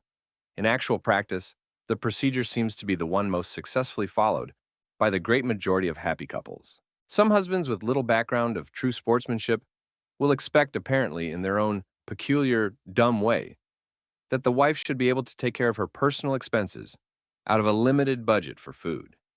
It would be just as unreasonable for her to expect him to be able to take his personal expenses out of the phone bill or the rent money. She should have some leeway in her budget, so that she does not have to skimp on food or does not have to come to him and beg him for $1 for some personal item or other. Within their income, of course. Both should have a little personal expense account as part of their overall budget.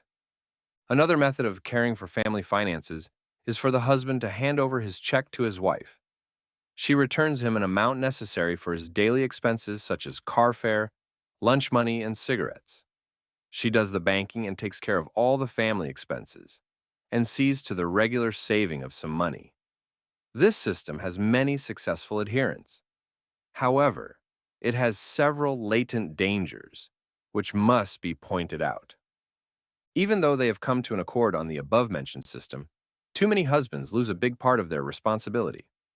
They develop a lazy sort of let the little lady take care of it attitude. Also, some husbands who are met at the door on payday with an outstretched hand of an efficient wife begin to feel just a little henpecked. There is another weakness in this method which has caused all sorts of mischief. Many husbands who hand over their checks and then do not bother their heads over the family finances have a tendency to think that their wives are spendthrifts, or at least rather wasteful. Otherwise, why does she not have any money saved up at the end of the month? Where did it all go? All sorts of wild ideas enter their minds. Is she buying groceries for that no-good brother of hers? In some cases, they even become pantry detectives. They keep secret count on the canned goods. The wise wife will begin her married life by keeping an itemized account of absolutely every purchase, even if she is taking care of expenses only for food. If she spends 5 cents, she lists it. After several months of this, it becomes obvious where the money is going. A good deal of it is going right down his gullet. Chivalry. Although sex is an important aspect of marriage, yet it is really a small part. Especially is this true in the marriages where all is well as regards sex. The companionship of marriage is what brings the real fullness of peace and contentment to a couple. And after all, peace and contentment are the real day-in and day-out ingredients of happiness.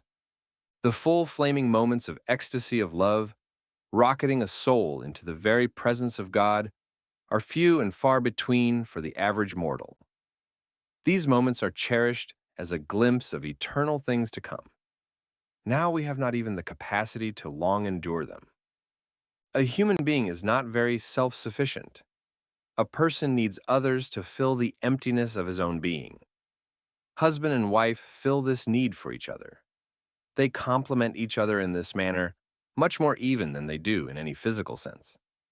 There is something beautiful about the companionship of man and wife as it bridges the years. Especially is this true for those who have kept something of the chivalry of the first days of their love. Familiarity does not have to breed contempt. Perhaps it does among savages. The natural, easy familiarity between man and wife, springing from their daily companionship, can easily remain, and does in very many instances, a fine influence in their lives. All wives appreciate the little courtesies of respect and esteem from their husbands. Some do nothing to promote this attitude on the part of their husbands. A lady will receive attention and courtesy if she merits it, and if she is gracious enough to acknowledge the efforts of the male. By nature, a man has a deep-seated sense of respect, of chivalry for the lady. It does something for him to manifest this feeling. It helps to make him a better man. At an early age, I was somewhat disillusioned about the female in this matter of chivalry.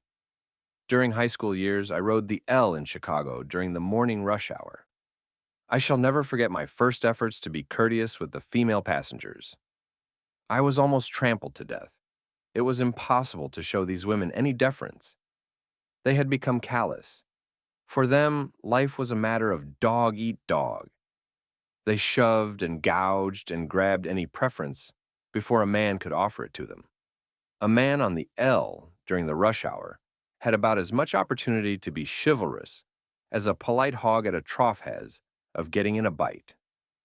I have often wondered what kind of wives those little ladies became. Perhaps they were tired or confused at being thrown into the vortex of the economic struggle for survival. In a saner world, they would have been at home, where the true nobility of their lives could find its proper environment for growth. Intelligent couples never take each other for granted. Of course, there is a natural easiness and relaxation in each other's company, shutting out any stiffness or lack of intimacy. The bright husband will never relinquish the prerogative of being a gentleman. Thoughtfulness is his watchword. A kindness here and a consideration there go a long way to promote companionship with his wife.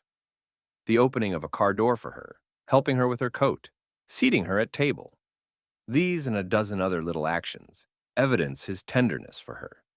She is precious to him, so he surrounds her with attentions.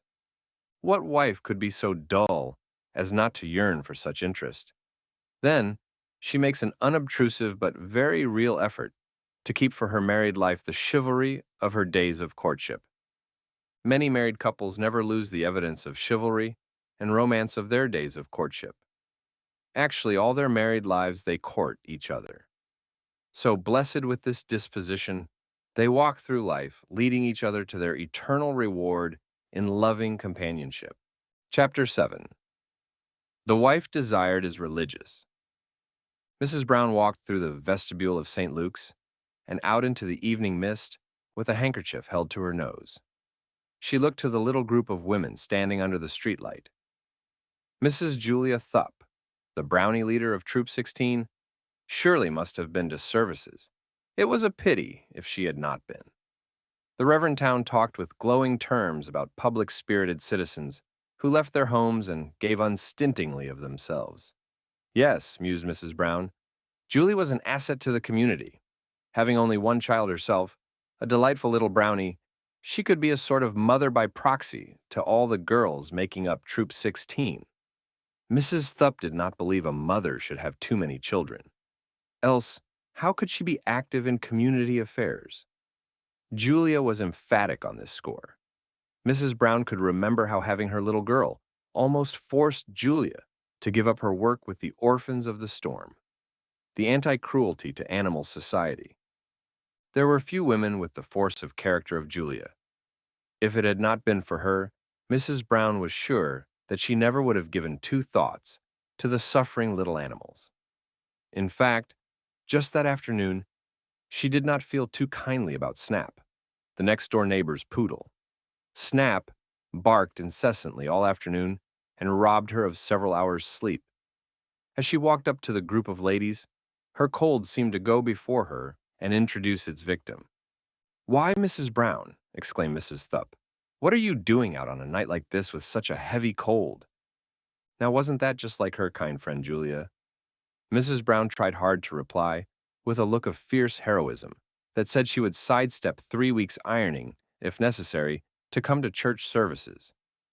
Her reputation of being a religious and church-going woman would not suffer tonight, thanks to Julia.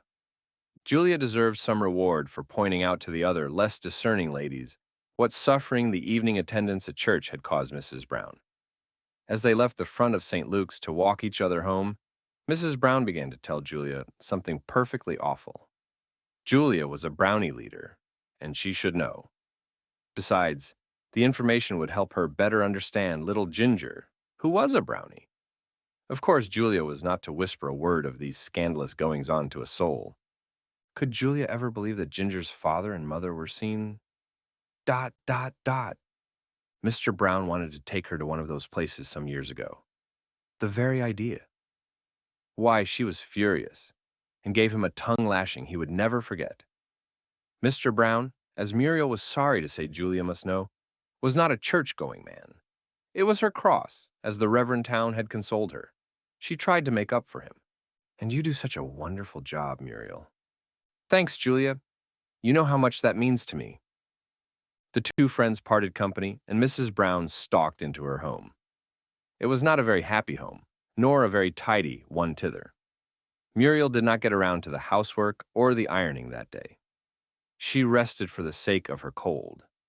Since Mr. Brown was not a church-going person, and since Mrs. Brown was one with a vengeance, it was crystal clear to Mrs. Brown where the fault lay for their shabby marriage. Mr. Brown got more than his share of good example. He was always right up to his ears in it. He could never rely on a clean, ironed shirt, but he could ever depend on Muriel's giving him the best advice about going to church. If Mr. Brown looked askance at some old friends returning to the table from the refrigerator by way of the pot on the stove, he was informed of how the Reverend Towns suffered in his early missionary days. His food was most primitive and meager. Mr. Brown never seemed to be comforted by reference to the past austerities of the Reverend Town. The present trials and tribulations of his own appeared more real and pressing. Once, however, he was so overcome with emotion concerning his wife's recital of the fearful mission land experiences that he pitched the pot of old friends out the kitchen window. He had no intention of hitting Snap next door. Yet he could not convince the imbeciles who belonged to Snap of his innocence. They, being regular members, felt that the anti-cruelty to animal society of dowagers should come into the case. Julia, living down the block, was the nearest field representative and was contacted quickly by the central office. Her appearance at the Brown threshold caused strong emotional reactions in both of the Browns. Mr. Brown slammed the door in her face with a house-rattling crash, which did not quite drown out his imprecation. Mrs. Brown fell away into what was the nearest thing to a faint she could manage. Her recovery from this episode was slow. It was some time before she ventured to show her face at St. Luke's. What would Julia and the rest think? Only the irreligious would call Mrs. Brown religious. We doubt that they would consider her an ideal wife. Thus, at the outset, it behooves us to understand that affiliation with, and even regular attendance at church in itself, does not necessarily bring into being the virtue of religion, at least not in the sense in which it should be exercised by the ideal wife. Granted that it is a step in the right direction, there are too many Muriel Browns around for any church-going wife to be complacent. No wife can assume that she is an ideal wife because she goes to church. It does happen that she can be a pillar of the church and a pillory of grief for her husband. The word religious is used here in its true etymological sense. The Latin word ligare means to bind, to tie, to connect something with something. The re signifies back. Thus, the English word, really a transliteration of the Latin word, means a binding of the creature back to its creator. When the creature acknowledges its creator and translates this knowledge into its daily life, we say that person is religious. In other words, when a person recognizes her real worth as an image of God and her ultimate destiny in a union of love with Him, she is said to be religious. For our purpose, we use the word religious in this sense, and shun any secondary meaning of the word, any false concepts of the word, amounting sometimes to a very travesty on true religion. The Little Penny Catechism told us that we are images of God, made after His own likeness. We were created in closer likeness to Him than any other creature in the world, because He desired us to love Him and be loved by Him. No one can love unless she possess intelligence to know and free will to choose. Because of these powers of God Himself, we are His children and closer to Him than a child is to its human mother. A human being is a most lovable being because she is an image of God. The goodness and lovableness of God shines through her. When a young man becomes aware of this wonderful and exciting fact, he has already fallen in love with her. He has rubbed elbows with thousands of other images of God during his life, but for some mysterious reasons, she disclosed to him a preview of and glimpse of God. She became for him an image of God. Of course, she was this all the time. No one else noticed it. At first, he did not either. Then, the lightning struck. He was in love. He had found the ideal woman of all the dreams of his life, and he was content. Others may be blind and unable to see the image of God in her. To him has been given the happy privilege of seeing what others cannot see. The beauty of a woman cheereth the countenance of her husband, and a man desireth nothing more. Eccles 36:24. How often have we heard the question of how John could possibly have married the girl he did? She was a rather plain girl, perhaps even a little bit on the homely side. As frequently as not, people who were perplexed at John's choice admitted that the couple were deeply in love. John thought that the sun rose and set on his wife. They were happy and made an ideal husband and wife. The reason is simple. They saw the goodness of God in each other. They wanted this goodness above all else in life. They were in love. It is thus obvious that no young man falls in love with a girl because of the evil in her life. He may fall in love with her in spite of evil or in ignorance of it, but never because of it. He never is really in love with her unless he sees that she is an image of God. Certainly, he may become physically attracted and infatuated and marry her on this basis. Though this may lead to love, still, it is not genuine love. Love is something spiritual and must have reference to God. It has repercussions in the physical order of our natures, but of its essence it transcends the biological.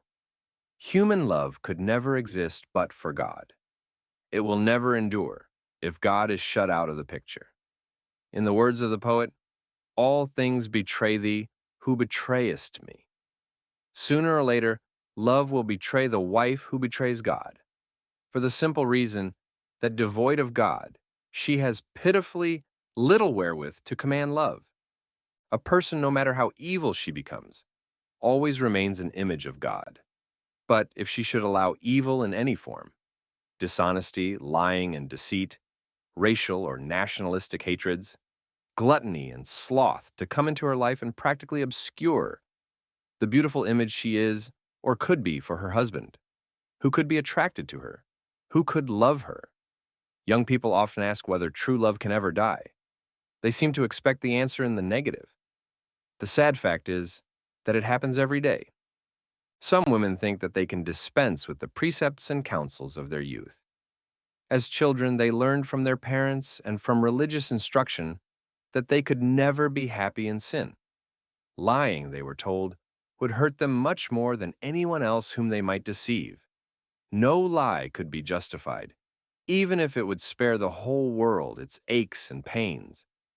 Somewhere along the line in their lives, they felt that this was impractical. Life was a matter of dog eat dog.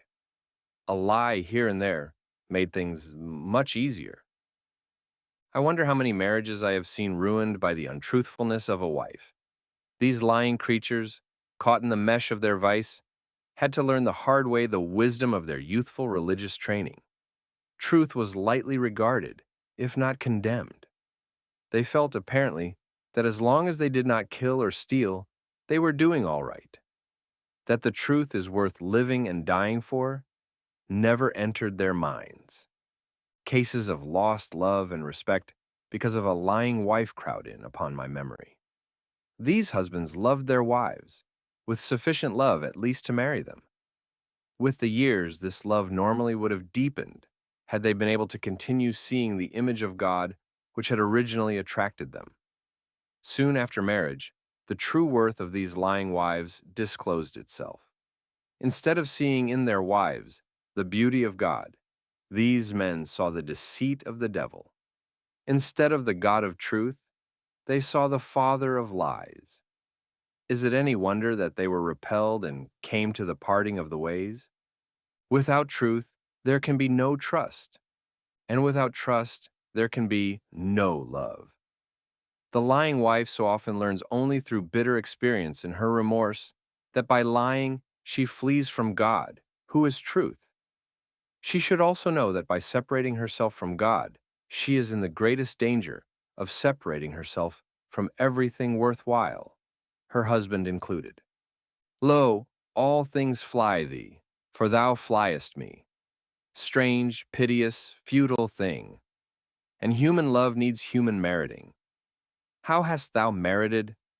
Of all man's clotted clay, the dingiest clot.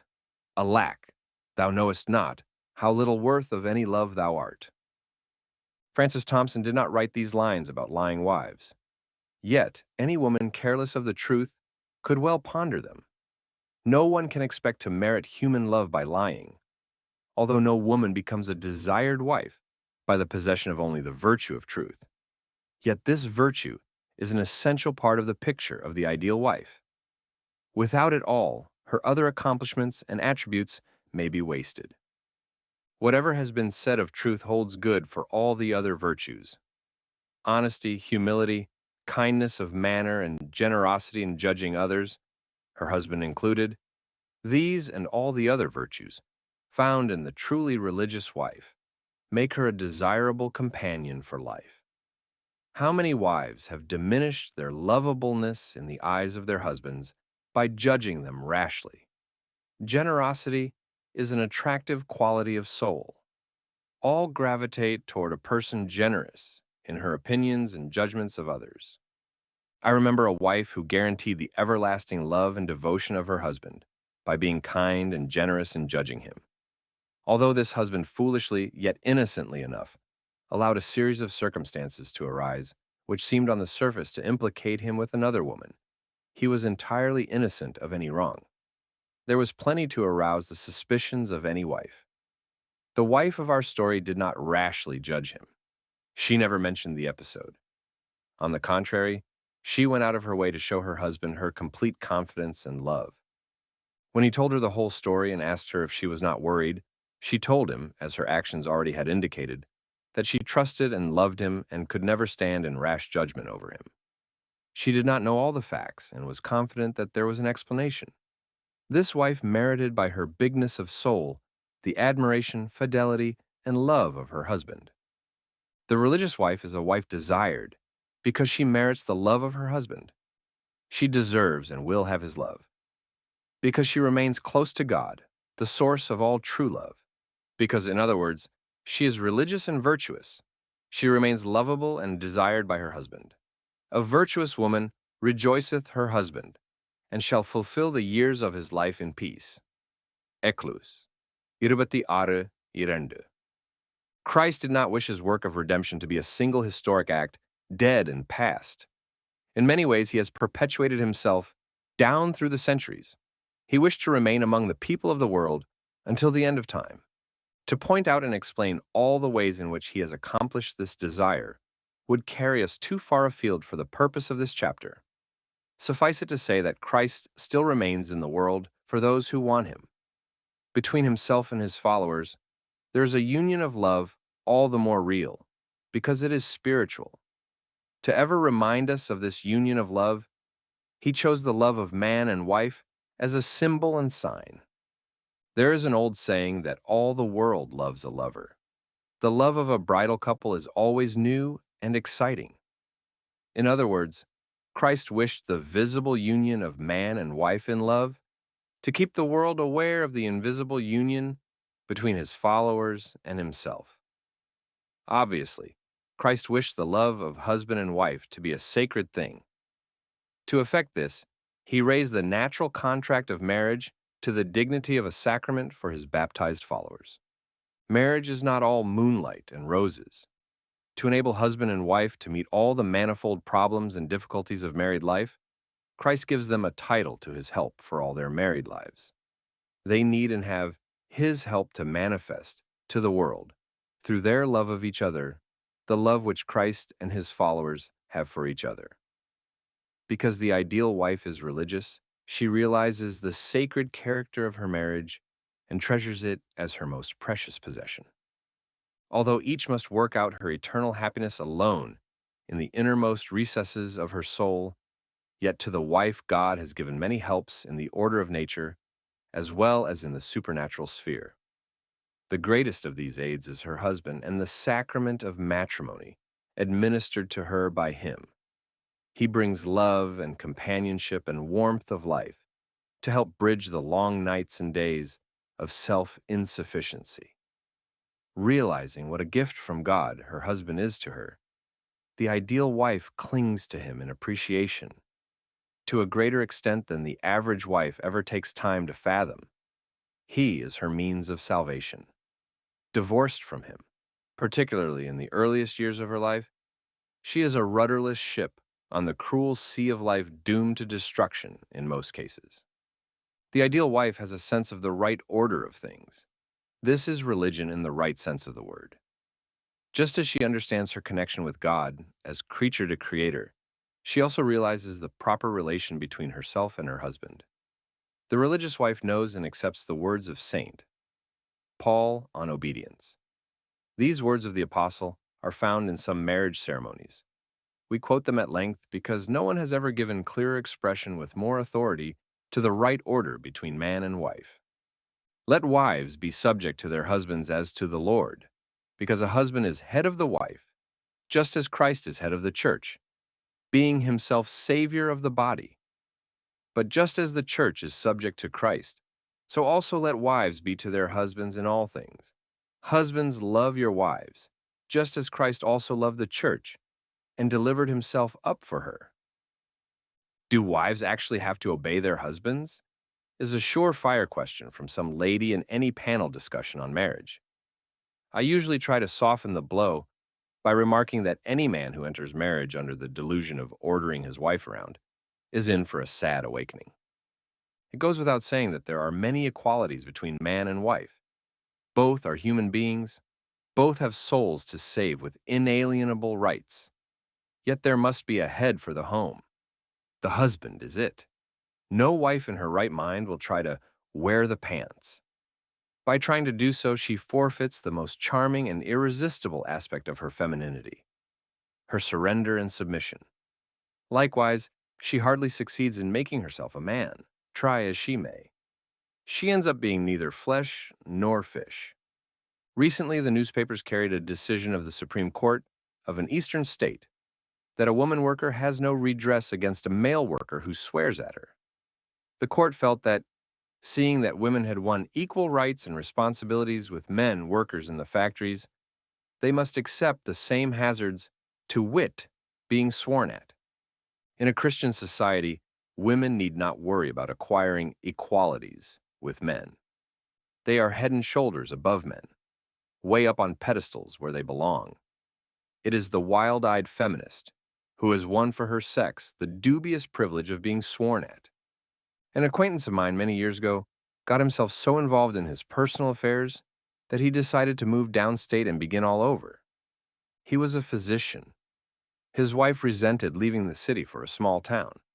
She felt that there she would waste the sweetness of her social charms on the desert air. She began her exile, so she considered it, in a petulant spirit soon degenerating into a nagging of her husband, to return to the city. She had no concept of her obligation of obedience to go wherever her husband knew that he could make a living and a home for themselves. Finally, she left him with the ultimatum that, if he still wanted her, he would find her back at their old home in the city. Because the doctor was still mentally confused over his past difficulties and quite lacking in confidence in himself, and because he was very much attached to his wife, he shortly followed her back to the city. The reunion was none too promising for their future, for he resented her domination over him and her failure to be a real helpmate. Her struggle for dominance and his anguish continued until the wife found him one day in the garage dead of monoxide gas. The forlorn picture of this wife, standing at the grave alone without children, and with only the memory of her fatal attempt to lead her husband around by the nose. This melancholy picture remains with me. Once an old lady came to me asking for a letter of recommendation of some type or other.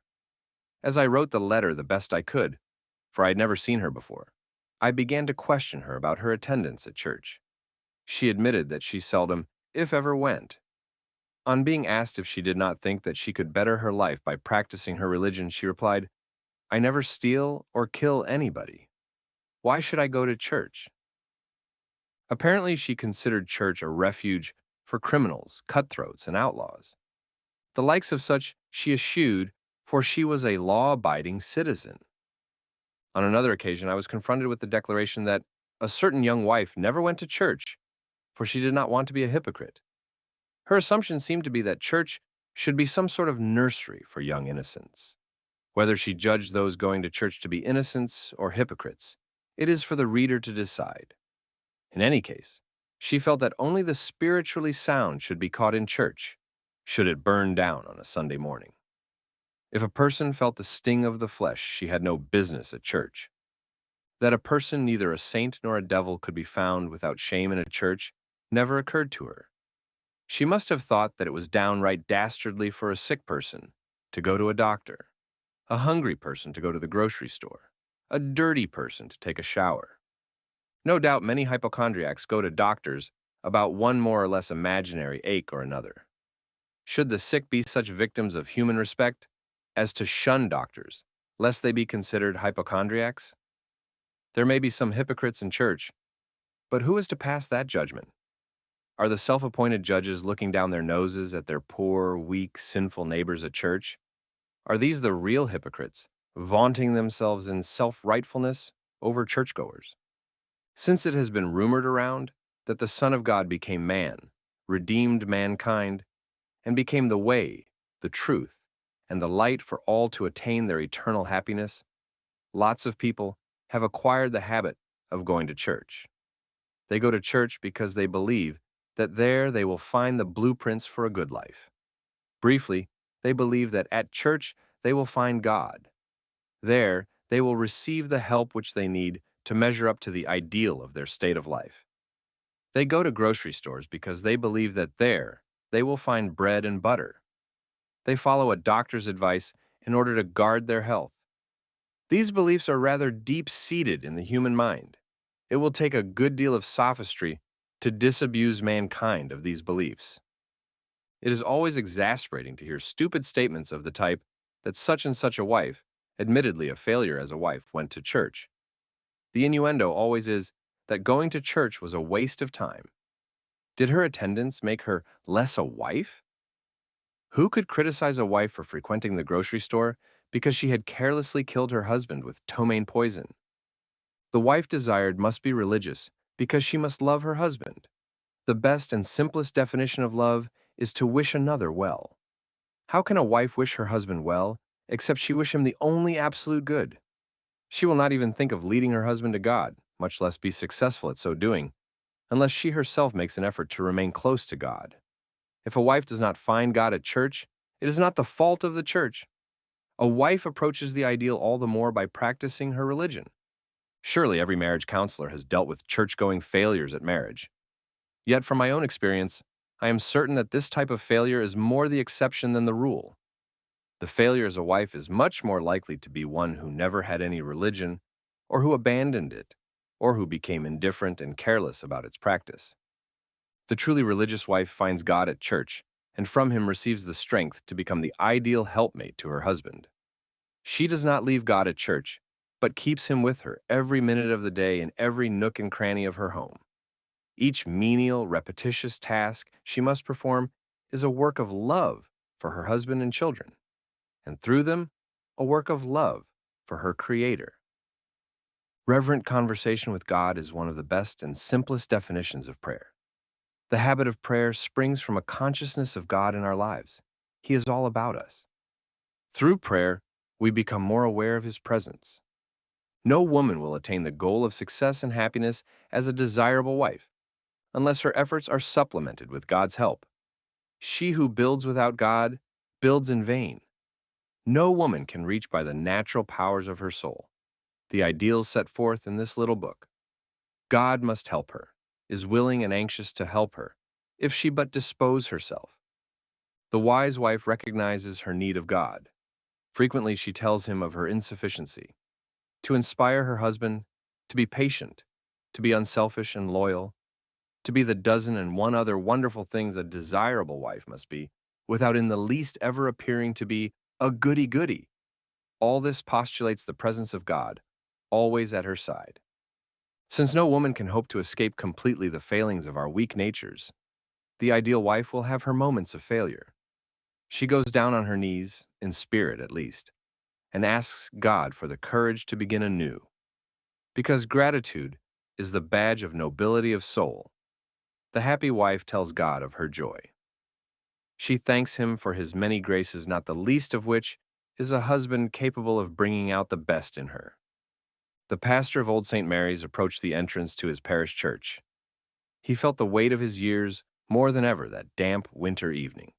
As he stood for a moment, looking down the street where grimy factories and lonely warehouses loomed over a few remaining dwellings, he felt chilled and puzzled over the cause of his low spirits. It could not be the dilapidated neighborhood. He was used to it, had long ago resisted, and had never regretted so doing. The importuning of his confreres to accept the ready willingness of the bishop to move him up the ecclesiastical ladder to a better parish. That expression, better parish, had always galled him since seminary days. He knew that life had passed his parish by and was fast passing him by. He had no regrets. Only the poor remained. They had no escape. He desired none. It could not be the light rain falling. He had always loved the outdoors and all the moods of the weather. Perhaps it was his failure to accomplish any visible good over at the Smith home. Mrs. Smith had the father of the house evicted by a court order. The pastor had reached down into his bag of psychological tricks and used them all on Mrs. Smith to no avail. He could not touch her heart. She seemed not to have one, and was as cold and hard as ice.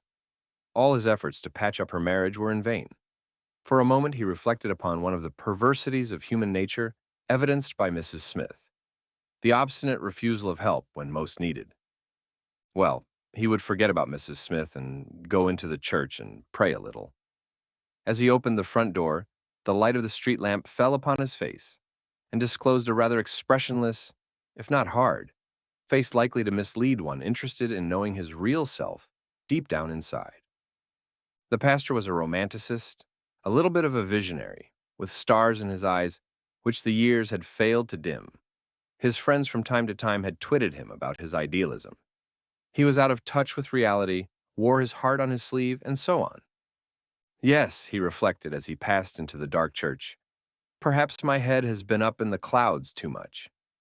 But he chuckled to himself that he was still in harness and had his big, flat feet hard on the ground. In fact, he wondered why the center aisle did not give way with their weight as he went up toward the altar. He knelt at the center of the altar railing for a while. His eyes were on the tabernacle and his thoughts on God. My King, my everything. I am thine, and thine I wish to be, but to be more surely united to thee. Why won't Mrs. Smith see a little of the joy of life, of living and letting live? Why do married people so readily lose the happiest road there is in this life to eternal happiness? What a scatterbrain I am, he muttered to himself as he rose to his feet. He turned to the left and could just make out the statue of our Blessed Mother. Vigil lights were a nuisance to take care of, and they smoked up the church. However, they served some purpose. He had to admit that they saved him from turning on a light. In the dim, rosy glow of a bank of vigil lights, he looked at the statue and knelt down. My love, my dove, my beautiful one, lily of the king with eyes of blue, the better to let our God through. His face was turned up slightly and his eyes were closed. He did not like the statue of the Virgin. It gave him no help at all in visualizing Mary. Only a few years previous, he had been high-pressured by a sharp young salesman of a statuary firm. The formless, modernistic shaft of marble, resembling no human being ever found on earth, was his daily reminder to build up sales resistance for the future. Since he seldom opened his eyes to look at the statue, we could wonder why he knelt there so often and so long. Perhaps it was an act of humility and penance for all his past blunders, the statue included. Although the pastor had never seen a statue of the Mother of Christ with which he was enthralled, he had come with the years to be less critical of artistic efforts to create in stone, wood, or plaster an image of God's most beautiful creation. After all, how could any artist come close to recreating in base materials her upon whom God had lavished his infinite creative powers? Any statue of the Virgin, then, was merely a feeble effort of some sculptor to capture the fleeting visions which he had conjured up of the loveliest of all creatures. In whatever church the pastor might find himself, and before whatever statue of the Virgin he might kneel, he always closed his eyes to shut out the image before him. No thanks, he seemed to say to the sculptor. I'll have my own image of Mary. No offense, understand, but my statue is a living, pulsating one, and I much prefer it to yours. So, in place of the dead marble statue, there would come to life one of a number of women whom he had met over the years. For a moment, it would be Madeline. In his imagination, Madeline would stand on the pedestal all smiling. In the long ago when he had known her, Madeline was a young lady who worked at the Red Cross attached to his bombardment group. She was as ebullient and effervescent as champagne, and as steadfast in her goodness as a French soldier defending his homeland. Perhaps her most noticed characteristic was her joy of living. The fun of being alive bubbled over in her eyes, and at times set her feet to dancing. Once, the pastor smiled to himself as he recalled the time. Like a colt in the spring of the year, she took off running across a meadow with head back and hair flying until she was out of breath and stopped, panting. To have known Madeline was to want to be alive and to be grateful to God for existence. Her modesty was so genuine and unobtrusive that many rough, sinful soldiers experienced a reverence in her presence they had never before known. Many young men were better men for having known Madeline. The pastor was sure that he was.